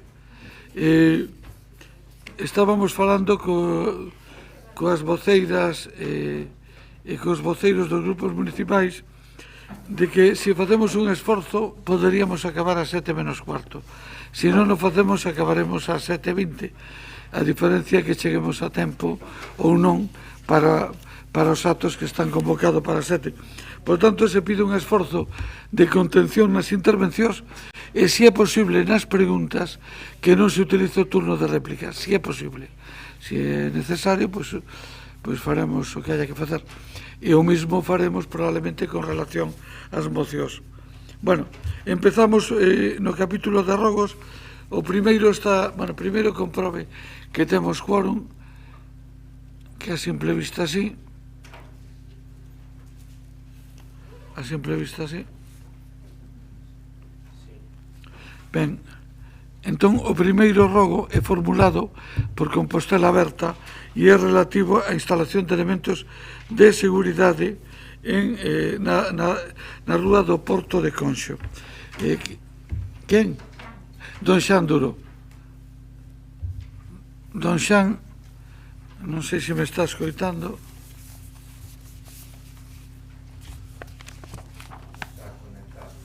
Don Xan, lles importa que pasemos ao segundo e logo volvemos ao primeiro? Pois pasamos ao segundo, que tamén é de Compostela Aberta, para a instalación de elementos deportivos no campo multiuso. Tamén é de Xan, pois sí que estamos aviados daquela.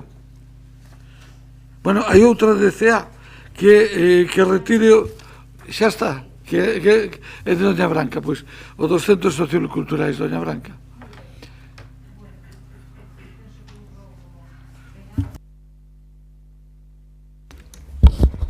Bueno, moi boa tarde. Penso que resumir un rogo tan amplio, penso que o rogo máis amplio que fixen nunca sobre os centros socioculturais. Bueno, estamos nunha licitación aberta, cunha licitación de atención dos centros socioculturais, e despois de ler con atención os pregos, plantexamos neste rogo como 14 puntos con incongruencias, desaxustes entre lotes, horarios de apertura de centros que non casan con horarios de apertura das bibliotecas, precarización, problemas ca subrogación. Bueno, é unha serie de desaxustes que o que me fan pensar, como xa penso que adiantei no anterior pleno, é que estos pregos son uns borradores, non son uns pregos que penso que se poden levar a aprobar a Xunta de Goberno. O que me dá impresión é que o concelleiro Javier Fernández non tivo tempo para ler os pregos.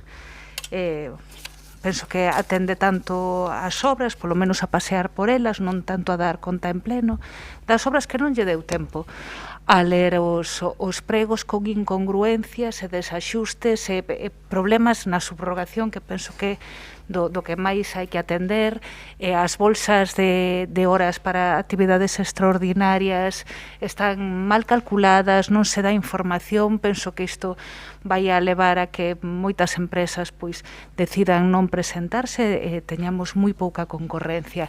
Entón, o que pedimos, dimos unha rolda de prensa moi amplia outro día, penso que hai xente tamén doutros compañeros de outros grupos de oposición que están moi de acordo con este rogo, e queremos que o Goberno retire estes pregos, faga o traballo e axuste unha proposta de pregos moito máis axustada. Sabemos que é un proceso moi complexo, pero necesitamos que o concelleiro responsable lea os pregos, por favor, e os axuste, é o seu traballo. Entón, como non fai o traballo, nos decidimos facelo por ele, presentarlle punto por punto todo o que ten que atender para mellorar antes de ir a unha licitación tan importante que decídense 2.600.000 euros de diñeiro público. Entón, o que queremos saber é algo moi sinxelo, se o goberno vai retirar estos pregos ou non. Pero era un prego moi longo e moi interesante, así que penso que para empezar a tarde está moi ben atendelo. Gracias. Gracias. Don Xavier. Boas tardes, compañeiros, compañeiras. Bueno, vou ser breve, eu si que vou ser breve. Neste rogo, bueno, Branca nos pide que a retirada dos pregos da licitación dos centros socioculturais. Penso que a hora de realizar esta petición, eu non sei se está pensando nas grandes empresas ou nas pequenas e medianas empresas, nas PEMES. Son os pregos pensados precisamente para as pequenas e medianas empresas, como non podría ser de outra maneira, e por iso se dividen en lotes. Son os pregos onde se busca a especialización, algo que cando eles estiveron non tiñan pensado nesa especialización, buscaban, bueno, posiblemente outras cousas. Nos o vamos a ter en conta, como non podría ser de outra maneira, e moito, bueno, nos pensamos neses traballadores e traballadores, no sentido de poderes ofrecer un traballo no que poidan vivir. Dende logo, con estes pregos, estou seguro que están a mellorar, algunhas reunións tivemos, eso é o que trasladan. En todo caso, estudiaremos o rogo. Por agora, non hai nada que decir. Moitas gracias. Entendo que non. Pasamos ao punto seguinte, que volvemos ao principio. Don Xan Duro.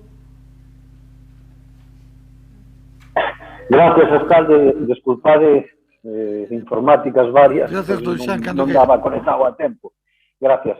Ben, o rogo que presentamos é sobre un problema de seguridade vial en Porto de Conxo, na rúa Porto de Conxo. Hai un taluz nun lateral máis ou menos a altura do número 12 desa rúa, onde hai unha pequena escorrentía de terra que realmente está prácticamente entrando na estrada en sí, e era simplemente porque se puxeran os elementos que se consideren necesarios para garantir a seguridade viaria, e un poste de luz de cableado que hai xusto ao outro lado da estrada dese escorremento, tamén que se poderá pintar con algunha cor chamativa, porque tamén representa unha inseguridade en momentos de pouca visibilidade. Grazas. Moitas grazas a vostede, don Xan. Contéstalle don Gonzalo Muiños. Sí, boa tarde, alcalde, compañeiras, compañeiros. Nestes intres, por desgracia, o técnico de mobilidade está de baixa, pero a pesares desos avisamos a outra xente, neste caso a empresa concesionaria, para que analice a situación e poñer os elementos esos que se consideren necesarios. Supoño que ao longo da vindeira semana xa teremos novedades ao respecto. Moitas grazas, don Gonzalo. Pasamos ao rogo seguinte, que é presentado tamén por Compostela Aberta, sobre os elementos de xogo no Castiñeiriño. Entendo que é vostede, don Xan. Sí, alcalde, gracias. Ben, como xa anunciaron esta semana, que o proxecto do campo da festa do Castiñeiriño, que se lanzou no noso mandato, rematou xa, está disque entregada a obra. Falando ca veciñanza da zona, realmente está faltalle delimitar os espazos deportivos que poden entrar nesa infraestructura. Actualmente, ben sabe que a zona do Castiñeiriño está moi infradotada deste tipo de instalacións. Hai un pequeno campo no centro sociocultural actual, o propio do patio do colexio do antigo colexio Ramón Cabanillas existe, pero está absolutamente abandonado. E ben, esta delimitación de novas pistas deportivas nese espazo, nese campo da festa, ou espazo multiusos, como queren os veciños a veciñanza que se lle recoñeza polo nome, prácticamente sería pintar e establecer algúns elementos de separación de espazos para que pudieran aproveitar non só para ese lecer, sino esa parte deportiva que é fundamental para o desenvolvemento persoal de cada quen. Grazas. Grazas a vostede. Contéstalle don Javier Fernández. Don Javier. Boa tarde de novo. Bueno, vimos a este pleno hoxe con dous rogos. Debe ser importante este equipamento, como non podría ser de outra maneira. Para nós, dende logo, o grupo, bueno, pois, cando falamos do acondicionamento do campo da Festa do Castiñeiriño para usos polivalentes, bueno, onte mesmo recepcionamos, o sea, casi presentachedes antes o rogo que a recepción do propio campo. Esta obra, sabemos todos, para nós, para este goberno, pois foi unha prioridade sumamente importante para a veciñanza, tanto do Castiñeiriño como para o resto da cidade. Dende logo, nos o levamos como unha promesa electoral, como non podía ser de outra maneira, pois o sacamos adiante, o impulsamos. Non teño ninguna dúbida, ademais, que esta é unha actuación de consenso de todos os grupos que estamos aquí representados. Dende logo, este goberno atenderá as peticións, como non podía ser de outra maneira, tanto das entidades sociais do barrio como da veciñanza. Entón, bueno, o estudiaremos e faremos o oportuno. Moitas gracias. Grazas a vostede. Agora empezamos cos rogos formulados polo bloque, que o primeiro é sobre os consellos municipais. Navia. Doña Navia, cando queira. Sí, ben, os consellos de participación cidadá, unha ferramenta útil a hora de recoller e canalizar as demandas sociais e veciñais, permiten non só incrementar a calidade democrática, senón tamén establecer prioridades orzamentarias pegadas ás necesidades que a veciñanza establece, non? Como xa se sabe, son consellos que foron impulsados como prioridade política cando BNG tiña responsabilidade de goberno. Inicialmente eran 8, relacións veciñais, económico-social, muller, mocidade, medio ambiente, normalización lingüística, educación e saúde, pero logo chegaron a ser 6 máis, un total de 14, incorporouse servizos sociais, deportes, migración, cultura e centros socioculturais e maiores. Non tiveron moita sorte porque coa entrada do PP no goberno quedaron paralizados, só quedaron 2 e con carácter testemunhal, e logo con Compostela Aberta, que ben puido haber aí unha reactivación destes mecanismos, pois tampouco boa parte deles quedaron sen convocar, cando mesmo os colectivos implicados pois reclamaban que se fixese. En fin, neste período puido mudar a cousa, non mudou, e no que vai de mandato só se convocou o de saúde e só unha vez. Entón, bueno, no BNG imos seguir reclamando que se poñan a funcionar estes mecanismos, imos seguir defendendo que son unha ferramenta útil para un concello máis aberto, con máis capacidade de recoller e atender as necesidades e a facer partícipe a veciñanza e os colectivos das decisións das políticas municipais, que ao final son as que tocan máis de preto e nas que se fai perfectamente viable esta integración. E ademais é atender unha demanda clara da veciñanza, por exemplo, o Consello de Educación, que vimos que se reclamaba unha e outra vez que se convocase, bueno, pois inacción. Así que o rogo é que se convoquen, e máis poñemos un período máximo de 2 meses, que creemos que xa se prolongou suficientemente esta situación, estes consellos de participación cidadana. Nada máis, grazas. Grazas a vostede, don Sindo Guinarte. Moitas grazas, boas tardes.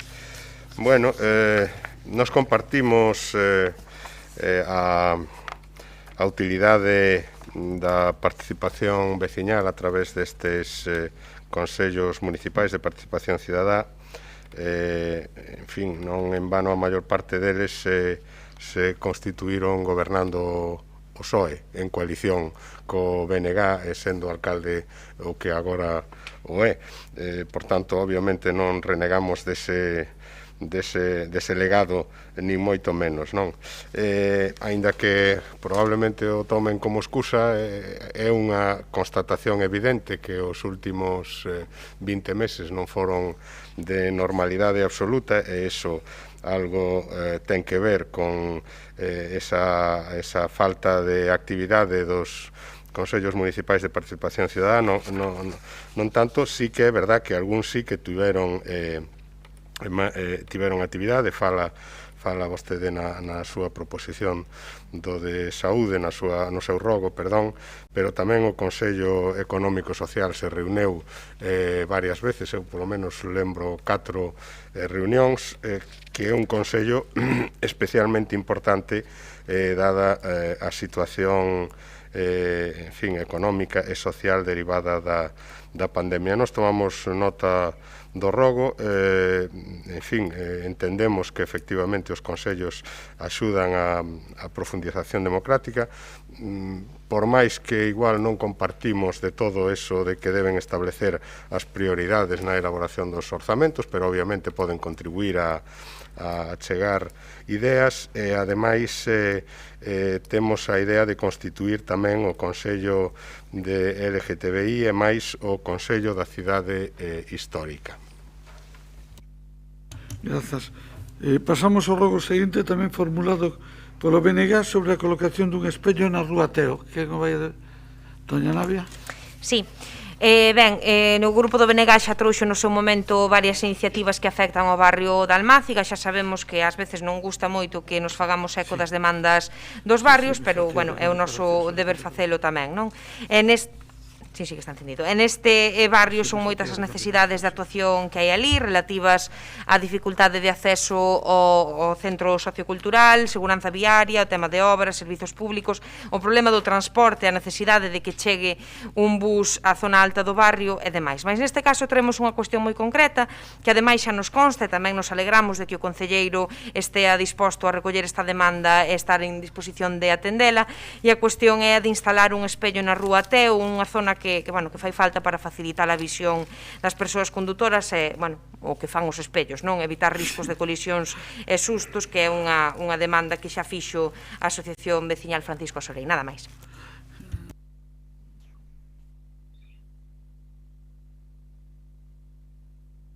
Sí, boa tarde. Xa estiveron hoxe pola mañán os técnicos ali. O problema que hai é que realmente a colocación ali dun espello non daría solución ninguna porque non dá ángulo. Entón, outra das solucións que se pode buscar é tendo que eliminar o mellor unha praza de aparcamento para que realmente faga a súa función. Se non, no espazo en que realmente se indicou neste caso a veciñanza, o ángulo do espello non daría resultado porque non valería para nada. Pero xa se vai valorar ou adoptar outra medida seguramente. Grazas. Ben, moitas grazas. Hai outro rogo do BNG sobre a Comisión de Condecoracións. Doña Goretti? Sí, realmente, ainda que poña a convocatoria da Comisión de Condecoracións, o rogo é fundamentalmente para que se incorporen os nomes de mulleres que foron aprobados en pleno para a feminización do Rueiro a través da Comisión de Condecoracións, ou que se faga de oficio, pero o tema é que levamos xa unha media dúcia de iniciativas do BNG en este mandato e no anterior, dunha listaxe de mulleres para dar nome a rúas, e se non hai rúas, a parques, a espazos públicos, para xustamente dar visibilidade a certas figuras femininas, e realmente só dúas delas foron atendidas, non? O de Begoña Camaño na etapa anterior e Concha Castrabullejo, pero o resto están sin facer. Entón, claro, que non vale non sei, botar peito en algúns momentos e dicir, aí quitemos as irmás de la Vega, pero cando están aí o caso de Rosa Basabe, de Dionisa López Amado, de Pepa Noia, de Amparo Albajar, de Mariluz Morales, de María Tobío, de Elena Mijaela Marcu, de Luz Fandiño, de Pilar Pereira, de Consuelo Otero Rial e de Xeria, que están aprobados e sobre as que nada se sabe, e ademais a xente sigue propondo outros nomes cando isto non está feito. Entendemos que non é de recibo unha mágoa que non fosen moita da xente do goberno local a ver a Sin Sombreiro, magnífico documental sobre as mulleres ocultas da xeración do 27 que se proxectou en Cine Europa. Grazas, doña Goretti. Don Sindo? Tomamos nota do rogo, convocaremos a Comisión de Condecoracións con esa finalidade. Con todo, teño que confesar que non hai constancia documental separada desa relación de acordos polos que se, en fin, polo que se estableceu, polos que se acordou, perdón pola redundancia, dar eses nomes de mulleres as rúas como si debería, pero iso non é obviamente unha responsabilidade imputable a quen fai o rogo, ni moito menos. Quero dicir que estivemos, sí, procurando esa información, bueno, hai que buscala un por un porque lamentablemente non se mantivo esa esa relación. Algunhas é certo que son incluso deste mandato, algunhas das que vostede citou, pero outras dou por feito que ven de mandatos do mandato anterior ou incluso de mandatos anteriores. Pero dámonos por rogados e convocaremos a Comisión de Condecoracións con esa finalidade. Grazas, don Sindo. O seguinte rogo é formulado polo Grupo Popular sobre os accesos a Sionlla e Costa Bella. Doña María Castelao. Grazas, señor alcalde. Boas tardes a todos. Moi breve, todos somos conscientes do problema que se xera de tráfico na entrada ao polígono da Costa Bella da Sionlla. Sabemos que está en obras orbital e en proxecto orbitaliño que cando se executen ou acabe a súa execución pois mellorarán notablemente os accesos aos dous polígonos, pero agora mesmo hai un problema importante incluso de seguridade, me atrevería a decir. O único que pedimos é que se valore unha actuación de mobilidade entre os departamentos correspondentes para mellorar, sobre todo agora de cara ao Nadal, o acceso ao polígono da Sionlla de Costa Bella. Nada máis, moitas gracias.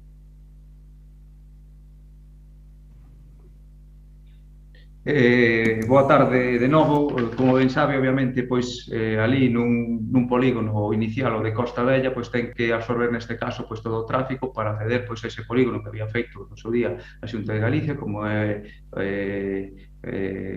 pois a outro polígono da Sionlla, sin ter en conta neste caso pois os accesos, o cal teria que sido pois algo fundamental, de aí que agora pois está facendo pois ese orbitaliño, non? A pesar deso, xa no mandato anterior, ademais con unha boa acción, pois se fixo tanto un trenzado de vías de acceso, eliminando pois ese carril de servizo para, sobre todo, para efectos de saída do polígono da Costa Bella, e tamén se eliminou a rotonda para agilizar un pouco. Aparte deso, tamén, como ben se sabe, na Avenida de Asturias se está sinalizado para poder acceder, neste caso, pois ao polígono, indo por Rúa de Amio, e a poucas máis opcións hai, pero de todos os xeitos vaise estudar por parte da Policía Local, porque incluso pode haber a posibilidade de Nacional 525, unha vez pasando a Finsa, pois hai aí unha rúa, ainda que hai nuns dos tramos bastante estreito, para que se poda agilizar, sobre todo pois nestes días, como ben decía María Castelao, de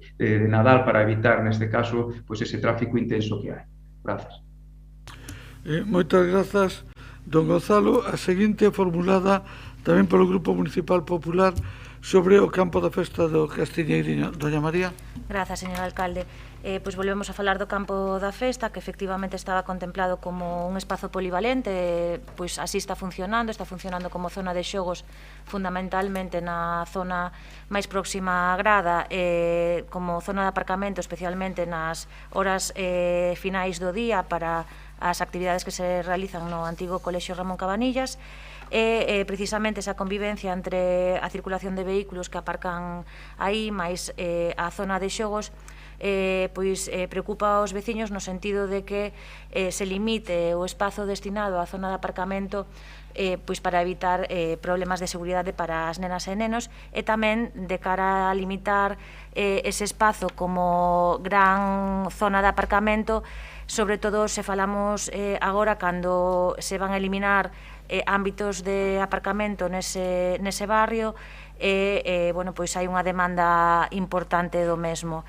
Simplemente que se sinalice, que se ordene a circulación de vehículos e o aparcamento nesa zona. Nada máis, moitas grazas. Grazas, dona María. Contéstalle don Javier Fernández. Boa tarde de novo. Bueno, como non podría ser de outra maneira, vamos a estudiar este rogo. Como dixen antes, acabamos de recepcionar onte mesmo esta obra. Agora teremos que escoitar as diferentes propostas que se están a plantexar, tanto polo Departamento de Tráfico como polo Departamento de Obras, por si hai que facer algunha cousa máis. Dende logo, pois, escolleremos a mellor opción. Sempre, bueno, como dixen antes, escoitando tanto as entidades que ali se representan como a propia veciñanza. Por suposto, dándolle esa prioridade aos nenos e nenas, bueno, que poidan disfrutar dun espazo seguro que ahora mismo están a facer xa dende fai un par de semanas. Eu, dende logo, bueno, pois agradezco esta aportación e, por suposto, pois, como non podría ser de outra maneira, atenderemos este rogo. Moitas gracias. Ben, imos a pasar ao capítulo de preguntas. Pediríalles que sempre que sea posible non se utilice o segundo turno e se é posible acortar nos 3 minutos, mellor. De momento adiantamos 1 minuto. 2, casi 2. Así non chegamos a tempo. Empezamos. Primeira pregunta por Compostela Aberta sobre diversos proxectos aprobados no marco dos orzamentos. Que? Doña María Rozas. Doña María. Boa tarde a todas e a todos. Ben, durante o pasado mandato, o Concello de Santiago fixo unha clara aposta pola participación da veciñanza que en outras iniciativas pois se plasmou nos orzamentos participativos Compostela Decide. Foi este proceso que a través da administración local pois comprometeu unha serie de execución de proxectos, tanto de actividades como de investimentos escollidos directamente pola cidadanía. Máis de 5.000 persoas participaron nas votacións. Dende a súa chegada ao goberno, o Partido Socialista pois rexeitou esta fórmula dos orzamentos participativos e esta negativa trasladouse en que nos orzamentos do ano 2019, os primeiros do goberno, nos incorporaron pois os proxectos escollidos pola veciñanza. Transcorrido máis da metade do mandato, o Goberno do Partido Socialista segue sen executar pois numerosos proxectos seleccionados pola veciñanza no marco deste proceso de orzamentos participativos, proxectos que contan con fondos que foron orzados e que mesmo teñen unha tramitación avanzada. Estou a falar de actuacións como a do espacio de ocio cuberto na parroquia de Laraño, que xa sabemos que o Goberno lles trasladou que esta actuación pois non se iba a realizar, ou dos parques infantís cubertos en Castiñeriño Fontiñas, para os que se preveía unha partida de 200.000 euros. Tamén está o carril bici na cara a praia fluvial de Chaián e a senda peonil e ciclable na Lagoa de Cornes, Porte de Conso, ou a mellora da señalética rural ou a instalación de paneis de comunicación social. Estes son algúns dos proxectos que continúan sin executarse, non? Polo que traemos esta pregunta a pleno para saber que ten previsto o goberno local cara a estes proxectos, cando os pensa executar estes proxectos que foron decididos pola veciñanza de Santiago. Máis nada. Moitas grazas, doña María. Contéstalle doña Marta Abal. Ola, bueno, boa tarde a todas e a todos. En relación cos proxectos aos que se refire Compostela Aberta, temos en licitación o proxecto relativo á mellora dos espacios, a mellora dos accesos peonís hacia os centros educativos de Lamas de Abade. Tamén se está executando prácticamente na súa totalidade o proxecto relativo a investimentos de novos de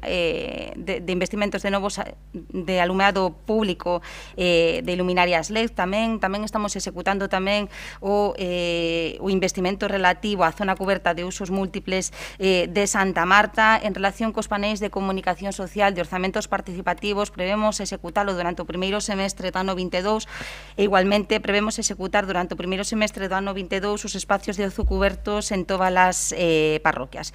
En relación co carril bici da praia de Chaián, entendemos que é máis prioritario o carril bici plantealo dende o Milladoiro, pero bueno, podemos estar abertos as suxerencias no marco da negociación dos orzamentos. Aquí sí que existe tamén un remanente de crédito, efectivamente, e tamén ocorre o mesmo coas beirarrúas da Avenida do Cruceiro da Coruña. Existe un remanente de crédito de 216.530 que consideramos absolutamente insuficiente para todo o que temos que facer dende a Xunta de Galicia ata o polígono do Tambre, que está cuantificado en máis de 2 millóns de euros. Finalmente, en canto ao tema dos parques infantís cubertos, insisto, estamos abertos á negociación dos orzamentos, existe un remanente de crédito, pero bueno, entendemos que é máis prioritario destinar este crédito a algún espacio no ámbito rural considerando ou confeccionando como espacio de ocio interxeneracional. Finalmente, os proxectos relativos á senda peonil Lago de Cornes, Conxo, Rial, pois non contan con orzamento incorporable e tampouco conta con orzamento o proxecto relativo á bici pacífica Compostela Ciclocompos, é dicir, non tuvo execución no ano 2018 e non se continuou en exercicios futuros ao estar financiado con recurso ordinario. Pola miña parte, nada máis que decir. Moitas grazas. Vai intervir doña María? Sí, de forma moi breve, non? Esqueceuse a conselleira comentarnos a situación dun proxecto que, ademais, continúan demandando de forma insistente as diferentes asociacións do rural, que a Señalítica do Rural, que, como todos sabemos, precisa dese proxecto e que, ademais, quedaron uns pregos e un proxecto preparado para que se pudera tramitar canto antes.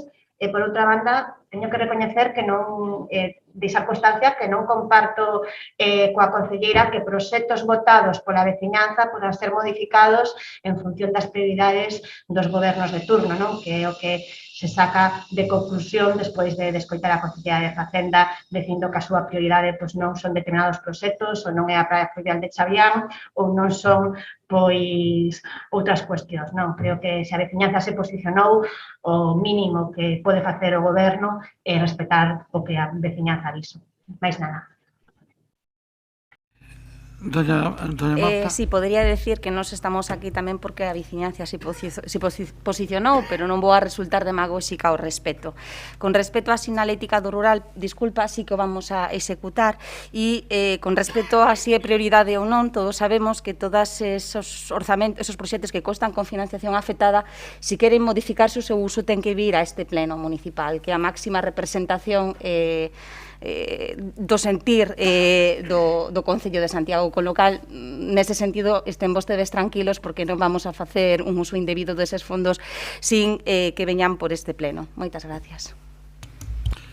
Moitas grazas, doña Marta. A seguinte pregunta é formulada polo bloque sobre a reactivación dos barrios de San Pedro e Concheiros. Sí. Bueno, volve o tema Concheiros a este pleno e isto non é porque a nós nos guste, todo o contrario, senón porque é un tema que está candente na nosa veciñanza, non? E se isto non fixo reflexionar aínda, pois son 8 horas. E isto ven a raíz dun encontro, dunha serie de encontros, en realidade, que o grupo do BNG tivo con comerciantes, hostelería e veciñanza dos Concheiros, e vimos, pois, unha vez máis o descontento pola pésima planificación das obras que repercuten dun xeito negativo, xa non só na vida, máis ou menos normal, xa non se pide máis tampouco, senón dunha maneira moi sangrante na economía do barrio. E aí podemos ver de novo ese malestar polos constantes cambios, as improvisacións, a dificultade nos accesos que cambian constantemente e mesmo dunha hora para outra impiden o paso a determinadas rúas, mesmo houve algún caso de rúas cortadas que impediron o paso para levar crianzas ao colexio ou suministros aos locais en alternativa posible nin solución en horas, e isto lévanos pois a aquela proposición do BNG que foi aprobada en setembro para a creación dun plan de reactivación económica para zonas afectadas por obras, non? Nestes casos tan graves que, ademais, é algo que os sectores afectados mesmos reclamaron en varias ocasións e vostedes sábeno. Logo pasan cousas como que ao principio o goberno non se mostra propicio isto, logo parece que sí, pero de outra maneira, que sí que se vai facer algo de dinamización, pero que é un parche que non se sabe ben como vai ser. En fin, o que sí sabemos é de comercios que xa falan de porcentaxes de perdas do 70%. E o malestar da veciñanza respecto destas obras ten todo o sentido do mundo, porque non foi partícipe de maneira adecuada do proxecto, por non falar de meses de demora, de prórrogas, de descoordinación na xestión, e aquí está a cuestión en xeral, a mala xestión do goberno local en todo o relativo a esta obra, no control da mesma, na coordinación entre a obra e o desenvolvemento da actividade normal do barrio, despois cuestións de ruído, falta de aparcamento, problemas graves de limpeza e hixiene, por estas obras abertas durante tantos meses nunha zona cun número tan elevado de residentes e de persoas de paso, claro, que é unha zona de paso de peregrinos. E logo outras cuestións sin resolver, como a falta de prazas de aparcadoiro, a que teñen dereito en zonas de residentes as persoas que teñen negocios na área cando lles foron denegadas as solicitudes. Mais hai unha cuestión, e aproveito os últimos segundos para ela, que é a falta de humildade e a falta de autocrítica.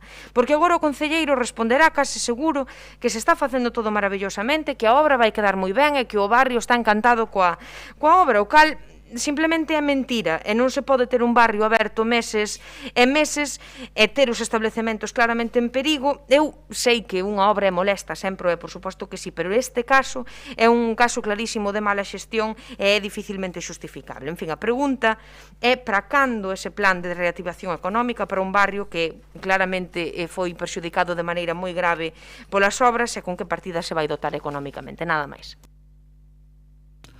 Voulle contestar eu, doña Navia, non lle vai contestar don Javier. Vostede votou 2 minutos e 52 segundos criticando a obra e 8 segundos formulando a pregunta que non se correspondía realmente coa súa intervención anterior. Con relación á obra, pouco lle podo añadir, é un esforzo enorme por parte do Concello. Lamentamos enormemente as dificultades que están a sufrir os veciños e tamén os comerciantes da zona. É certo que estamos facendo un inmenso esforzo, é certo que a obra que se está executando e que o resultado final vai ser infinitamente mellor que como estaba no proxecto inicial, que moitas desas melloras foron atendendo peticións da Asociación de Veciños, e iso quero deixalo ben claro, porque hai 2 carriles de circulación e é de entrada e salida porque foi unha petición dos veciños, e hai outra serie de cambios porque foron peticións deles. Outras non, foron da dirección facultativa. Cambiar todo o alcantarillado que non estaba previsto ou sustituir o asfalto, que era a plaza central asfaltada, por granito, pezas de 79 centímetros por 40 e 25 centímetros de grosor. Todo eso implica incluso un certo incremento de coste que previsiblemente no orzamento de 2022 tenemos que incorporar 250.000 euros para complementar precisamente esos incrementos de coste provocados polas melloras que se produciron na actuación. Bueno, eu estou convencido que ao final, ou eso espero ao menos, todos estaremos satisfeitos. Segundo tema, a proposta do bloque dunha compensación e indemnización. Dixemos sempre que non e seguimos dicindo que non é admisible. Se admitimos eso como criterio xeral, habría que facer unha subasta en cada barrio e dicir, o que queira obras non pode pedir cartos. E se pedimos cartos, esas obras así non se poden facer. En todo caso, por lei, se contempla que o 90% do coste da obra podería ser repercutido en contribucións especiales. É unha obra que costa casi 3 millóns de euros, que financiamos todos os compostelanos e que os beneficiarios principales van a ser veciños, residentes. No caso dos comerciantes, unha gran maioría non son residentes nin propietarios do local. É certo, e iso configura unha situación especial. Co aparcamento, para iso estamos acondicionando Altibolla con 150 plazas de aparcamento que cubre con ventaxa as plazas que se perden.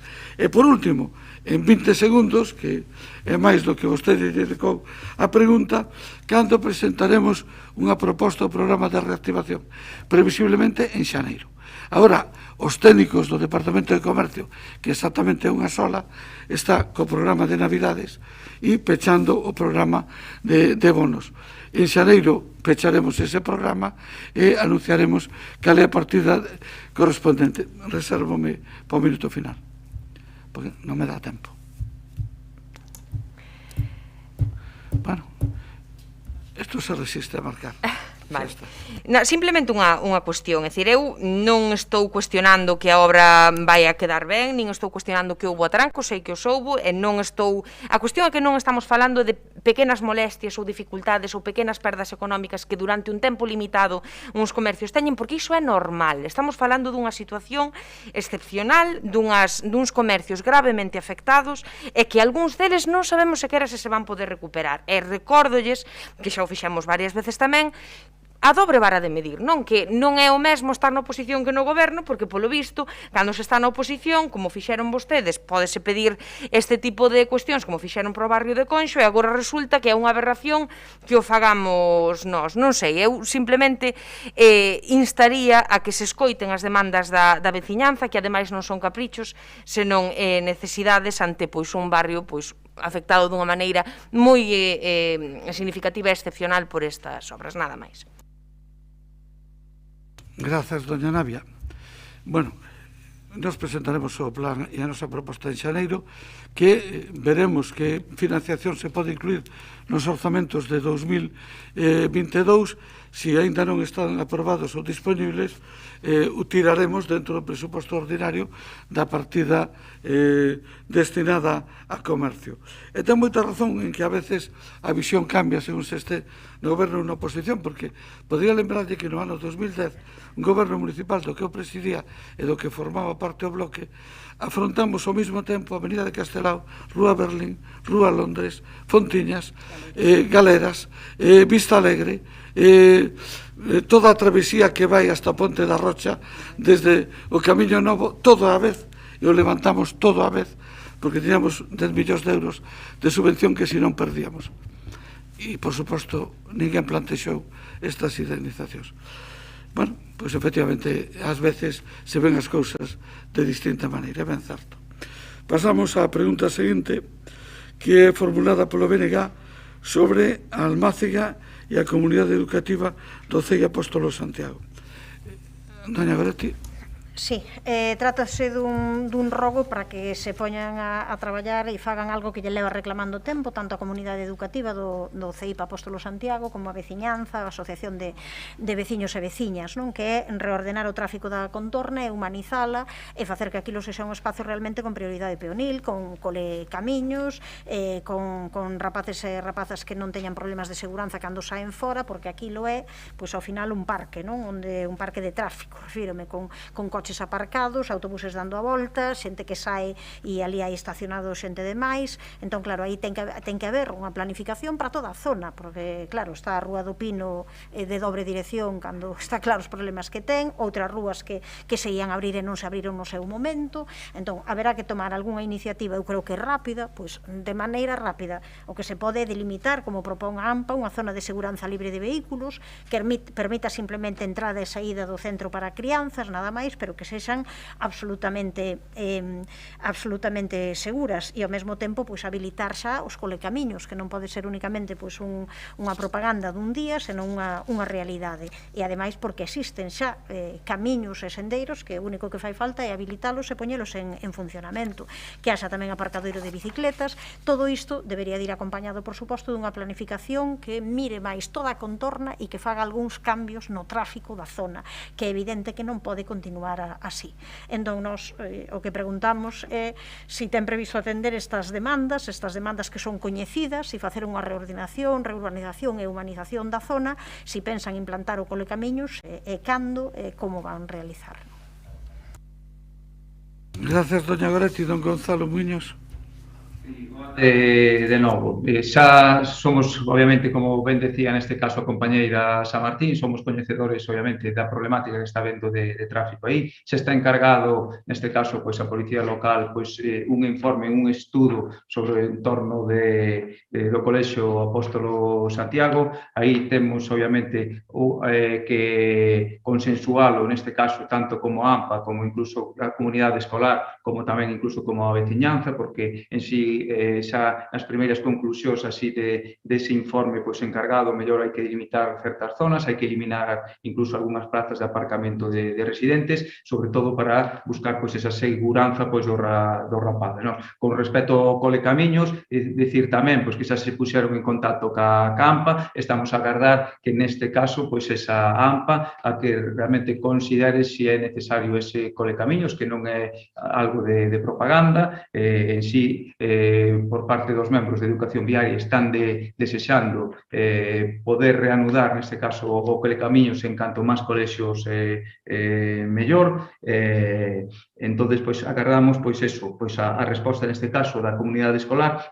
Me gustaría tamén dicir que debe ser tamén dos poucos colexios que ata día de hoxe se sabe que neste caso por parte da Policía Local vai a dar certas charlas de educación viaria de todo tipo, e dos poucos colexios que a día de hoxe ata de agora sempre rexeitou neste caso que fora a Policía Local o seu colexio a dar esas charlas de educación viaria, sin máis, non? Don Gonzalo, réplica. Como os dous aforramos tempo, é simplemente a petición de que se nos pase ese informe da Policía Local tanto a nós como a comunidade educativa. Gracias, doña Goretti. Don Gonzalo. Sí, sin ningún problema, ese informe está xa a piques de rematar, de pasar unha copia, obviamente, manter esa xuntanza, neste caso, pois, tanto ca comunidade educativa, cos veciños, que tamén pois, se ven afectados, e incluso, obviamente, para algunhas actuacións que mellor hai que facer, como pode ser no Montículo, xa aí xa dependemos neste caso pois, de distintos departamentos, de distintas concellerías, porque habería que facer pois, algún tipo de obra dentro do entorno do colexio. Grazas. Grazas, don Gonzalo. A seguinte pregunta é tamén sobre do BNG, sobre a instalación de unha gasolineira en Brandía. Cando vostede queira, doña Beretti. O Bloque Nacionalista Galego impulsou xa en 2017 unha iniciativa para frear a posibilidade de instalar unha gasolineira desatendida en Brandia, unha moción que foi aprobada por unanimidade. Pasou o tempo e a empresa dedicouse a utilizar subterfuxios para conseguir a licenza que lle fora denegada inicialmente, pois facer pasar a unidade de suministros de hidrocarburos por un área comercial, algo que agora aparece como uso principal. É doado, non? Mentres tanto, o Goberno Municipal garda celosamente esta información, non traslada a veciñanza o que está acontecendo, e iso, cando todo o mundo coincidimos, todos os grupos, en que o emprazamento non é adecuado. Nunha urbanización, cun parque infantil nas inmediacións, coa papeleira, cun conduto de transporte de gas pola zona. Para alén de que o Concello puidese facer algo máis, se existe normativa estatal que determina a obriga de dar a licenza, o PSOE, que tamén goberna no Estado, puido estar negociando unha modificación normativa. Defender unha cousa aquí e outra en Madrid non vale. Se é iso, fágase algo. O BNG xa presentou no Congreso unha iniciativa de modificación legislativa, mas, de momento, o PSOE non moveu un dedo a este respecto, non? Ao final, pois, que intereses se defenden? Se hai leis injustas, hai que modificalas. E hai que moverse políticamente. E o asunto de que falamos é político, é de vontade política. Non deben escudarse nas cuestións técnicas. O que nos importa é saber se están de acordo ou non en instalar ali unha gasolineira. O BNG non está de acordo. E todos os grupos, en principio, declaramos non estar de acordo. Traballaremos para conseguir que non se instale. Entón, que mudou para que en 2017 o PSOE apoiase a nosa iniciativa e agora que se escude nos informes técnicos? Que goberna? Claro, como acaba de comentar tamén o señor alcalde, unha cousa na oposición e outra no goberno. Insisto, pode ser unha cuestión política, pero traballemos para que se modifiquen as leis. Hai que moverse. E houbo tempo desde 2017 agora cando sabíamos que isto podía estar en riba da mesa. Así que este é un tema político que ten que ter unha solución política. E teñen que saber se queren implicarse ou dicir que pasaban por ali, non? Coñecen ben o tema da seguranza ambiental, de tráfico, a cuestión estética, de paisaxe, de seguranza e a oposición veciñal total a este proxecto. Así que, insisto, por moito que exista unha legislación por riba, o Concello ten que dar exemplo. Ten que dar exemplo na súa normativa, opoñerse a estas barbaridades. Se alguén recorre o bota abaixo, conseguir que o partido que hoxe cogoberna no Estado mude de posición. Nós o que entendemos é que, pois, vale, se hai que facer iniciativas legislativas, se hai que facer unha viaxe a Madrid, se hai que falar con alguén e que se cambien as normas, pois que se faga o preciso para que iso aconteza así, porque senón ao final levamos desde 2017 un pouco dicindo, bueno, a ver se isto aquí non nos salta e como sempre tapamos, metemos debaixo da alfombra e as cousas ao final acaban por sair. Entón, eu podo entender as cuestións técnicas perfectamente, pero sabemos que é un problema político en que nos temos que definir. Entón, definámonos políticamente, non? Non son técnicas, son legais. Técnicas e legais. Nós tampouco estamos de acordo con que se fagan... Repito, nós tampouco estamos de acordo con que se fagan gasolineiras ao lado de unha urbanización como este caso. Pero mire, vostede trae de novo a este pleno un asunto que xa está a sustraer do seu ámbito natural para introducir na discusión política que en esencia é un procedimento que está regulado, que é a concesión dunha licencia. Fala de frear a instalación dunha gasolineira en Brandía. Sí, resulta difícil de comprender, pero iso é o que pide un grupo municipal de concelleiras electas dunha administración municipal nun país democrático. Frear a resolución dun expediente administrativo.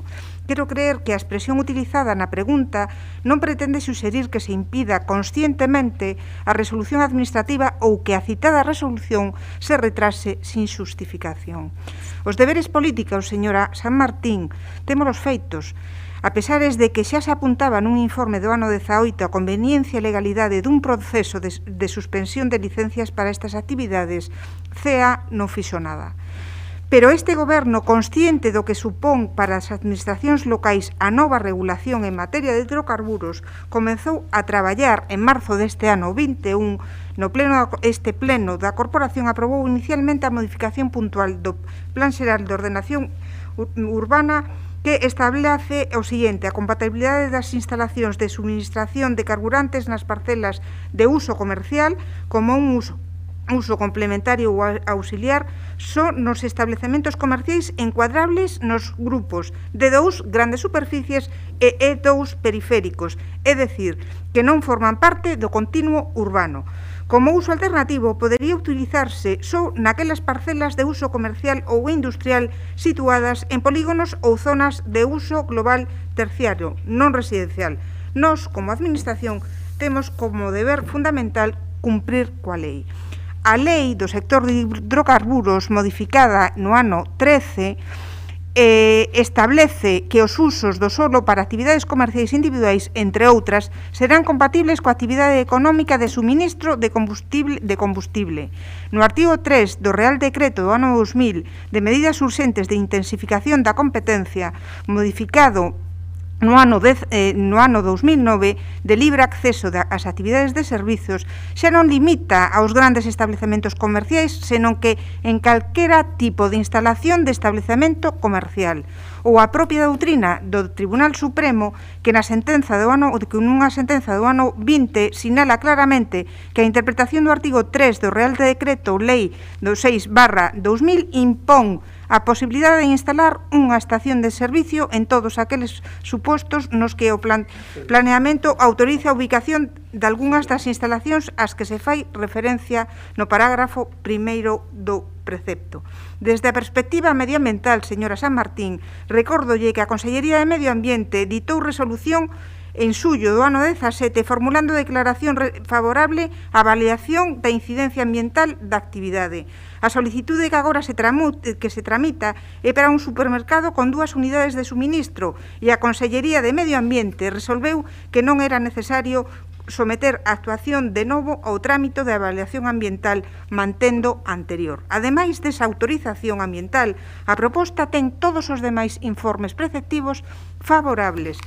Non hai subterfuxios, como xa se ha dito por aí en medios de comunicación e en redes sociais. O que hai é un volcán como un cráter dun volcán que é a lei de hidrocarburos que liberalizou absolutamente todo o ecosistema. Nada máis e moitas grazas. Moitas grazas. Si ten vostede turno de réplica. Sí, claro, eu ben dixen tamén que o tema era legal e que había que modificar a lei e que probablemente non chega unha reforma do Pexón, hai que mudar a lei e hai que moverse. E por iso simplemente eu leo o texto, unha parte do texto da proposta do BNG presentada no Congreso. Considera o Goberno que debe prevalecer o interese empresarial sobre a competencia propia dos concellos para fixar a ordenación do seu territorio? Considera correcto que poida instalarse unha estación de carburantes sen que poidan influir na súa localización factores como a proximidade ás vivendas, riscos para o tráfico ou perda de terreos de dotación pública no vecindario? Non é unha utilización fraudulenta da norma que despois de pedir a autorización dunha estación de servizo se pida agora a instalación dunha superficie comercial con surtidores para burlar a normativa municipal e obrigar a que se permita esta instalación? Modificará o Goberno o artigo 3.1 do Real Decreto Lei 6/2000 de 23 de xuño de medidas urxentes de intensificación da competencia en mercados de bens e servizos de tal maneira que sexan os concellos os que teñan a competencia de autorizar ou denegar as instalacións de suministro de hidrocarburos e que non se facilita a súa protección amparándose nun suposto uso comercial, senón que moi ao contrario, a instalación de calquera estación de hidrocarburos, mesmo de reducido tamaño e de tipo desatendida, teña que presentar un proxecto propio independente do uso comercial para proceder á súa autorización? Eu utilizarei menos tempo do que utilizou a concelleira. Non, e vostede tamén consumeu todo. Aquí todo o mundo se pasou. Simplemente a mí me gustaría decir 3 cousiñas super rápidas. A primeira, se aquí se presenta unha proposición para levala ao Parlamento, nós a votaremos a favor, porque nós estamos en contra desa gasolinera e estamos en contra de que con carácter generalizado se poidan instalar en solo urbano, no entorno de vivendas, gasolineras. E ademais queremos que non hai ninguna necesidade que xustifique esas gasolineras. Por lo tanto, esa é a nosa posición política como grupo que te expreso con absoluta confianza. Segundo, a licencia efectivamente non otorga un dereito, a licencia reconoce un dereito. E ese é o problema, que o dereito o ten otorgado non pola licencia, nin polo plan xeral, o ten otorgado a pesar de todo, porque hai unha lei de rango superior con carácter de lei básico que reconoce que no suelo clasificado como comercial ou como industrial se poden instalar, liberaliza eso. A mí me parece unha barbaridade e estou totalmente en contra, pero isto non vai nin do que nos gusta, que non nos gusta, nin do que nos convén, porque decía antes aquí se eu pensaba que outros eran idiotas. Eu fago a mesma pregunta: pensa alguén que eu sou idiota? Pois é evidente que non nos convén e que somos conscientes de que non nos convén, pero aí estamos obrigados pola lei. En fin, pasamos á pregunta seguinte. En esta perdimos algo de tempo. A seguinte do Partido Popular sobre o circuito de carreiras Corresán. Moi ben, don Evaristo, moi boa tarde. Boa tarde, compañeras e compañeros de corporación. A pesar dos imperativos impostos polas medidas sanitarias da COVID-19 que levaron a suspensión das carreiras populares ao longo do 2020, a progresiva mellora nos índices de epidemia e o levantamento da restricción por parte das autoridades sanitarias permitiron que moitos concellos comenzaran a organizar este tipo de probas, maioritariamente dende mediados do ano actual. Así, ata este mes de novembro, teñense celebrado máis de 30 probas en vilas e cidades galegas como Bayona, Lugo, Burela, Vilagarcía, Viveiro, Sanxenxo, Foz, Pontevedra, Vigo, A Coruña, Ourense, etcétera, etcétera. En estes 2 meses que restan para o fin do ano 21, xa teñen organizado e anunciado outras 20 probas, entre eles en Vigo, Ferrol, Lugo, A Coruña. Deste xeito, ao longo do ano 21, todas as grandes cidades galegas, excepto Santiago, terán celebrado, cando menos, un destes eventos deportivos abertos á participación de toda a cidadanía. A demora do Concello de Santiago para organizar e celebrar durante todos estes meses unha proba deste tipo non parece ter unha justificación medianamente aceptable. Durante todo o ano 21 non se chegou a celebrar ningunha proba das varias que integran o circuito Corresán, iniciadas en 2012. Dá a impresión de que a lóxica prudencia dos meses anteriores deu paso a unha comodidade difícil de entender, máxime cando a propia Concellería de Deportes ten participado no mes de outubro nunha proba destas características en Laredo. A pregunta que hoxe traemos este pleno é cal foi o motivo polo que o Concello de Santiago, cando está a piques de rematar o ano, non ten organizado ningunha carreira popular, en especial as desenvolvidas baixo a denominación de circuitos Corresán. Gracias. Contéstalle doña Esther. Doña Esther, boa tarde. Gracias, alcalde. Boas tardes a todos e a todas. A principios de ano, despois das festas de Nadal, Galicia viviu unha nova ola de coronavirus. No DOGA do 26 de xaneiro, a Xunta de Galicia, o señor Feijóo, non permitía actividade deportiva individual ao aire libre nos núcleos urbáns. Suspendía a vez a actividade deportiva federada de carácter autonómico. Só estaba permitida a competición de ámbito estatal.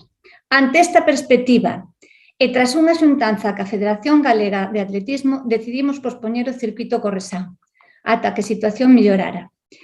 No mes de xullo, a realización das medidas deixounos celebrar a terceira milla en ruta Portas de Compostela, que este ano foi o 12 Campeonato Galego con saídas de ata 12 participantes en cada categoría, ata un total de 400 participantes. Milla que se celebrou baixo a supervisión estricta da Federación Galega de Atletismo. Di usted que se celebraron carreiras populares nas outras cidades e vilas. Pois eu lle digo que ata o mes de setembro todas, e digo todas as carreiras galegas que se celebraron tiveron carácter federado. O pistoletazo de saída ás carreiras populares foi o 3 de outubro ca carreira popular Coruña 10. Carreiras emblemáticas como a de Negreira ou a nosa do Correo Galego tiveron que renunciar ante a incertidumbre de poder asumir o custe que acarrea organizar este tipo de eventos. Custe que veñen de medidas añadidas como compra de test de antíxenos, alquiler de baladro para todo o percorrido, contratación de servicio de vixiancia para evitar a agrupación de persoas na zona do público, compra de mascarillas para entregar a chegada, gasto extraordinario de limpeza en pabellóns e podría seguir así hasta non parar. Non estamos acomodados, estamos a traballar. habrá unha San Silvestre e habrá tamén un novo circuito Corresán o ano que ven. E, por último, usted di que non lle parece justificado a atitude do goberno local e a min o que non me parece justificado é que me mencione na súa pregunta cando vostede sabe que eu compito a nivel nacional e de forma federada. E a carreira na que participei en Laredo tiña ese carácter. Por certo, non sei se sabe que nesa carreira batín o récord de España. Moitas grazas. Moitas gracias, doña Esther. Parabéns. É a única campeona que temos dentro da corporación. Don Evaristo, aí ganalle, doña Esther. Yo voy a ser muy breve. He intentado ser muy breve en la primera intervención y voy a serlo ahora. Nadie discute su capacidad para competir, señora Pedrosa. Igual que creo que nadie puede discutir su incapacidad para organizar nada en esta ciudad para el deporte base. Una cosa es el deporte de élite y el deporte de competición en el que nadie la pone a usted en tela de juicio, y otra cosa es que usted, no recuerdo la última vez que este departamento que usted dirige haya organizado algo en Santiago dirigido precisamente a la gente que no compite, dirigido a la gente normal, dirigido a los niños y niñas o dirigido a la base. Que esto es lo que tiene que hacer un concejal de deportes, no ser de élite del deporte, que usted lo es, yo me alegro mucho que lo sea, pero usted está aquí para otras cosas, no para lograr marcas, sino para lograr cosas para la gente que no tiene que lograr marcas, simplemente practicar una actividad sana en su día a día. Nada más y muchas gracias. Bueno, quero contestar. Quero decir que non se poden facer actividades para rapaces porque neste momento non se permiten. E quero decir tamén que a actividade ao aire libre foi o seu propio partido dentro da Xunta de Galiza quen a tiña paralizada. Xa está, gracias, doña Esther. Pasamos á pregunta seguinte, que é formulada tamén polo Grupo Municipal do Partido Popular sobre turismo. Supoño que doña María. Doña María, boas tardes. Sí, grazas, alcalde. Boa tarde a todos e a todas. Señora Val, señor Guinarte, señora Lois e señor alcalde. Esta cidade non ten un plan estratégico de turismo, nin un plan de sostenibilidade turística. Baixo esta rúbrica existen dous documentos que con este título adolecen de toda falta de estudos, investigación, reflexión e debate, sobre todo debate. O plan estratégico asinado pola señora Lois redactouse en 15 días e o plan de sostenibilidade asinado non se sabe por quen, pero defendido polo señor Guinarte en pouco tempo máis. E daqueles polvos estes lodos. Pero hoxe teño que iniciar esta pregunta felicitando ao alcalde. Noraboa, señor Sánchez Bugallo, porque xa cumpriu unha das súas promesas electorais. Vostede dixo que ia nomear un director xeral municipal para gestionar o turismo, e xa o ten. Eso sí, na sombra e a través de contratos menores. Sáelle moi caro ás arcas municipais a súa promesa, porque cobra como dirección xeral, pero a dedicación é parcial. E a vista dos traballos que se van desenvolver, está claro que se van a consumir importantes recursos públicos, non sei se da taxa turística da señora Val ou non. O señor Guinarte está empeñado en continuar cun plan que non correxiu, que sigue mantendo as eivas e os erros do documento, como vimos sinalando reiteradamente dende fai un ano dende o Partido Popular. Señor Guinarte, señor Bugallo, crear chiringuitos ao rabeiro do plan non é sostible, porque se supón que o plan abre un camiño, se supón que o plan marca unha ruta a seguir, que perdurará, se supón, pasado o período de execución do mesmo. Pero con que recursos humanos, con que recursos económicos? E, dende logo, tampouco é sostible, desde un punto de vista xa administrativo, que unha empresa en menos dunha semana asine 3 contratos menores por valor total de 51.425 euros. Señores do goberno socialista, para nós o plan de sostenibilidade turística é fume o que vostedes teñen, non saben onde van. E o amosaron onte no Consello de Administración de Incolsa con esa encomenda de xestión, un documento que non ten desperdicio e que analizaremos polo miúdo. O señor Guinarte ten as preguntas, vostedes teñen as preguntas, eu non vou a ocupar máis tempo, espero que den cumprida a resposta ás mesmas. Nada máis, grazas. Grazas, doña María. Don Sindo. Boas tardes de novo. Bueno, a señora Antón volve con algunhas das súas teimas habituais, que non temos política turística, que non temos plan de sostenibilidade turística, temos política turística, O que pasa é que igual non é exactamente a mesma política turística que ten, por exemplo, a Xunta de Galicia. Nós temos unha política turística específica para Santiago que probablemente con lógica pois non concorda coa política turística que convén ter para o conxunto de Galicia. Temos un plan de sostenibilidade turística, é certo que dixo unha verdade, que tivemos que facelo en moi pouco tempo, porque foi o tempo que houbo dende que se fixo a convocatoria hasta que había que presentar a documentación, era certamente pouco, do mes de agosto, ademais, pero estamos traballando no plan primeiro pensando moi ben que facer, despois deseñando como facelo e logo facendo. O plan ten un período de execución de 3 anos. Non hai que executar o plan no primeiro ano, non hai que correr a executar o plan no primeiro ano. Nós queremos pensar ben o que facemos, deseñar ben o que imos facer e facelo pensando precisamente en que despois do ano 22, que vai a ser un bo ano turístico, sen dúbida, virá o 23 e logo o 24. E os efectos do que fagamos debe chegar máis alá do ano 22. E non, en fin, a modo de chiringuitos, como di vostede en algún parágrafo da súa exposición de motivos. Non haberá ningún chiringuito que naza do plan de sostenibilidade turística. Obviamente, sí pode haber foros de debate e pode haber elementos que sirvan para pensar sobre o turismo, pero non fai falta darlle unha estructura administrativa de soporte, non é preciso. En Santiago temos, entre outras cousas, unha universidade moi capaz de participar e de poñer o seu coñecemento ao servizo da cidade e do que o turismo da cidade necesita. Por tanto,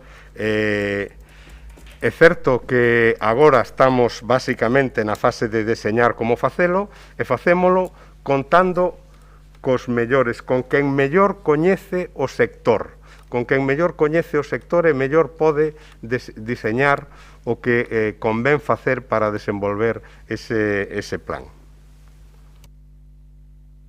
Moitas grazas. Don Sindo, doña María. Pois, señor Guinarte, eu emplazo a que diga cal é a súa política turística, porque ninguén dos presentes nesta sala sabemos cal é a súa política turística, realmente. Vostede dice que están pensando en que facer. A vostede non lle resulta paradóxico ter un plan sen ter unha estrategia, porque normalmente a estrategia prevalece ante o plan. Primeiro se fai unha estrategia, despois se fai o plan. E vostede non, vostede pon o carro antes que os bois. Eu sei que temos unha universidade moi capaz, claro que o sei. Precisamente porque o sei, levo dicíndolle que están sen colgar os estudos do perfil turístico do CETUR dende o ano 18.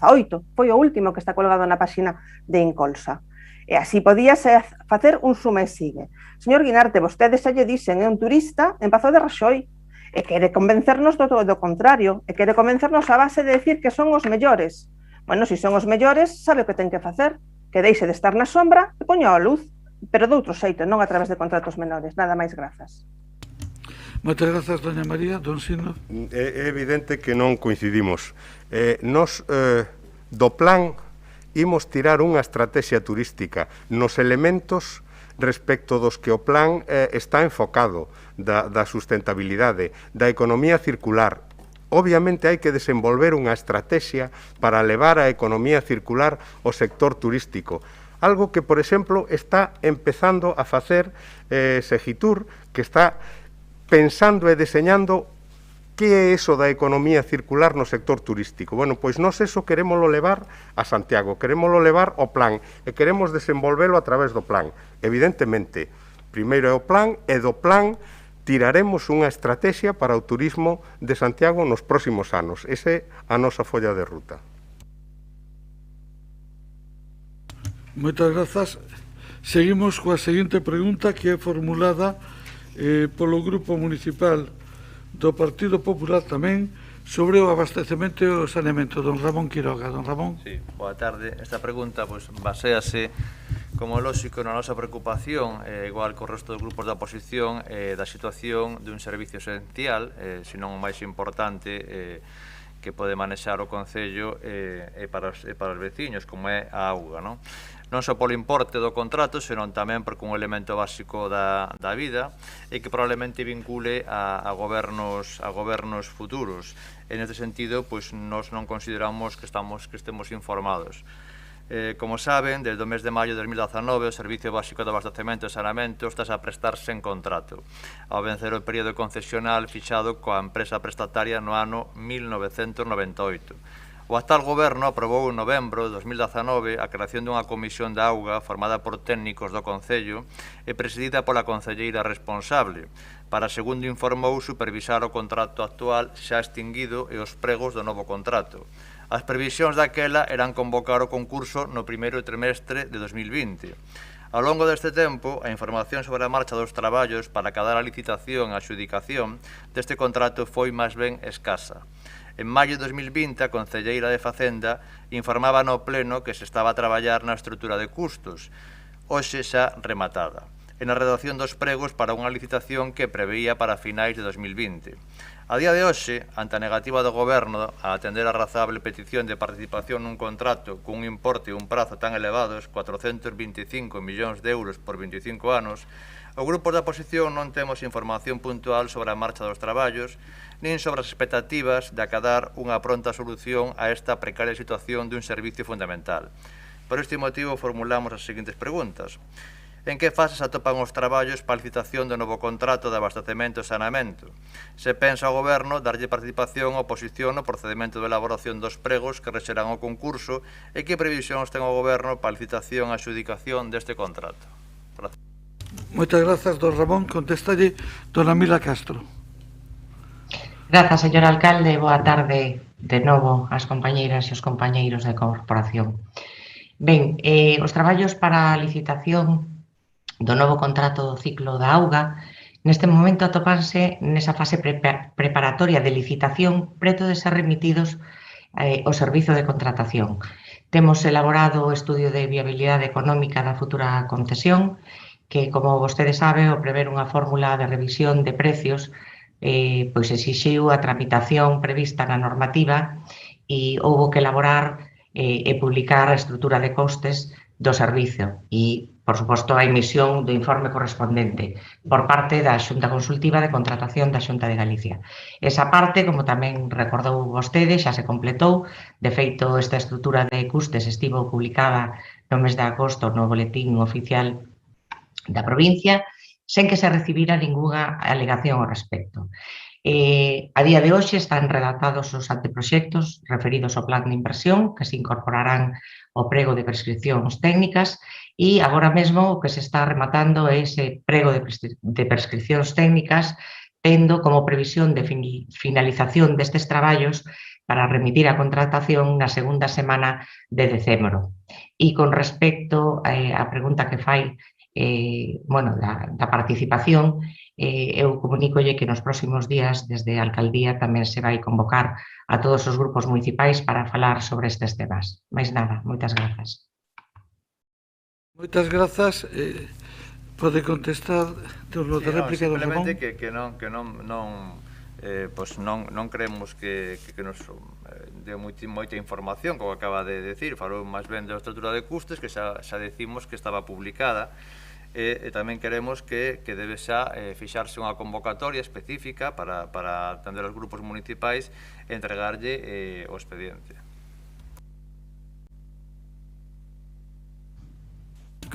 Contestación, turno de réplica.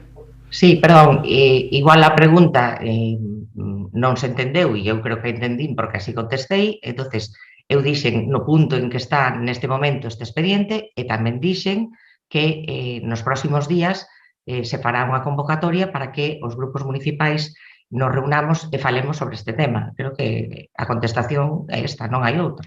Grazas. Grazas, doña Mila. Pasamos á última das preguntas formuladas para o día de hoxe, que é formulada por Compostela Aberta sobre os traballadores da antiga línea de autobuses do aeroporto. Don Jorge, cando queira. Ben, este é un tema xa coñecido, por facer un pequeno recordatorio. Sabemos que no anterior mandato se fixo unha nova rede de transporte, un diseño de unha nova rede de transporte, na que se solicitaba que todas aquelas liñas que tuveran origen e destino no Concello de Santiago foran asumidas polo transporte público municipal. Aqueles pregos quedaron sin licitar no anterior mandato e despois de 20 meses, cando se produciu o cambio do Plan Galego de Transporte, pois tampouco tiña feita a licitación o goberno local e, bueno, tampouco nos consta que a día de hoxe se avanzara moito. O que nos interesa é que, ao non estar en activo o novo prego, pois aqueles traballadores que prestaban o servicio a través da empresa Freire do transporte ao aeroporto, pois quedaron nun limbo e a pesar de que o goberno local tiña coñecemento e tempo para que se cumplira o acordo marco galego de subrogación do sector do transporte de viaxeiros por carretera e foran asumidos estes traballadores pola empresa concesionaria Tralusa, non se produciu nin esta mediación, nin se produciu a subrogación, quedando estes traballadores nunha especie de limbo ata que foron denunciando. Este tema, como sabemos aquí no Pleno, bueno, foi aprobado tras unha moción que logo foi emendada e consensuada co resto dos grupos da oposición e a pesar de haber un acordo plenario mayoritario para que o goberno municipal mediara e se producira a subrogación destes traballadores, esta non se produciu. Ante isto, o único recurso que lles quedou aos traballadores foi recurrir á xustiza. Despois de 7 sentencias xa dicindo que tiñese que haber levado adiante a subrogación xa que era vixente o acordo marco galego de subrogación no transporte e despois incluso de que a empresa concesionaria Tralusa recurrira ante o Tribunal Superior de Xustiza e xa teñamos 2 sentenzas reafirmando de primeira instancia dicindo que estes traballadores tiñan que ser subrogados por Tralusa, bueno, pois na actualidade a empresa procedeu á indemnización, pero non hai visos de que realmente nin o acordo plenario nin o que di o acordo marco de subrogación se leve adiante. Por iso o que nos queremos preguntaros é que vai facer o goberno municipal para que realmente tanto o acordo plenario como a sentencia da xustiza que pide que se leve adiante a subrogación destes traballadores se faga efectiva dunha vez. É unha pregunta clara e concreta. Sabemos que a subrogación a tiña que facer Tralusa, pero queremos saber que vai facer o goberno local para que Tralusa cumpra cas súas obrigas, que por eso é o concesionario de transporte. Moitas grazas, don Jorge. Contéstalle don Gonzalo Muñoz.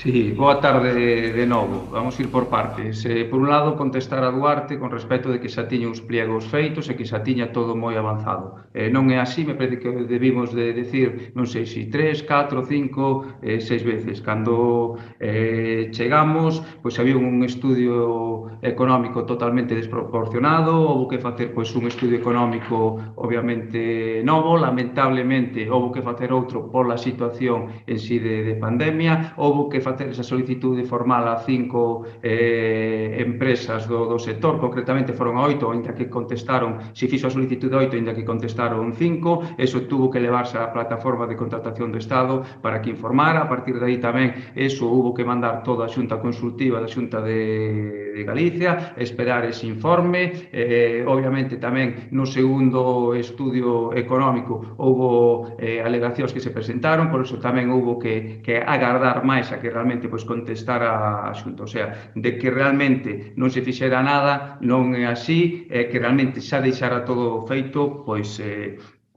decir que non, sí que había un traballo feito, como ben decía, sí que desa reestructuración de liñas, aínda que se modificarán así para o novo prego, pois haberá algunhas variacións, eso sí que xa o dixen, me parece que en algún pleno, que realmente pois había ese traballo feito, xuntamente con ese pacto local de mobilidade, de que aí saíran pois, esa reestructuración das líneas.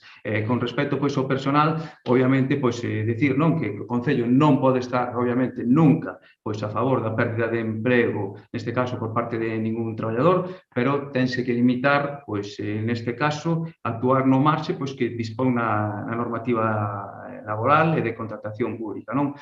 Como ben se decía, pois, o Concello de Santiago foi codemandado en dous pleitos da orde social, dúas cuestións laborais, o 98/2021 e o 99/2021. En ambos pleitos os demandantes desisten respecto do Concello do que a Administración queda totalmente exonerada de responsabilidade nos asuntos. En ambos, pois, segundo semella, condena pois, por despido improcedente pois, a empresa. Cada opción de dúas cousas, da reincorporación ou de indemnización. Decisión, obviamente, pois, que o Concello pois, non participa, non? Grazas, don Gonzalo. Don Jorge. Bueno, pois a min me sorprende esa contestación. Hai un acordo plenario para que o Concello participe, pois participe, por favor. Teñen competencias para darlle as indicacións á empresa de que se proceda a subrogación. Está contratando novo personal a empresa Tralusa. Bueno, non ten ningún sentido que, habendo un personal que debera ser subrogado, que podía ser, a empresa pode escoller entre subrogar ou indemnizar. Está indemnizando e contratando novos traballadores.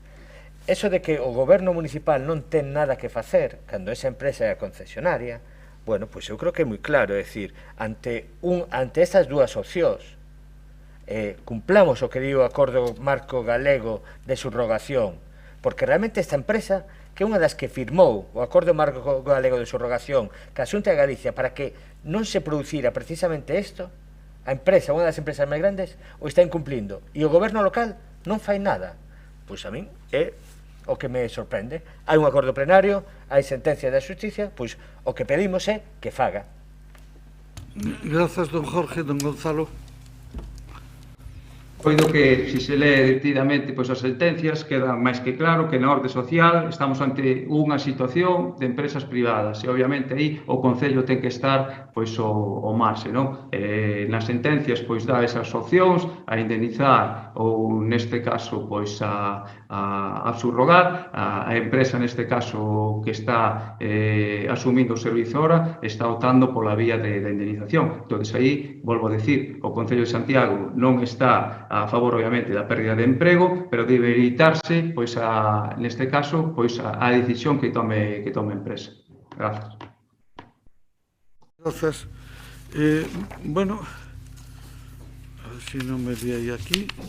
Se non entendo que remataron as preguntas e entramos no capítulo de mocións, que a primeira é formulada tamén por Compostela Aberta e é a referida o novo complexo de San Caetano. Me gustaría así decir unha cousa antes. Ben, a vontade de adiantar tempo era moita, pero o resultado é escaso. É dicir que si seguimos agotando os tempos, imos camiño de acabar a 7:00. Aí lo dejo. Doña Marta, que de vostede queira. Ben, boa tarde de novo, vou intentar ser breve. Este grupo municipal presenta unha moción para impulsar unha nova instalación para o Corpo de Bombeiros de Santiago antes de avanzar na construción do novo edificio administrativo en San Caetano. O pasado mes de outubro, a Xunta de Galicia, como sabemos todos e todas, presentou o seu proxecto de orzamentos para o ano 2022. En o relativo a Santiago, as contas están basicamente centradas en investir sobre si mesma, investir sobre os seus edificios administrativos, no Xacobeo e nas obras para turistas, pero esquecen moitas das necesidades da cidadanía compostelá. Por outra parte, nos investimentos para os compromisos do Real Padroado, todo aquelo que se vendeu a bombo e platillo e se fixeron fotos durante o mes de xullo, todas as administracións implicadas, resulta que é todo puro fume, nin un só euro de achega aos compromisos do Real Padroado por parte da Xunta de Galicia.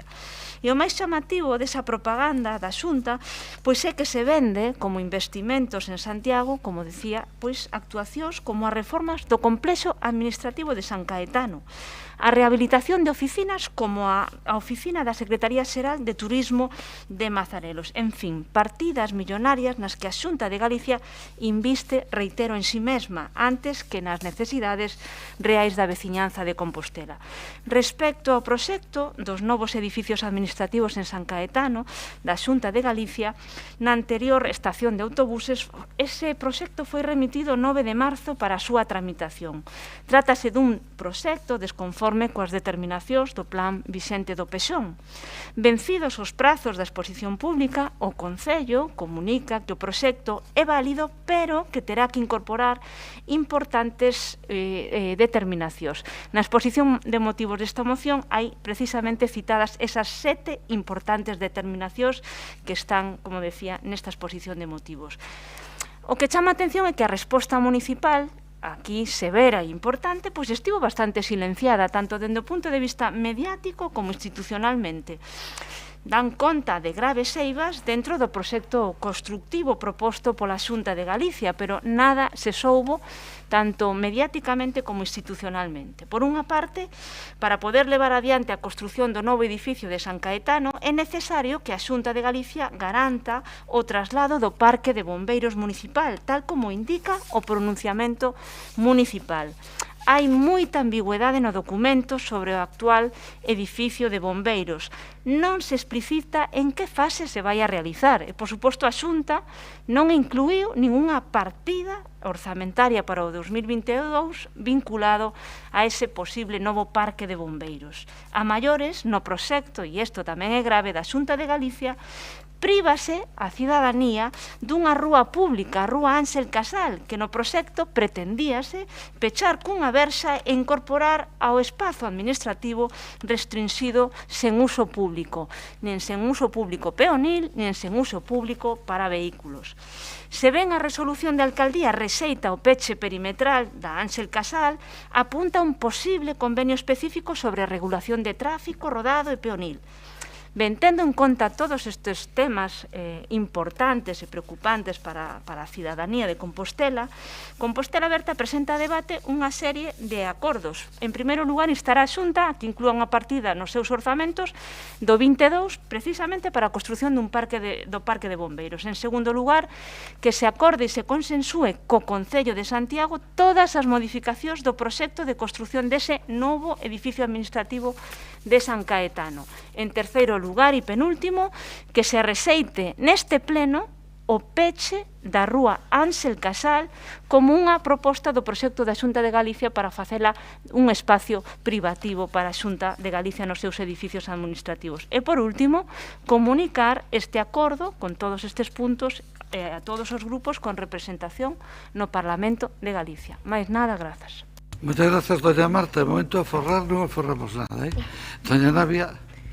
Sí, non quero estenderme moito, imos apoiar esta moción, concordamos en gran medida na análise, o certo é que houbo diversas eivas e hai moitas incertezas a respecto do proxecto, especialmente preocupante resulta a cuestión da mobilidade e do acceso, a cuestión do peche da rúa Ángel Casal e tamén o que será do Parque Municipal de Bombeiros, non queda claro se traslada, se cando, nin nada disto, así que a proposta que aquí se nos trae parecenos razoable. Indo un poquinho máis alá, máis insisto que telegráficamente no BNG que consideramos é que é necesario dar unha solución global á cuestión do Parque de Bombeiros, que agora mesmo está nunhas condicións complicadas, mesmo dando servizo a máis área da que lle corresponde para que ten medios. Nesta liña quixera aproveitar para sinalar que realmente o modelo que defende o BNG para os servizos de emerxencias, para servizos onde están en risco vidas humanas, é que sexan rexidos baixo un mando único, unificados a nivel galego, con protocolos unificados tamén. Por iso, na liña do que vai no concreto no contido desta moción, apostamos tamén pola comarcalización do servizo, mais tendo como horizonte pois o que acabo de dicir. Obviamente isto implica investimento, implica falar de persoal, implica falar da taxa de reposición, implica mellorar unhas condicións que na actualidade son máis que deficientes. Pero isto, claro está, vai moito máis alá da proposta concreta de hoxe que, insisto, apoiamos. Nada máis. Grazas, doña Navia. Don Alejandro.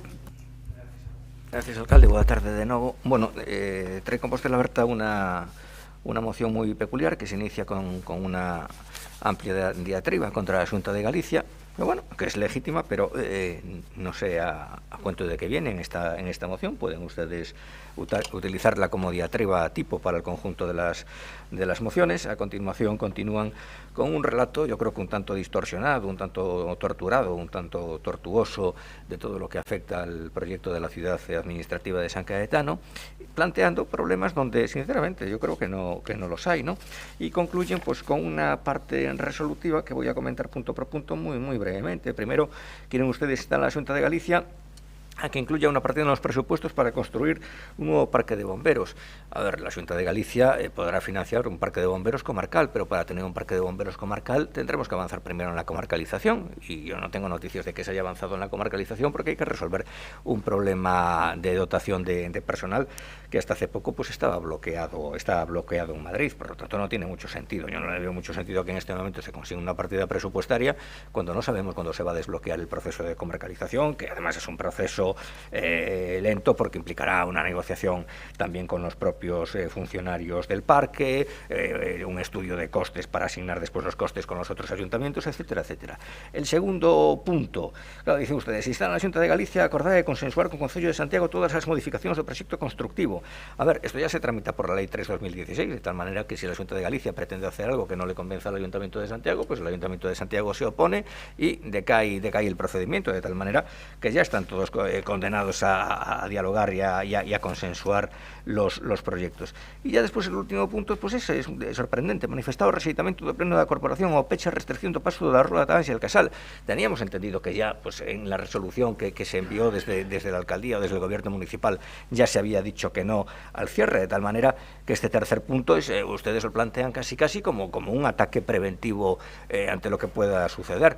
En los años 80 había un grupo de la movida, que era Polanski, creo, y El Ardor, que tenían una canción que decía: ¿qué harías tú en un ataque preventivo de la URSS? Bueno, pues ante este ataque preventivo, pues nosotros vamos a votar que no, nada más. Muchas gracias.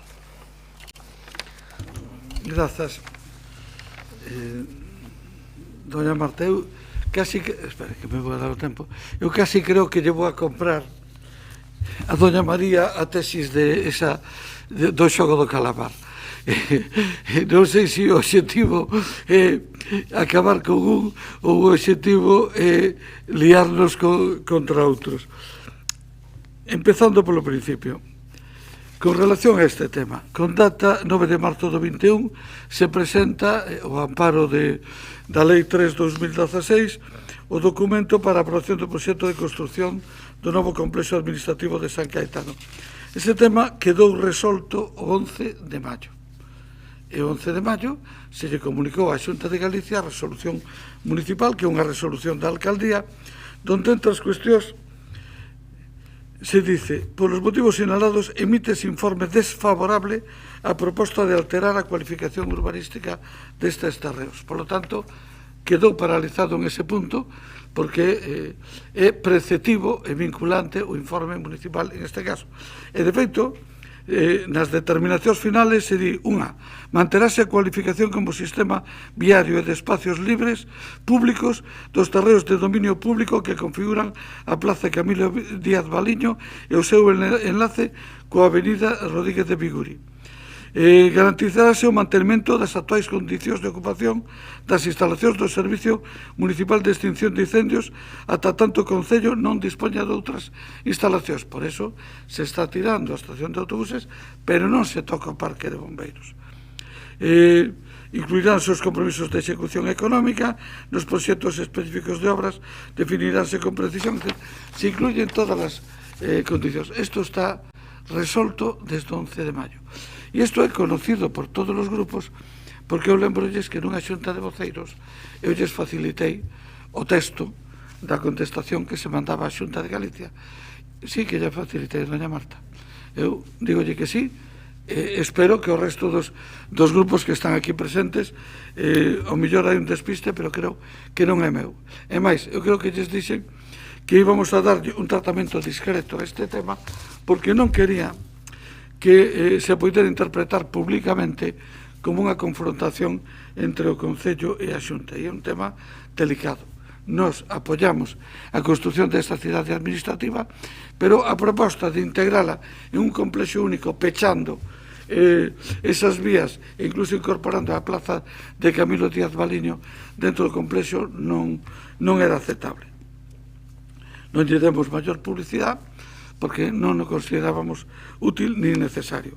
Con relación ao Parque de Bombeiros e os orzamentos da Xunta, bueno, eu creo que nos próximos días van a ter vostedes noticias satisfactorias por esperadas, tanto con relación ao resto dos concellos, que teremos unha reunión dentro de 1 ou 2 semanas, como con relación á Comunidade Autónoma e á Diputación Provincial.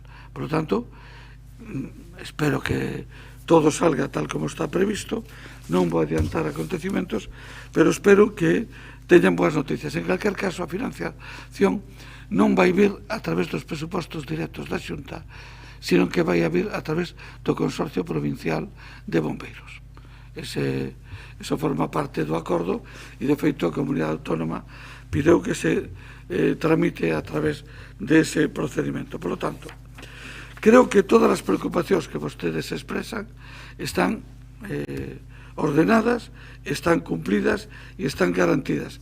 E creo que hoxe salir con un pronunciamento deste calibre do Pleno solamente podería ser interpretado como algo que non queremos que o sea, que é como unha confrontación coa Comunidade Autónoma. Por lo tanto, nós non imos a respaldar esta proposta, todas as cuestións, porque xa temos resolta desde o 11 de maio, hai 6 meses. Seguimos co turno de intervencións, dona Marta. Nada, breves segundos simplemente para agradecer o apoio do grupo do BNG, para decir o grupo do Partido Popular que toda o que falamos en esta moción en relación aos orzamentos pois era máis que pertinente ao fío do que aquí decimos, e en relación á resposta do alcalde, que tamén aproveito para dicirlle que se quere abreviar no tempo, pois tal vez na maioría das iniciativas que hai aquí, pois igual a súa intervención ao final de todo, pois se eliminase, pois tamén acortaríamos en tempo. Vostede di, non o considero útil e necesario explicitar, facer público que o Concello de Santiago ten unha opinión en canto aos intereses do Concello de Santiago para que non se corte unha rúa e para buscar unha solución para o tema do Parque de Bombeiros. Que ocorre? Que lle ten vostede medo ao señor Feijóo, a señora Etel Vázquez, para poder decir ou pronunciarse no Pleno de Santiago en favor dos intereses dos veciños e veciñas de Santiago? Porque aquí, independentemente de que vostede nos facilitase eso na Xunta de Voceiros, que probablemente, eu lembro unha comunicación máis ben oral, máis que formal. En calquera caso, creo que tamén é lóxico e lexítimo que en este Pleno nos pronunciemos e avalemos, e en ese sentido, pois amparemos que no seu momento houbo por parte da alcaldía, pois poderá tamén aprobarse no Pleno. Creo que non hai ningún problema. Ou temos que estar agochados con medo porque vostede, a súa forma de gobernar, é gobernar sempre baixo o seguidismo do señor Feijóo. Para Compostela Aberta non. E, polo tanto, hoxe facemos explícito aquí a nosa preocupación e a defensa dos intereses dos veciños e veciñas de Compostela. E lamentamos que non recibamos o apoio, xa que, en ese sentido, informalmente, os informes técnicos da alcaldía, no seu momento, así o explicitan. Mais nada, grazas.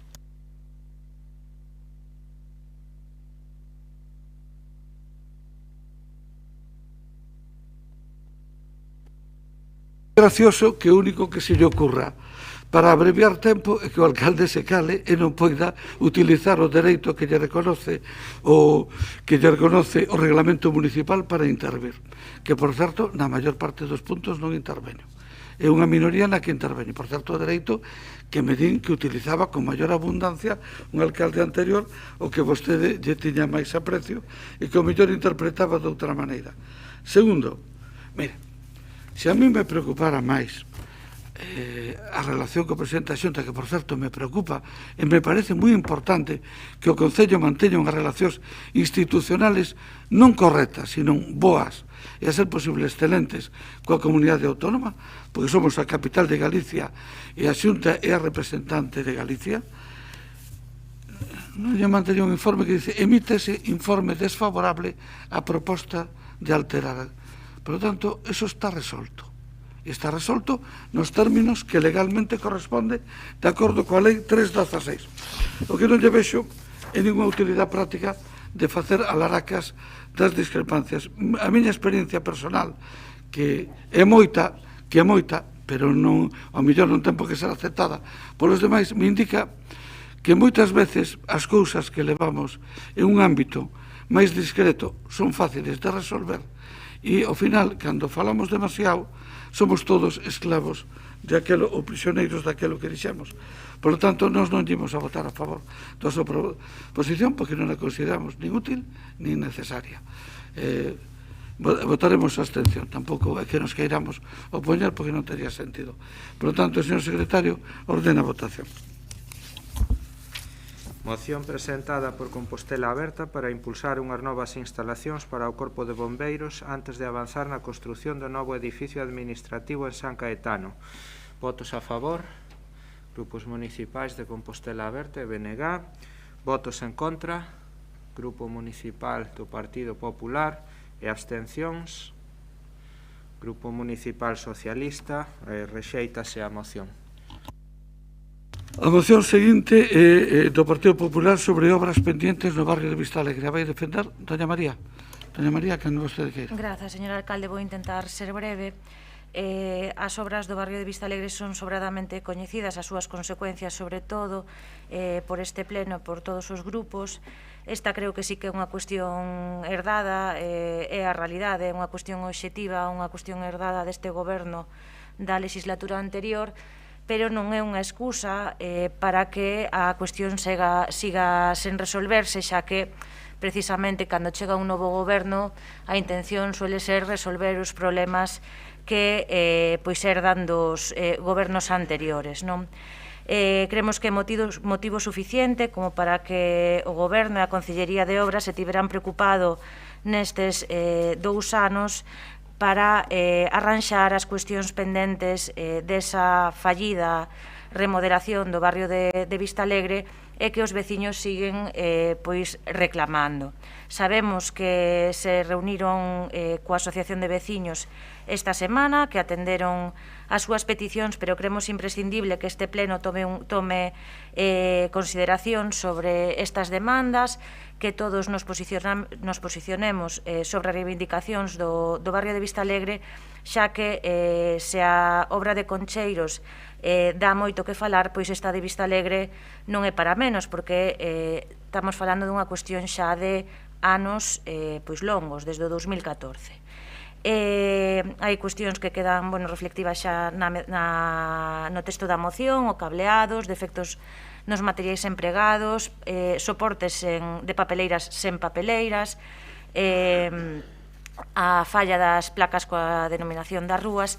É unha bella demanda do barrio que solicitamos nesta moción, que é o arranxo do parque infantil, moi empregado polas nenas e nenos do barrio, e que levan anos demandando o seu arranxo, a súa remodelación, e ademais trasladannos a súa preocupación sobre a presenza moi próxima dun depósito de gas. Por iso solicitamos o apoio desta moción, que non ven máis que a poñer o foco sobre estes problemas que os veciños de Vistalegre levan reclamando anos para que se arranxe esa obra mal rematada, mal executada. Nada máis, moitas gracias. Moitas gracias, doña María. Turnos de intervencións, doña Goretti. Sí, o Bloque Nacionalista Galego vai apoiar esta moción, coincidimos coas demandas tanto da exposición de motivos como da proposta de acordos que manda o Partido Popular. Non fai falta ver as fotografías, pois con iso xa temos todo feito, e todos os grupos pasamos a visitar Vistalegre e vemos que ano tras ano siguen pedindo o mesmo. Tamén creo que mesmo a moción do Partido Popular queda curta, porque vai ao imprescindible, ao urxente, o que xa creo que debería dar vergoña que estea nesta situación, e hai outras demandas que a asociación tamén nos puxo en riba da mesa, e que eu creo que, podemos decidir esas, agarden un pouco, pero estas é que son cuestións que é certo que nunha obra que mudou por completo tamén Vistalegre, tamén o hai que recoñecer e para ben, creo que, pero dentro desa mudanza para ben hai algunhas cuestións que non son de recibo, non é de recibo que a estas alturas o cableado impida abrir ventás, que estea todo con problemas de seguranza mesmo, que haxa papeleiras que falten. A verdade é que nun estado que non é de recibo, e por tanto nós o que pedimos é que isto se leve a cabo xa de maneira urxente, que nunca se debeu esperar tanto para que unhas obras que rematen, que se lles dea, que se poña o ramo de maneira adecuada.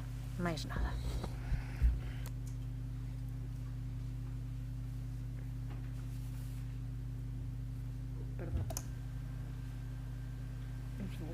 Chégame ese tempo que hai.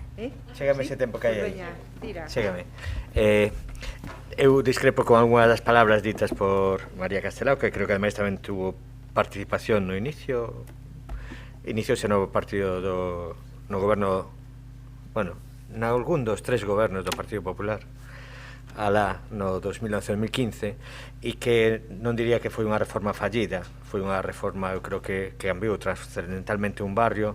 Falei de 2,5 millóns, foron bastantes máis de 4 millóns que se invertiron en transformar. O que si é triste é que desde que quedou a obra en teoría finalizada, quedaban pendientes a reposición do cableado de Telefónica e Fenosa, o que se ve Telefónica basicamente, e a pesar de estar feitas todas as canalizacións nestes 2 últimos anos, pois non se conseguiu que as empresas prestadoras de servicios soterraran ese cableado. Entendemos que é imprescindible soterrar o cableado, e polo demais, en canto ás demandas do parque infantil e o resto das cuestións que se plantean na emenda, votaremos a favor porque estamos totalmente de acordo nelas. Pero eu creo que sí é necesario poñer en valor unha reforma que cambiou de forma sustancial o barrio, e que creo que é unha actuación exemplar en cuanto a instalación de ascensores e exemplo de boa resolución da mobilidade. Alguén quere intervir na segunda volta? Sí? Perdón, sí, perdón. Sí, pero... Ou apoiar.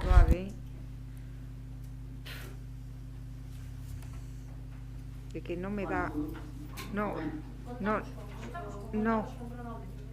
Perdoade, que non me... É como se non...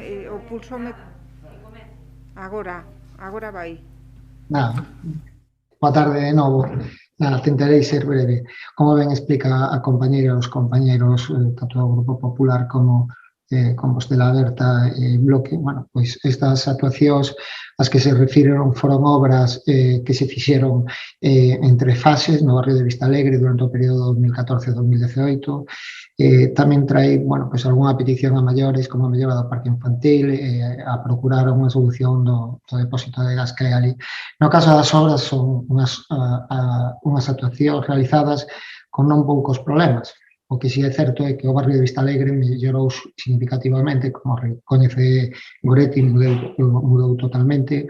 Bueno, podría enseñar imaxes como está no barrio, pero, bueno, non procede, teño algunhas imaxes que se podrían ver aquí, como tamén todo o que é o barrio. A execución destas obras, pois, levaron a cabo outros gobernos. De feito, foi o anterior goberno que nas recepcionou, como ben saben. O único que podemos facer agora é requerir das empresas, e niso estamos. Bueno, dende que chegamos, pois, se colocaron aí os contenedores, que foi un agradecemento, ademais, a través da prensa e todo isto, e tamén, bueno, pois, arranxamos as saquetas de saneamento.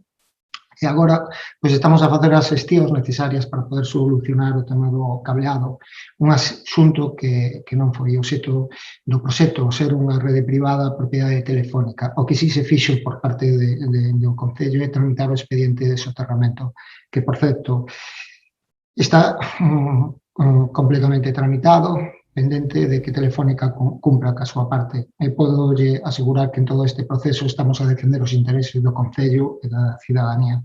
En canto ás barandas, bueno, pois son defectos aos que se refire e afectan a tramos perfectamente localizados, cuya subsanación se foi requerida ao contratista. En canto ao óxido, bueno, pois, nestes contenedores ou soportes das papeleiras, bueno, en moitos casos, ao parecer, bueno, a asociación nos decía que solamente faltaba unha papeleira, noutros casos, pois, algún vandalismo na zona, pois, foi evidente, que vamos a, en todo caso, a arranxar. En todo caso, seguiremos a traballar e a atender tanto as demandas da asociación como dos veciños da veciñanza. Para iso é o que vimos de facer, pois, dende sempre. Por agora, máis nada, gracias.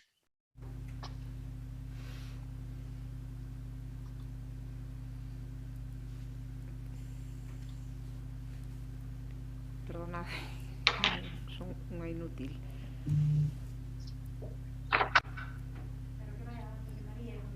Sí.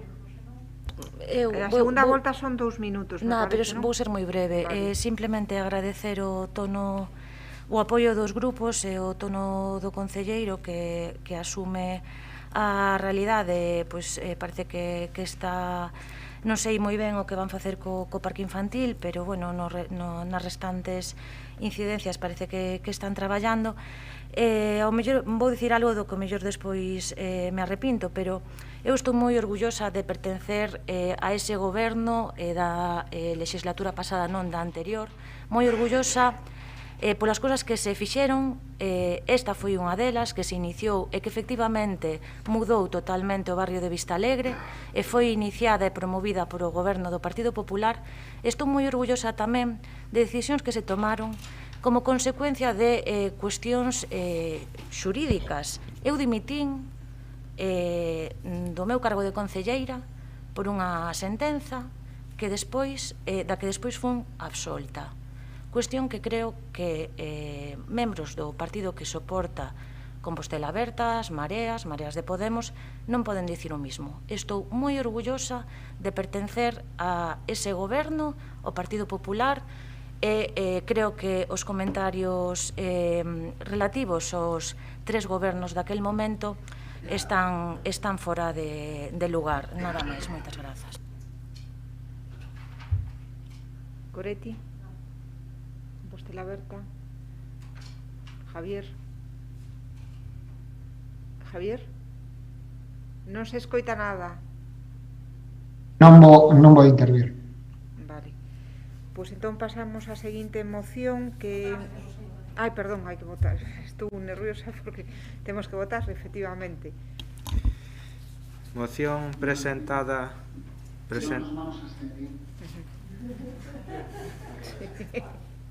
Moción presentada polo Partido Popular para o remate das obras pendentes no barrio de Vistalegre. Votos a favor? Grupos Popular, Compostela Aberta e BNG.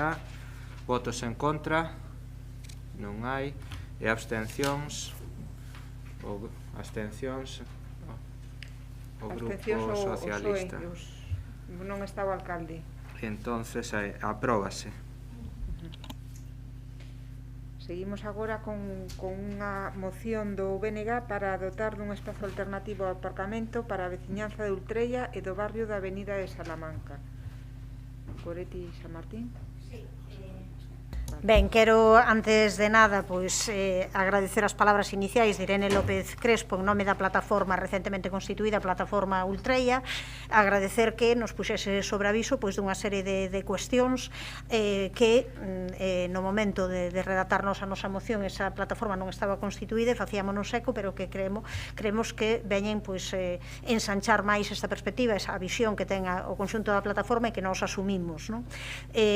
O do que se trata é de que pois nese estudo de detalle feito en febreiro de 2021 para poder dotar de accesibilidade pois aos inmóveis da vivenda colectiva situados na Praza de Ultrella, hai unha intención con que nós coincidimos de reurbanizar e humanizar ese espazo público, facendo unha ordenación desde criterios de accesibilidade, de seguranza, potenciando o espazo público, tratando de mellorar os percorridos peonís. É evidente que aí hai que facer unha reurbanización importante. Que acontece? Que este estudo de detalle non se fixo, non se realizou con un diálogo previo coa veciñanza, un diálogo en que se puidesen recoller as súas preocupacións, tal e como quedou aquí de constancia polo que nos comentou Irene, faltou ese diálogo e tamén falta neses momentos pois que haxa tempo suficiente para que todas as persoas deste barrio pois poidan coñecer desta zona, poidan coñecer perfectamente cal é a situación en que se encontran, cal vai ser o proxecto e, por tanto, ten que haber un labor de información, de contraste, un labor en que o persoal técnico poida falar con eles. Entón, nós entendemos, nós o que partíamos era que había unha cuestión moi importante que nos trasladábamos a veciñanza, que era o tema do aparcamento sin resolver nunha zona onde non hai, as casas non teñen pois garaxes, onde non hai pois aparcadoiros privados ou públicos nas proximidades, pois a verdade é que era lóxico que houvese unha alternativa antes de iniciar as obras. A súa preocupación fundamental por iso foi a que motivou inicialmente unha moción en que nos entendemos que hai que ensanchar o obxecto e hai que ir a outras cuestións, a cuestións que teñan que ver pois coa humanización, con mirar que acontece e darlle unha volta a todo o que significa Xoán 23, a que se pode facer aí para humanizala, mesmo o que se comentaba ela de recuperar o antigo camiño de Guadalupe, de buscar outras fórmulas. Desde logo, nós coincidimos con elas, pero decidimos facer sobre a proposta de emenda que nos manda, inclúe Compostela Aberta e que responde ao que son as alegacións da plataforma e con que nós coincidimos, pero que entendemos que son moi concretas algunhas delas e que precisan algún estudo técnico antes de pronunciarse. Foron alegacións que chegaron moi, porque a plataforma está constituída recentemente moi no día, que non houve tempo de estudar, entón, con calma, entón, en aras do consenso, aínda que nós coincidimos con elas, o que fixemos foi facer unha transacción, non?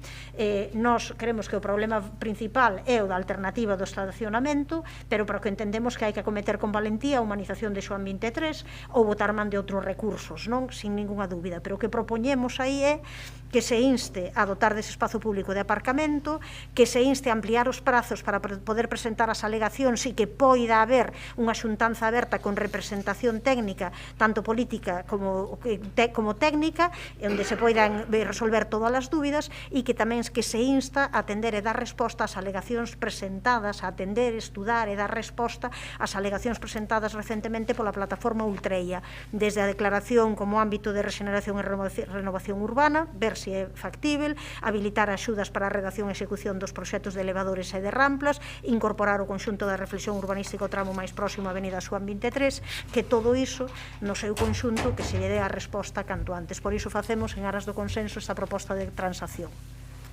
E paro 4 minutos.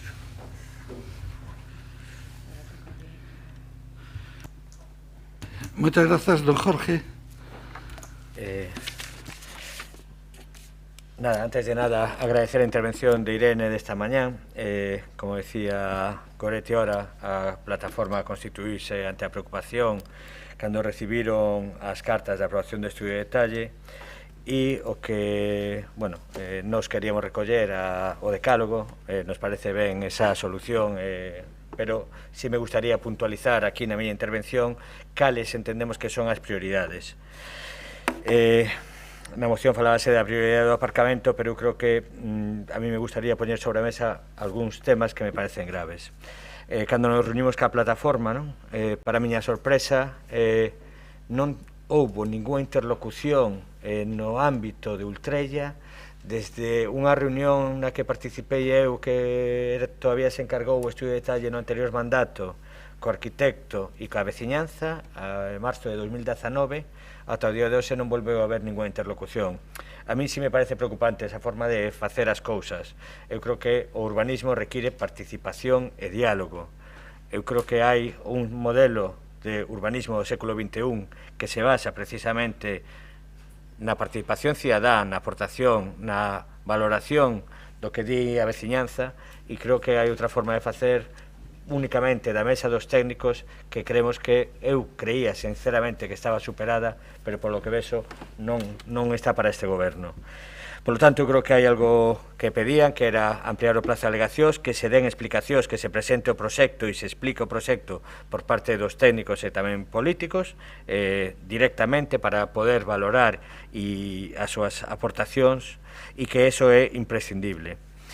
No anterior mandato tuvemos en acordo plenario creo que dúas propostas de declaración de ARIS, que as dúas eran compartidas polo goberno local e creo que por todos os grupos da oposición.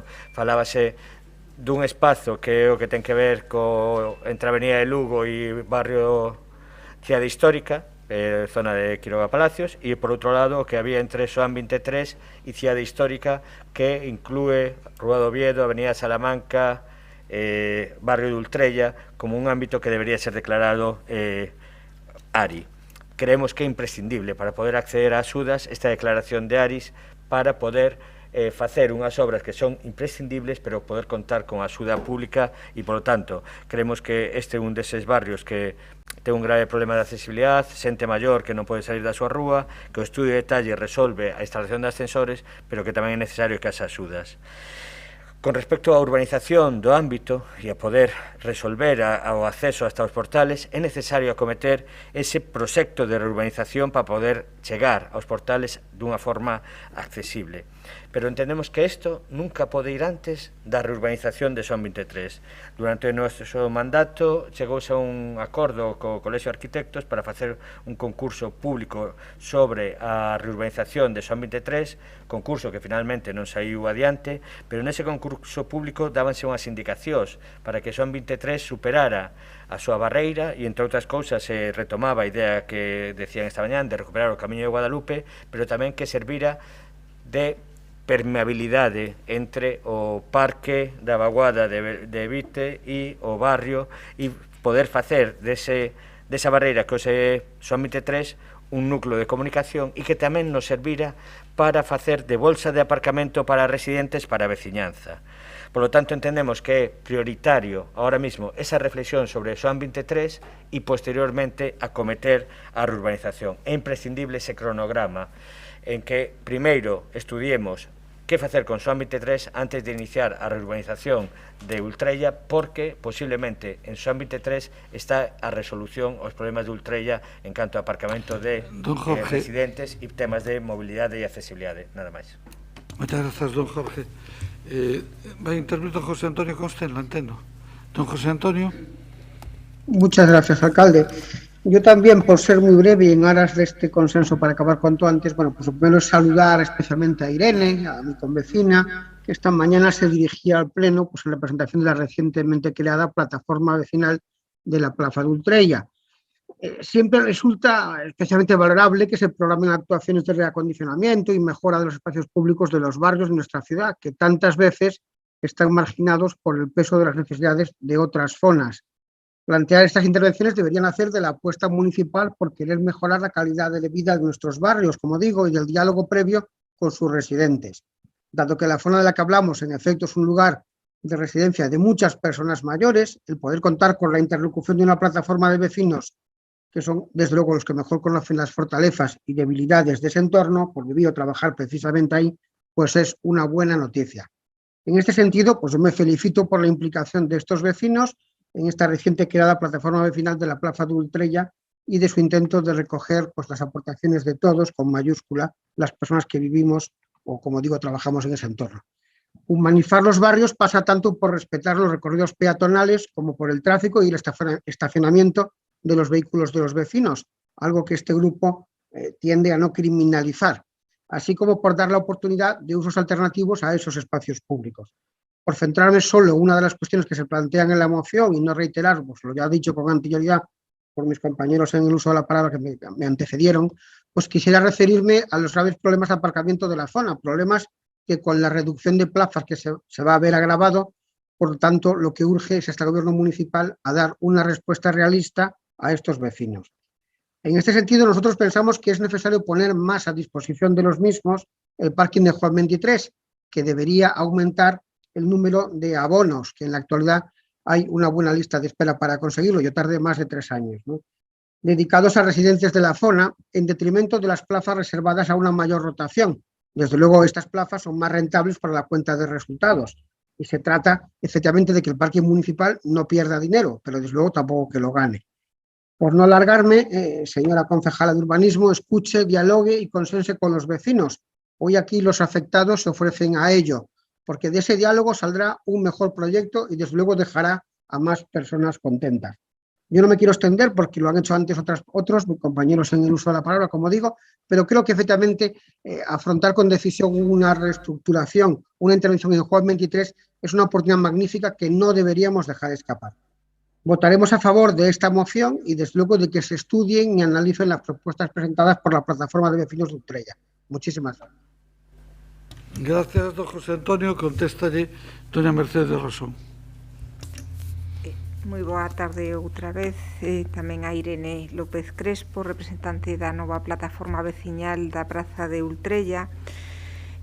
Sobre o estudio de detalle que se aprobou provisionalmente e agora, como todos sabemos, está en exposición pública, forma parte dun grupo de traballos sobre accesibilidade iniciados no pasado mandato, no goberno anterior, que se retomaron sen cambios sustanciais e concretamente este estudo de detalle non ten moitos cambios sustanciais que vostede lle explicou, como antes dixo, no mes de marzo do pasado mandato, e que agora, pois, repito, pois non se diferencia prácticamente en nada daquel documento. Nese anterior mandato xa houve reunións, como acaba de expoñer o señor Duarte, iniciadas cos veciños, os que se lle explicou a proposta, chegándose á conclusión de que era necesario para resolver pois todos esos problemas de accesibilidade nun conxunto bastante comprometido, non, a nivel de territorio,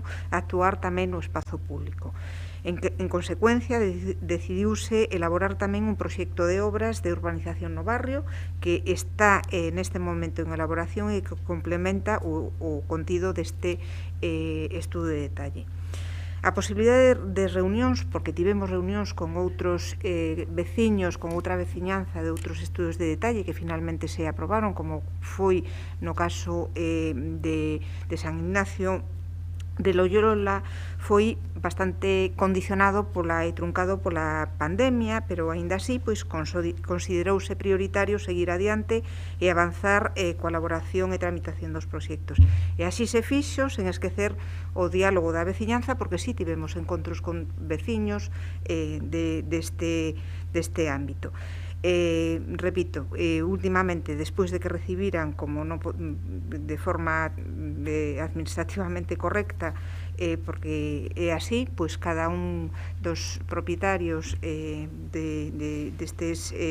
destas vivendas a documentación, xa, como decía, recibimos a uns cantos, e na próxima semana pois temos previsto unha reunión con varias comunidades do barrio e tamén ca plataforma Praza de Utrella, creo que é o próximo mércores. O documento está exposto ao público neste momento, a disposición de quen o quera consultar, tanto, por suposto, eu estou disponible sempre, e os técnicos municipais de planeamento pois están tamén a disposición de calquera veciña ou veciño para resolver calquera dúbida.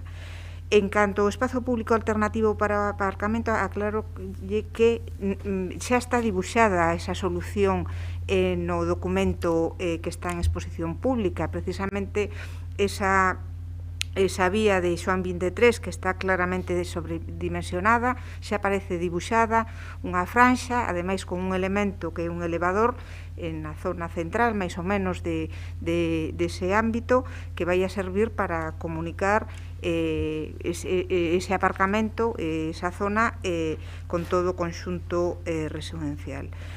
O estudo de detalle que se tramita non é un instrumento urbanístico axeitado para definir obras de urbanización que haberá de concretarse nos proxectos específicos que estamos a preparar.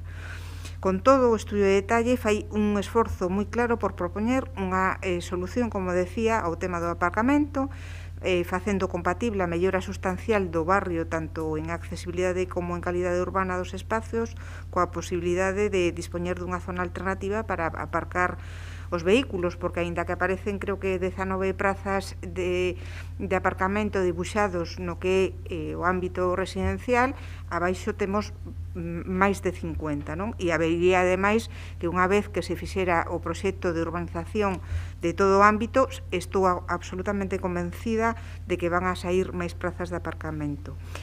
E así propónse, como decía, a reordenación da avenida Xoán 23, reducindo o espazo destinado á circulación de vehículos e ampliando o espazo peonil e de estacionamento. Habilitarase tamén unha zona xenerosa de aparcamento a disposición dos veciños cunha capacidade suficiente para garantir a reposición da totalidade das prazas existentes neste momento. E para dar servizo aos residentes da zona de xeito complementario, propóse tamén a instalación, como decía, e está dibuixado, do ascensor público que comunicaría dito aparcamento co barrio. Paseime un minuto. Descontadeiro na seguinte intervención. Para aclarar cal vai a ser a miña Vale, gracias.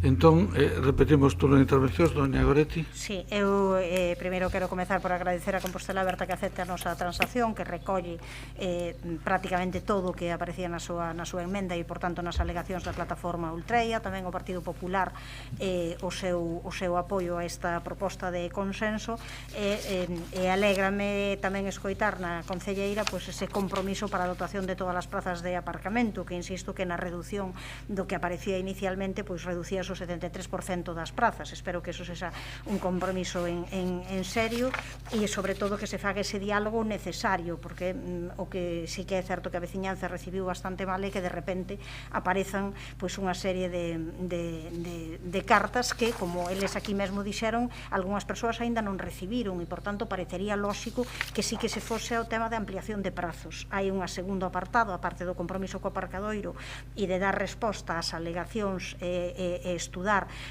todas as propostas que les fan, algo que levará, por suposto, máis tempo, pero o fundamental é tamén que se poidan ampliar os prazos para presentar esas alegacións formais ao documento unha vez que reciban todas as explicacións necesarias coas reunións que fagan políticas e técnicas a partir deste momento. Espero que iso poida ser unha realidade e que neste caso se faga todo como debe ser para que saia o mellor posible, porque a veciñanza é que mellor coñece a zona, sin ninguna dúbida, que mellor sabe como está e como se pode solucionar. Gracias, don Jorge. Ben, para nós é fundamental que a aprobación do estudio de detalle vai permitir que moita xente poda ter ascensores para chegar ás súas vivendas, pero antes de reurbanizar esta contorna de Ultreia, entendemos que é imprescindible facer ese proxecto de reurbanización de SOAN 23 que permitirá precisamente resolver a maioría dos problemas que ahora mismo se están dando en Ultreia. Non sei se a solución da ascensor é a mellor, entendo que aí, cas pendientes que hai, que con rampas e escaleras poderíase resolver o problema sin ter que pasar por un ascensor. O que sí é importante é acometer esa reforma de SOAN 23 e ter esas plazas de aparcamento para residentes antes de reurbanizar, que non pase aquí, como xa pasou con Concheiros, na que había un compromiso de ter resolto o aparcamento de Altibolla para cando se iniciaran as obras de Concheiros e que se pudieran ter plazas para residentes. Por lo tanto, eu faría esa reflexión que é moi importante avanzar. Había un documento para ese convenio co Colexio de Arquitectos para ese concurso, pero é necesario avanzar na reurbanización de SOAN 23 para poder resolver e acometer todos os problemas que ahora mismo se dan en Ultreia en canto a aparcamento de residentes e, sobre todo, a recuperación da conexión co barrio de Guadalupe, do disfrute do Parque de Vite, do Parque de Bouzabrei e tamén para calmar o tráfico e permitir unha mellor facilidade de acceso coa instalación de rotondas para acceder ao barrio. Gracias, don Jorge. Don José Antonio. Sí, muy breve ya, muchas gracias, muy breve, como digo. Bueno, pues nada, yo me felicito de las palabras de la señora concejala de Urbanismo, en el sentido de que efectivamente se van a tener en cuenta las aportaciones vecinales. Yo espero que esto sea algo más que solo buenos deseos y que se materialice en efecto con esa voluntad, visitando a las personas, sobre todo, como digo, mayores del entorno, que no entienden muy bien qué va a pasar, no saben qué va a pasar y que desde luego están muy deseosas de que algo se haga. En cualquier caso, si es verdad, y hago mías las reflexiones anteriores, en el sentido que SOAN 23 es una vía que separa partes de la ciudad, no que las integra. Yo no sé si el ascensor soluciona eso, pero en cualquier caso, poder conectar este barrio con todo este entorno de Vite, de la vaguada de Vite, me parece que es clave. SOAN 23, como digo, durante mucho tiempo ha servido para, de algún modo, separar una parte de la ciudad que debe estar más integrada, y una actuación en este sentido y en ese conjunto, pues me parece que sería oportuno y absolutamente razonable. Muchas gracias. Gracias, don José Antonio. Doña Mercedes. O noso sentido, bueno, con decir un tema referido ao proxecto de urbanización, non é que vaya en paralelo, que formará parte SOAN 23 tamén desa acción.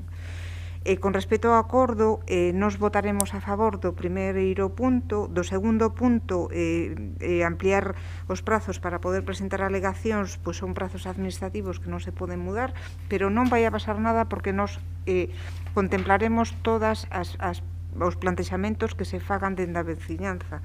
Non vai a pasar nada. E con respecto ao terceiro, e polo tanto será de abstención, e no punto terceiro tamén, porque nos xa na declaración de interés por parte do Concello dentro do programa de rehabilitación para a recuperación económica e social de entornos residenciais vinculado ao plan de barrios, xa colocamos a toda a ordenanza 9A de Santiago de Compostela, e esta peza pertence a esta ordenanza para a búsqueda de axudas para a rehabilitación. Por lo tanto, neste momento, tramitar un expediente de área de rehabilitación integral é complexo porque hai que facer un estudo socioeconómico longo que exixe tempo, que ten que ser aprobado aquí, despois terá que ser aprobado na Xunta de Galicia, e as axudas están aí. Estamos esperando a que a comunidade autónoma convoque a parte correspondente ao ingreso que recibiu de Estado recentemente, que creo que son algo así como 67 millóns para o tema de rehabilitación, e empezar a traballar pois tamén pensando no barrio de Ultrella. Por lo tanto, como decía, votaremos a favor no primeiro punto e nos absteremos no segundo e no terceiro. Moitas gracias. Moitas grazas, señora Rosón. Hai unha reflexión que teño que añadir para que tamén a teñamos en conta todos. Esa zona, claro, a maioría de ustedes son moi novos, pero no ano 71 no ano 70 non tiña nada que ver co que hai agora, foi cando se fixo a avenida do Camiño Francés, toda a zona de San Caetano, cando se cambiou todo aquilo. De feito, a iglesia estaba no medio dun caserío, cando se fixo a estación de autobuses e cando se abriu Xoán 23. Quero decir con isto que é unha actuación que tampouco podemos contemplar Xoán 23 como algo illado de todo. Desde aquela se convirteu nun elemento principal de acceso á cidade histórica. Por tanto, dentro destas consideracións hai que facer eso, pero tamén hai que facer o papel que xoga con relación á cidade histórica. Pero, bueno, dito isto, votamos. Votaríamos por separado, primeiro e logo as outras dúas. Parece ben? Ok. Votarías entonces de maneira separada, que sería os punto a punto ou... punto primeiro ou segundo e terceiro. Vale. Moción presentada polo BNG para dotar dun espazo alternativo de aparcamento para a veciñanza de Ultrella e do barrio da Avenida de Salamanca.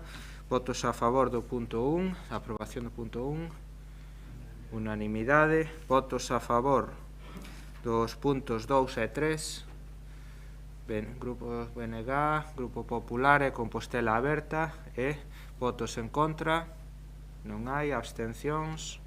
Grupo Municipal Socialista, apróbanse. Ben, entramos na última das mocións, que é formulada polo Grupo Popular sobre as condicións de cesións de locais. Que nas vai a...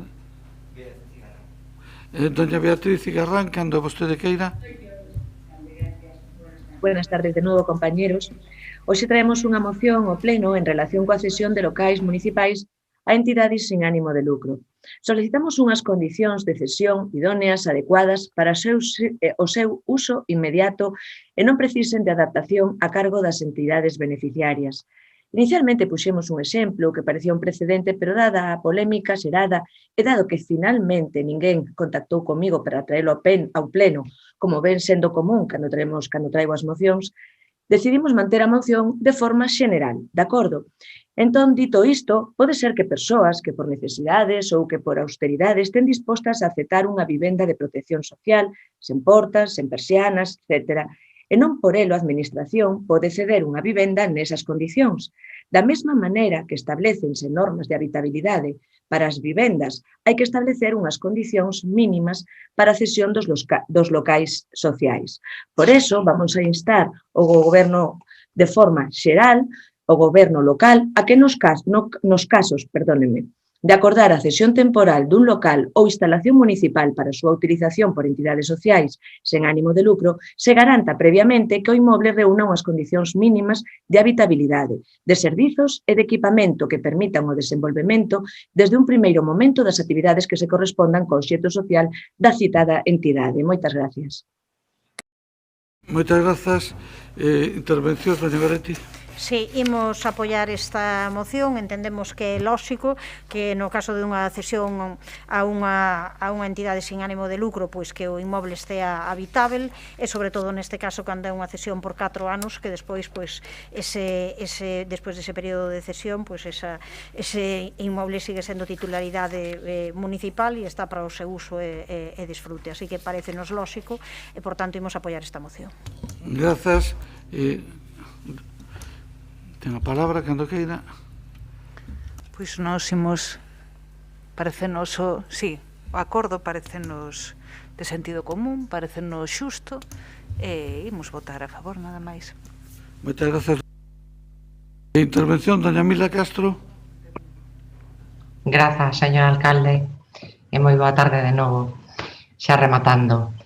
Bueno, é certo que libremente e habilmente a miña compañeira e ben querida Beatriz Cigarrán pois evitou falar da exposición de motivos, pero a verdade é que eu non podo obviala porque a exposición de motivos refírese ao que se refire, aínda que logo se faga unha petición de forma xeral. Eu quería decir que desde este grupo de goberno para nós resulta necesaria a participación da cidadanía a través de entidades e asociacións que forman parte do tecido asociativo do noso Concello e neste marco a verdade é que o Concello intenta solucionar as necesidades das entidades sociais sen ánimo de lucro na medida das posibilidades reais que temos. E neste caso teño que referirme ao que se menciona na moción e é que é a cesión temporal voluntaria e gratuita do uso de locais e equipamentos que sexan de titularidade municipal. Espazos onde nos entendemos que entidades sociais sin ánimo de lucro poden desenvolver as súas actividades, ao mesmo tempo que ditos espazos supoñen un punto de referencia e un lugar de encontro para aquelas persoas que fan uso destas entidades. Isto dito así, pois podería quedar en palabras bonitas ao aire se non o leváramos á práctica, e cousa que non ten acontecido. Haberá algo menos dun ano, e agora voume referir a esa exposición de motivos, a Asociación Paluso se puxo en contacto con nós para poñernos ao tanto da necesidade de dispoñer dun local. A intensidade e o incremento da súa actividade para axudar a esas persoas que máis o necesitan, pois facía inviable poder seguir nas condicións de espazo do que dispoñían. Bueno, e neste intre non podo deixar de dicir que esta petición tamén a fixeron cos gobernos anteriores, 4 anos solicitándolle ao Partido Popular e outros 4 anos a Compostela Aberta, 8 anos sen local, nin acondicionado, nin sen acondicionar. Eu lles teño que explicar, e vostedes todos o saben, todas e todas, cando hai un acordo de cesión, o acordo é sempre polas dúas partes. Hai unha aceptación voluntaria polas dúas partes, e de feito hai un documento asinado que se firma polas dúas partes e se aceptan as condicións nas que se atopa o local. Eu o que queiro deixar claro é que en ningún momento ocultamos a esta asociación, ni a ningunha asociación, cando lle cedemos un local ou cando cedemos unha parcela, do estado no que se atopan estes equipamentos. E xa digo, isto non é a primeira vez que acontece, por lembrar cesións máis recentes, estou pensando na Asociación de Xordos, a que se lle cedeu un equipamento correspondente á Escola Unitaria na zona de Bando, un local cedido no goberno de Compostela Aberta, e ao que recentemente se lle renovou a cesión, por tanto, eses 4 anos quedan fora de toda dúda, que despois a renovación será inmediata, pois foi un local que tamén elas e eles tiveron que acondicionar. Vale, por tanto, e para resumir nestes intres, o feito obxectivo é que esta asociación dispón dun local cedido por este Concello para poder levar a cabo o seu inestimable labor coas persoas que máis o necesitan. Grazas. Ben, grazas. Segundo turno de intervencións. Doña Beatriz. Querida Mila, estoy de acuerdo entre comillas contigo en algunas cosas, pero hay una cosa que sí que es cierto. Viendo las fotografías que se hicieron públicas, es cierto que muchas veces este tipo de asociaciones que llevan tantos años esperando por un local se agarran a un hierro ardiendo. Es decir, es lo que acabo de comentar yo en la introducción. Es decir, les sirve cualquier cosa y firman cualquier cesión con tal de poder tener el espacio que necesitan. Entonces, yo creo que lo que tenemos que intentar, o lo que nosotros intentamos solicitaros, es que, por favor, aunque la entidad social beneficiaria esté de acuerdo con la cesión, tiene que tener un mínimo, ¿no sabes?, de habitabilidad en estos casos. Es lo que nosotros presentamos aquí, nada más. Vale, gracias, Mila. Doña Branca, doña Mila. A ver, moi brevemente. Eu o que quero decir é que con esta situación pois foron moitas as persoas que recibiron mensaxes que non responden á verdade dos feitos e, por tanto, tocaba aclarar esta situación, vale? Porque gratuitamente a veces chegan declaracións á cidadanía que logo non se entenden. Claro que poderíamos ter uns locales máis adaptados, máis acondicionados, pero o Concello, aínda con este orzamento limitado que temos e co patrimonio do que dispoñemos, sempre pon a disposición, e estámoslo amosando cada día, de entidades, de empresas e de colectivos, como xa dixen antes, tanto equipamentos como parcelas municipais. Entonces, igual que vostede me pide eso con agarimo e con cariño, que sei que mo ten, eu tamén lle pediría desde aquí a vostede e tamén algún outro membro do seu partido, do Partido Popular, o que lle gusta moito sair nas fotos últimamente, que no lugar de facer oposición a este goberno, con estas cousas tan sensibles e delicadas, pois que se esforce en xestionar co goberno da Xunta de Galicia axudas precisamente para o acondicionamento deste tipo de locais destinados a entidades sociais sin ánimo de lucro. Mocións deste tipo só representan un elemento de intencionada distracción con respecto a unha decisión e unha responsabilidade que quizáis se tivo que tomar moitos anos antes. Nada máis, grazas. Votación. Moción presentada polo Partido Popular sobre as condicións de cesións de locais a entidades sen ánimo de lucro. Votos a favor. Grupos Popular, Compostela Aberta e BNG. Votos en contra. Non hai. E abstencións. Grupo Socialista, apróbase a moción. Bueno, moitas grazas a todas e a todos, e ao final se conseguiu, son as 6:30 e rematou o pleno. Moitas grazas.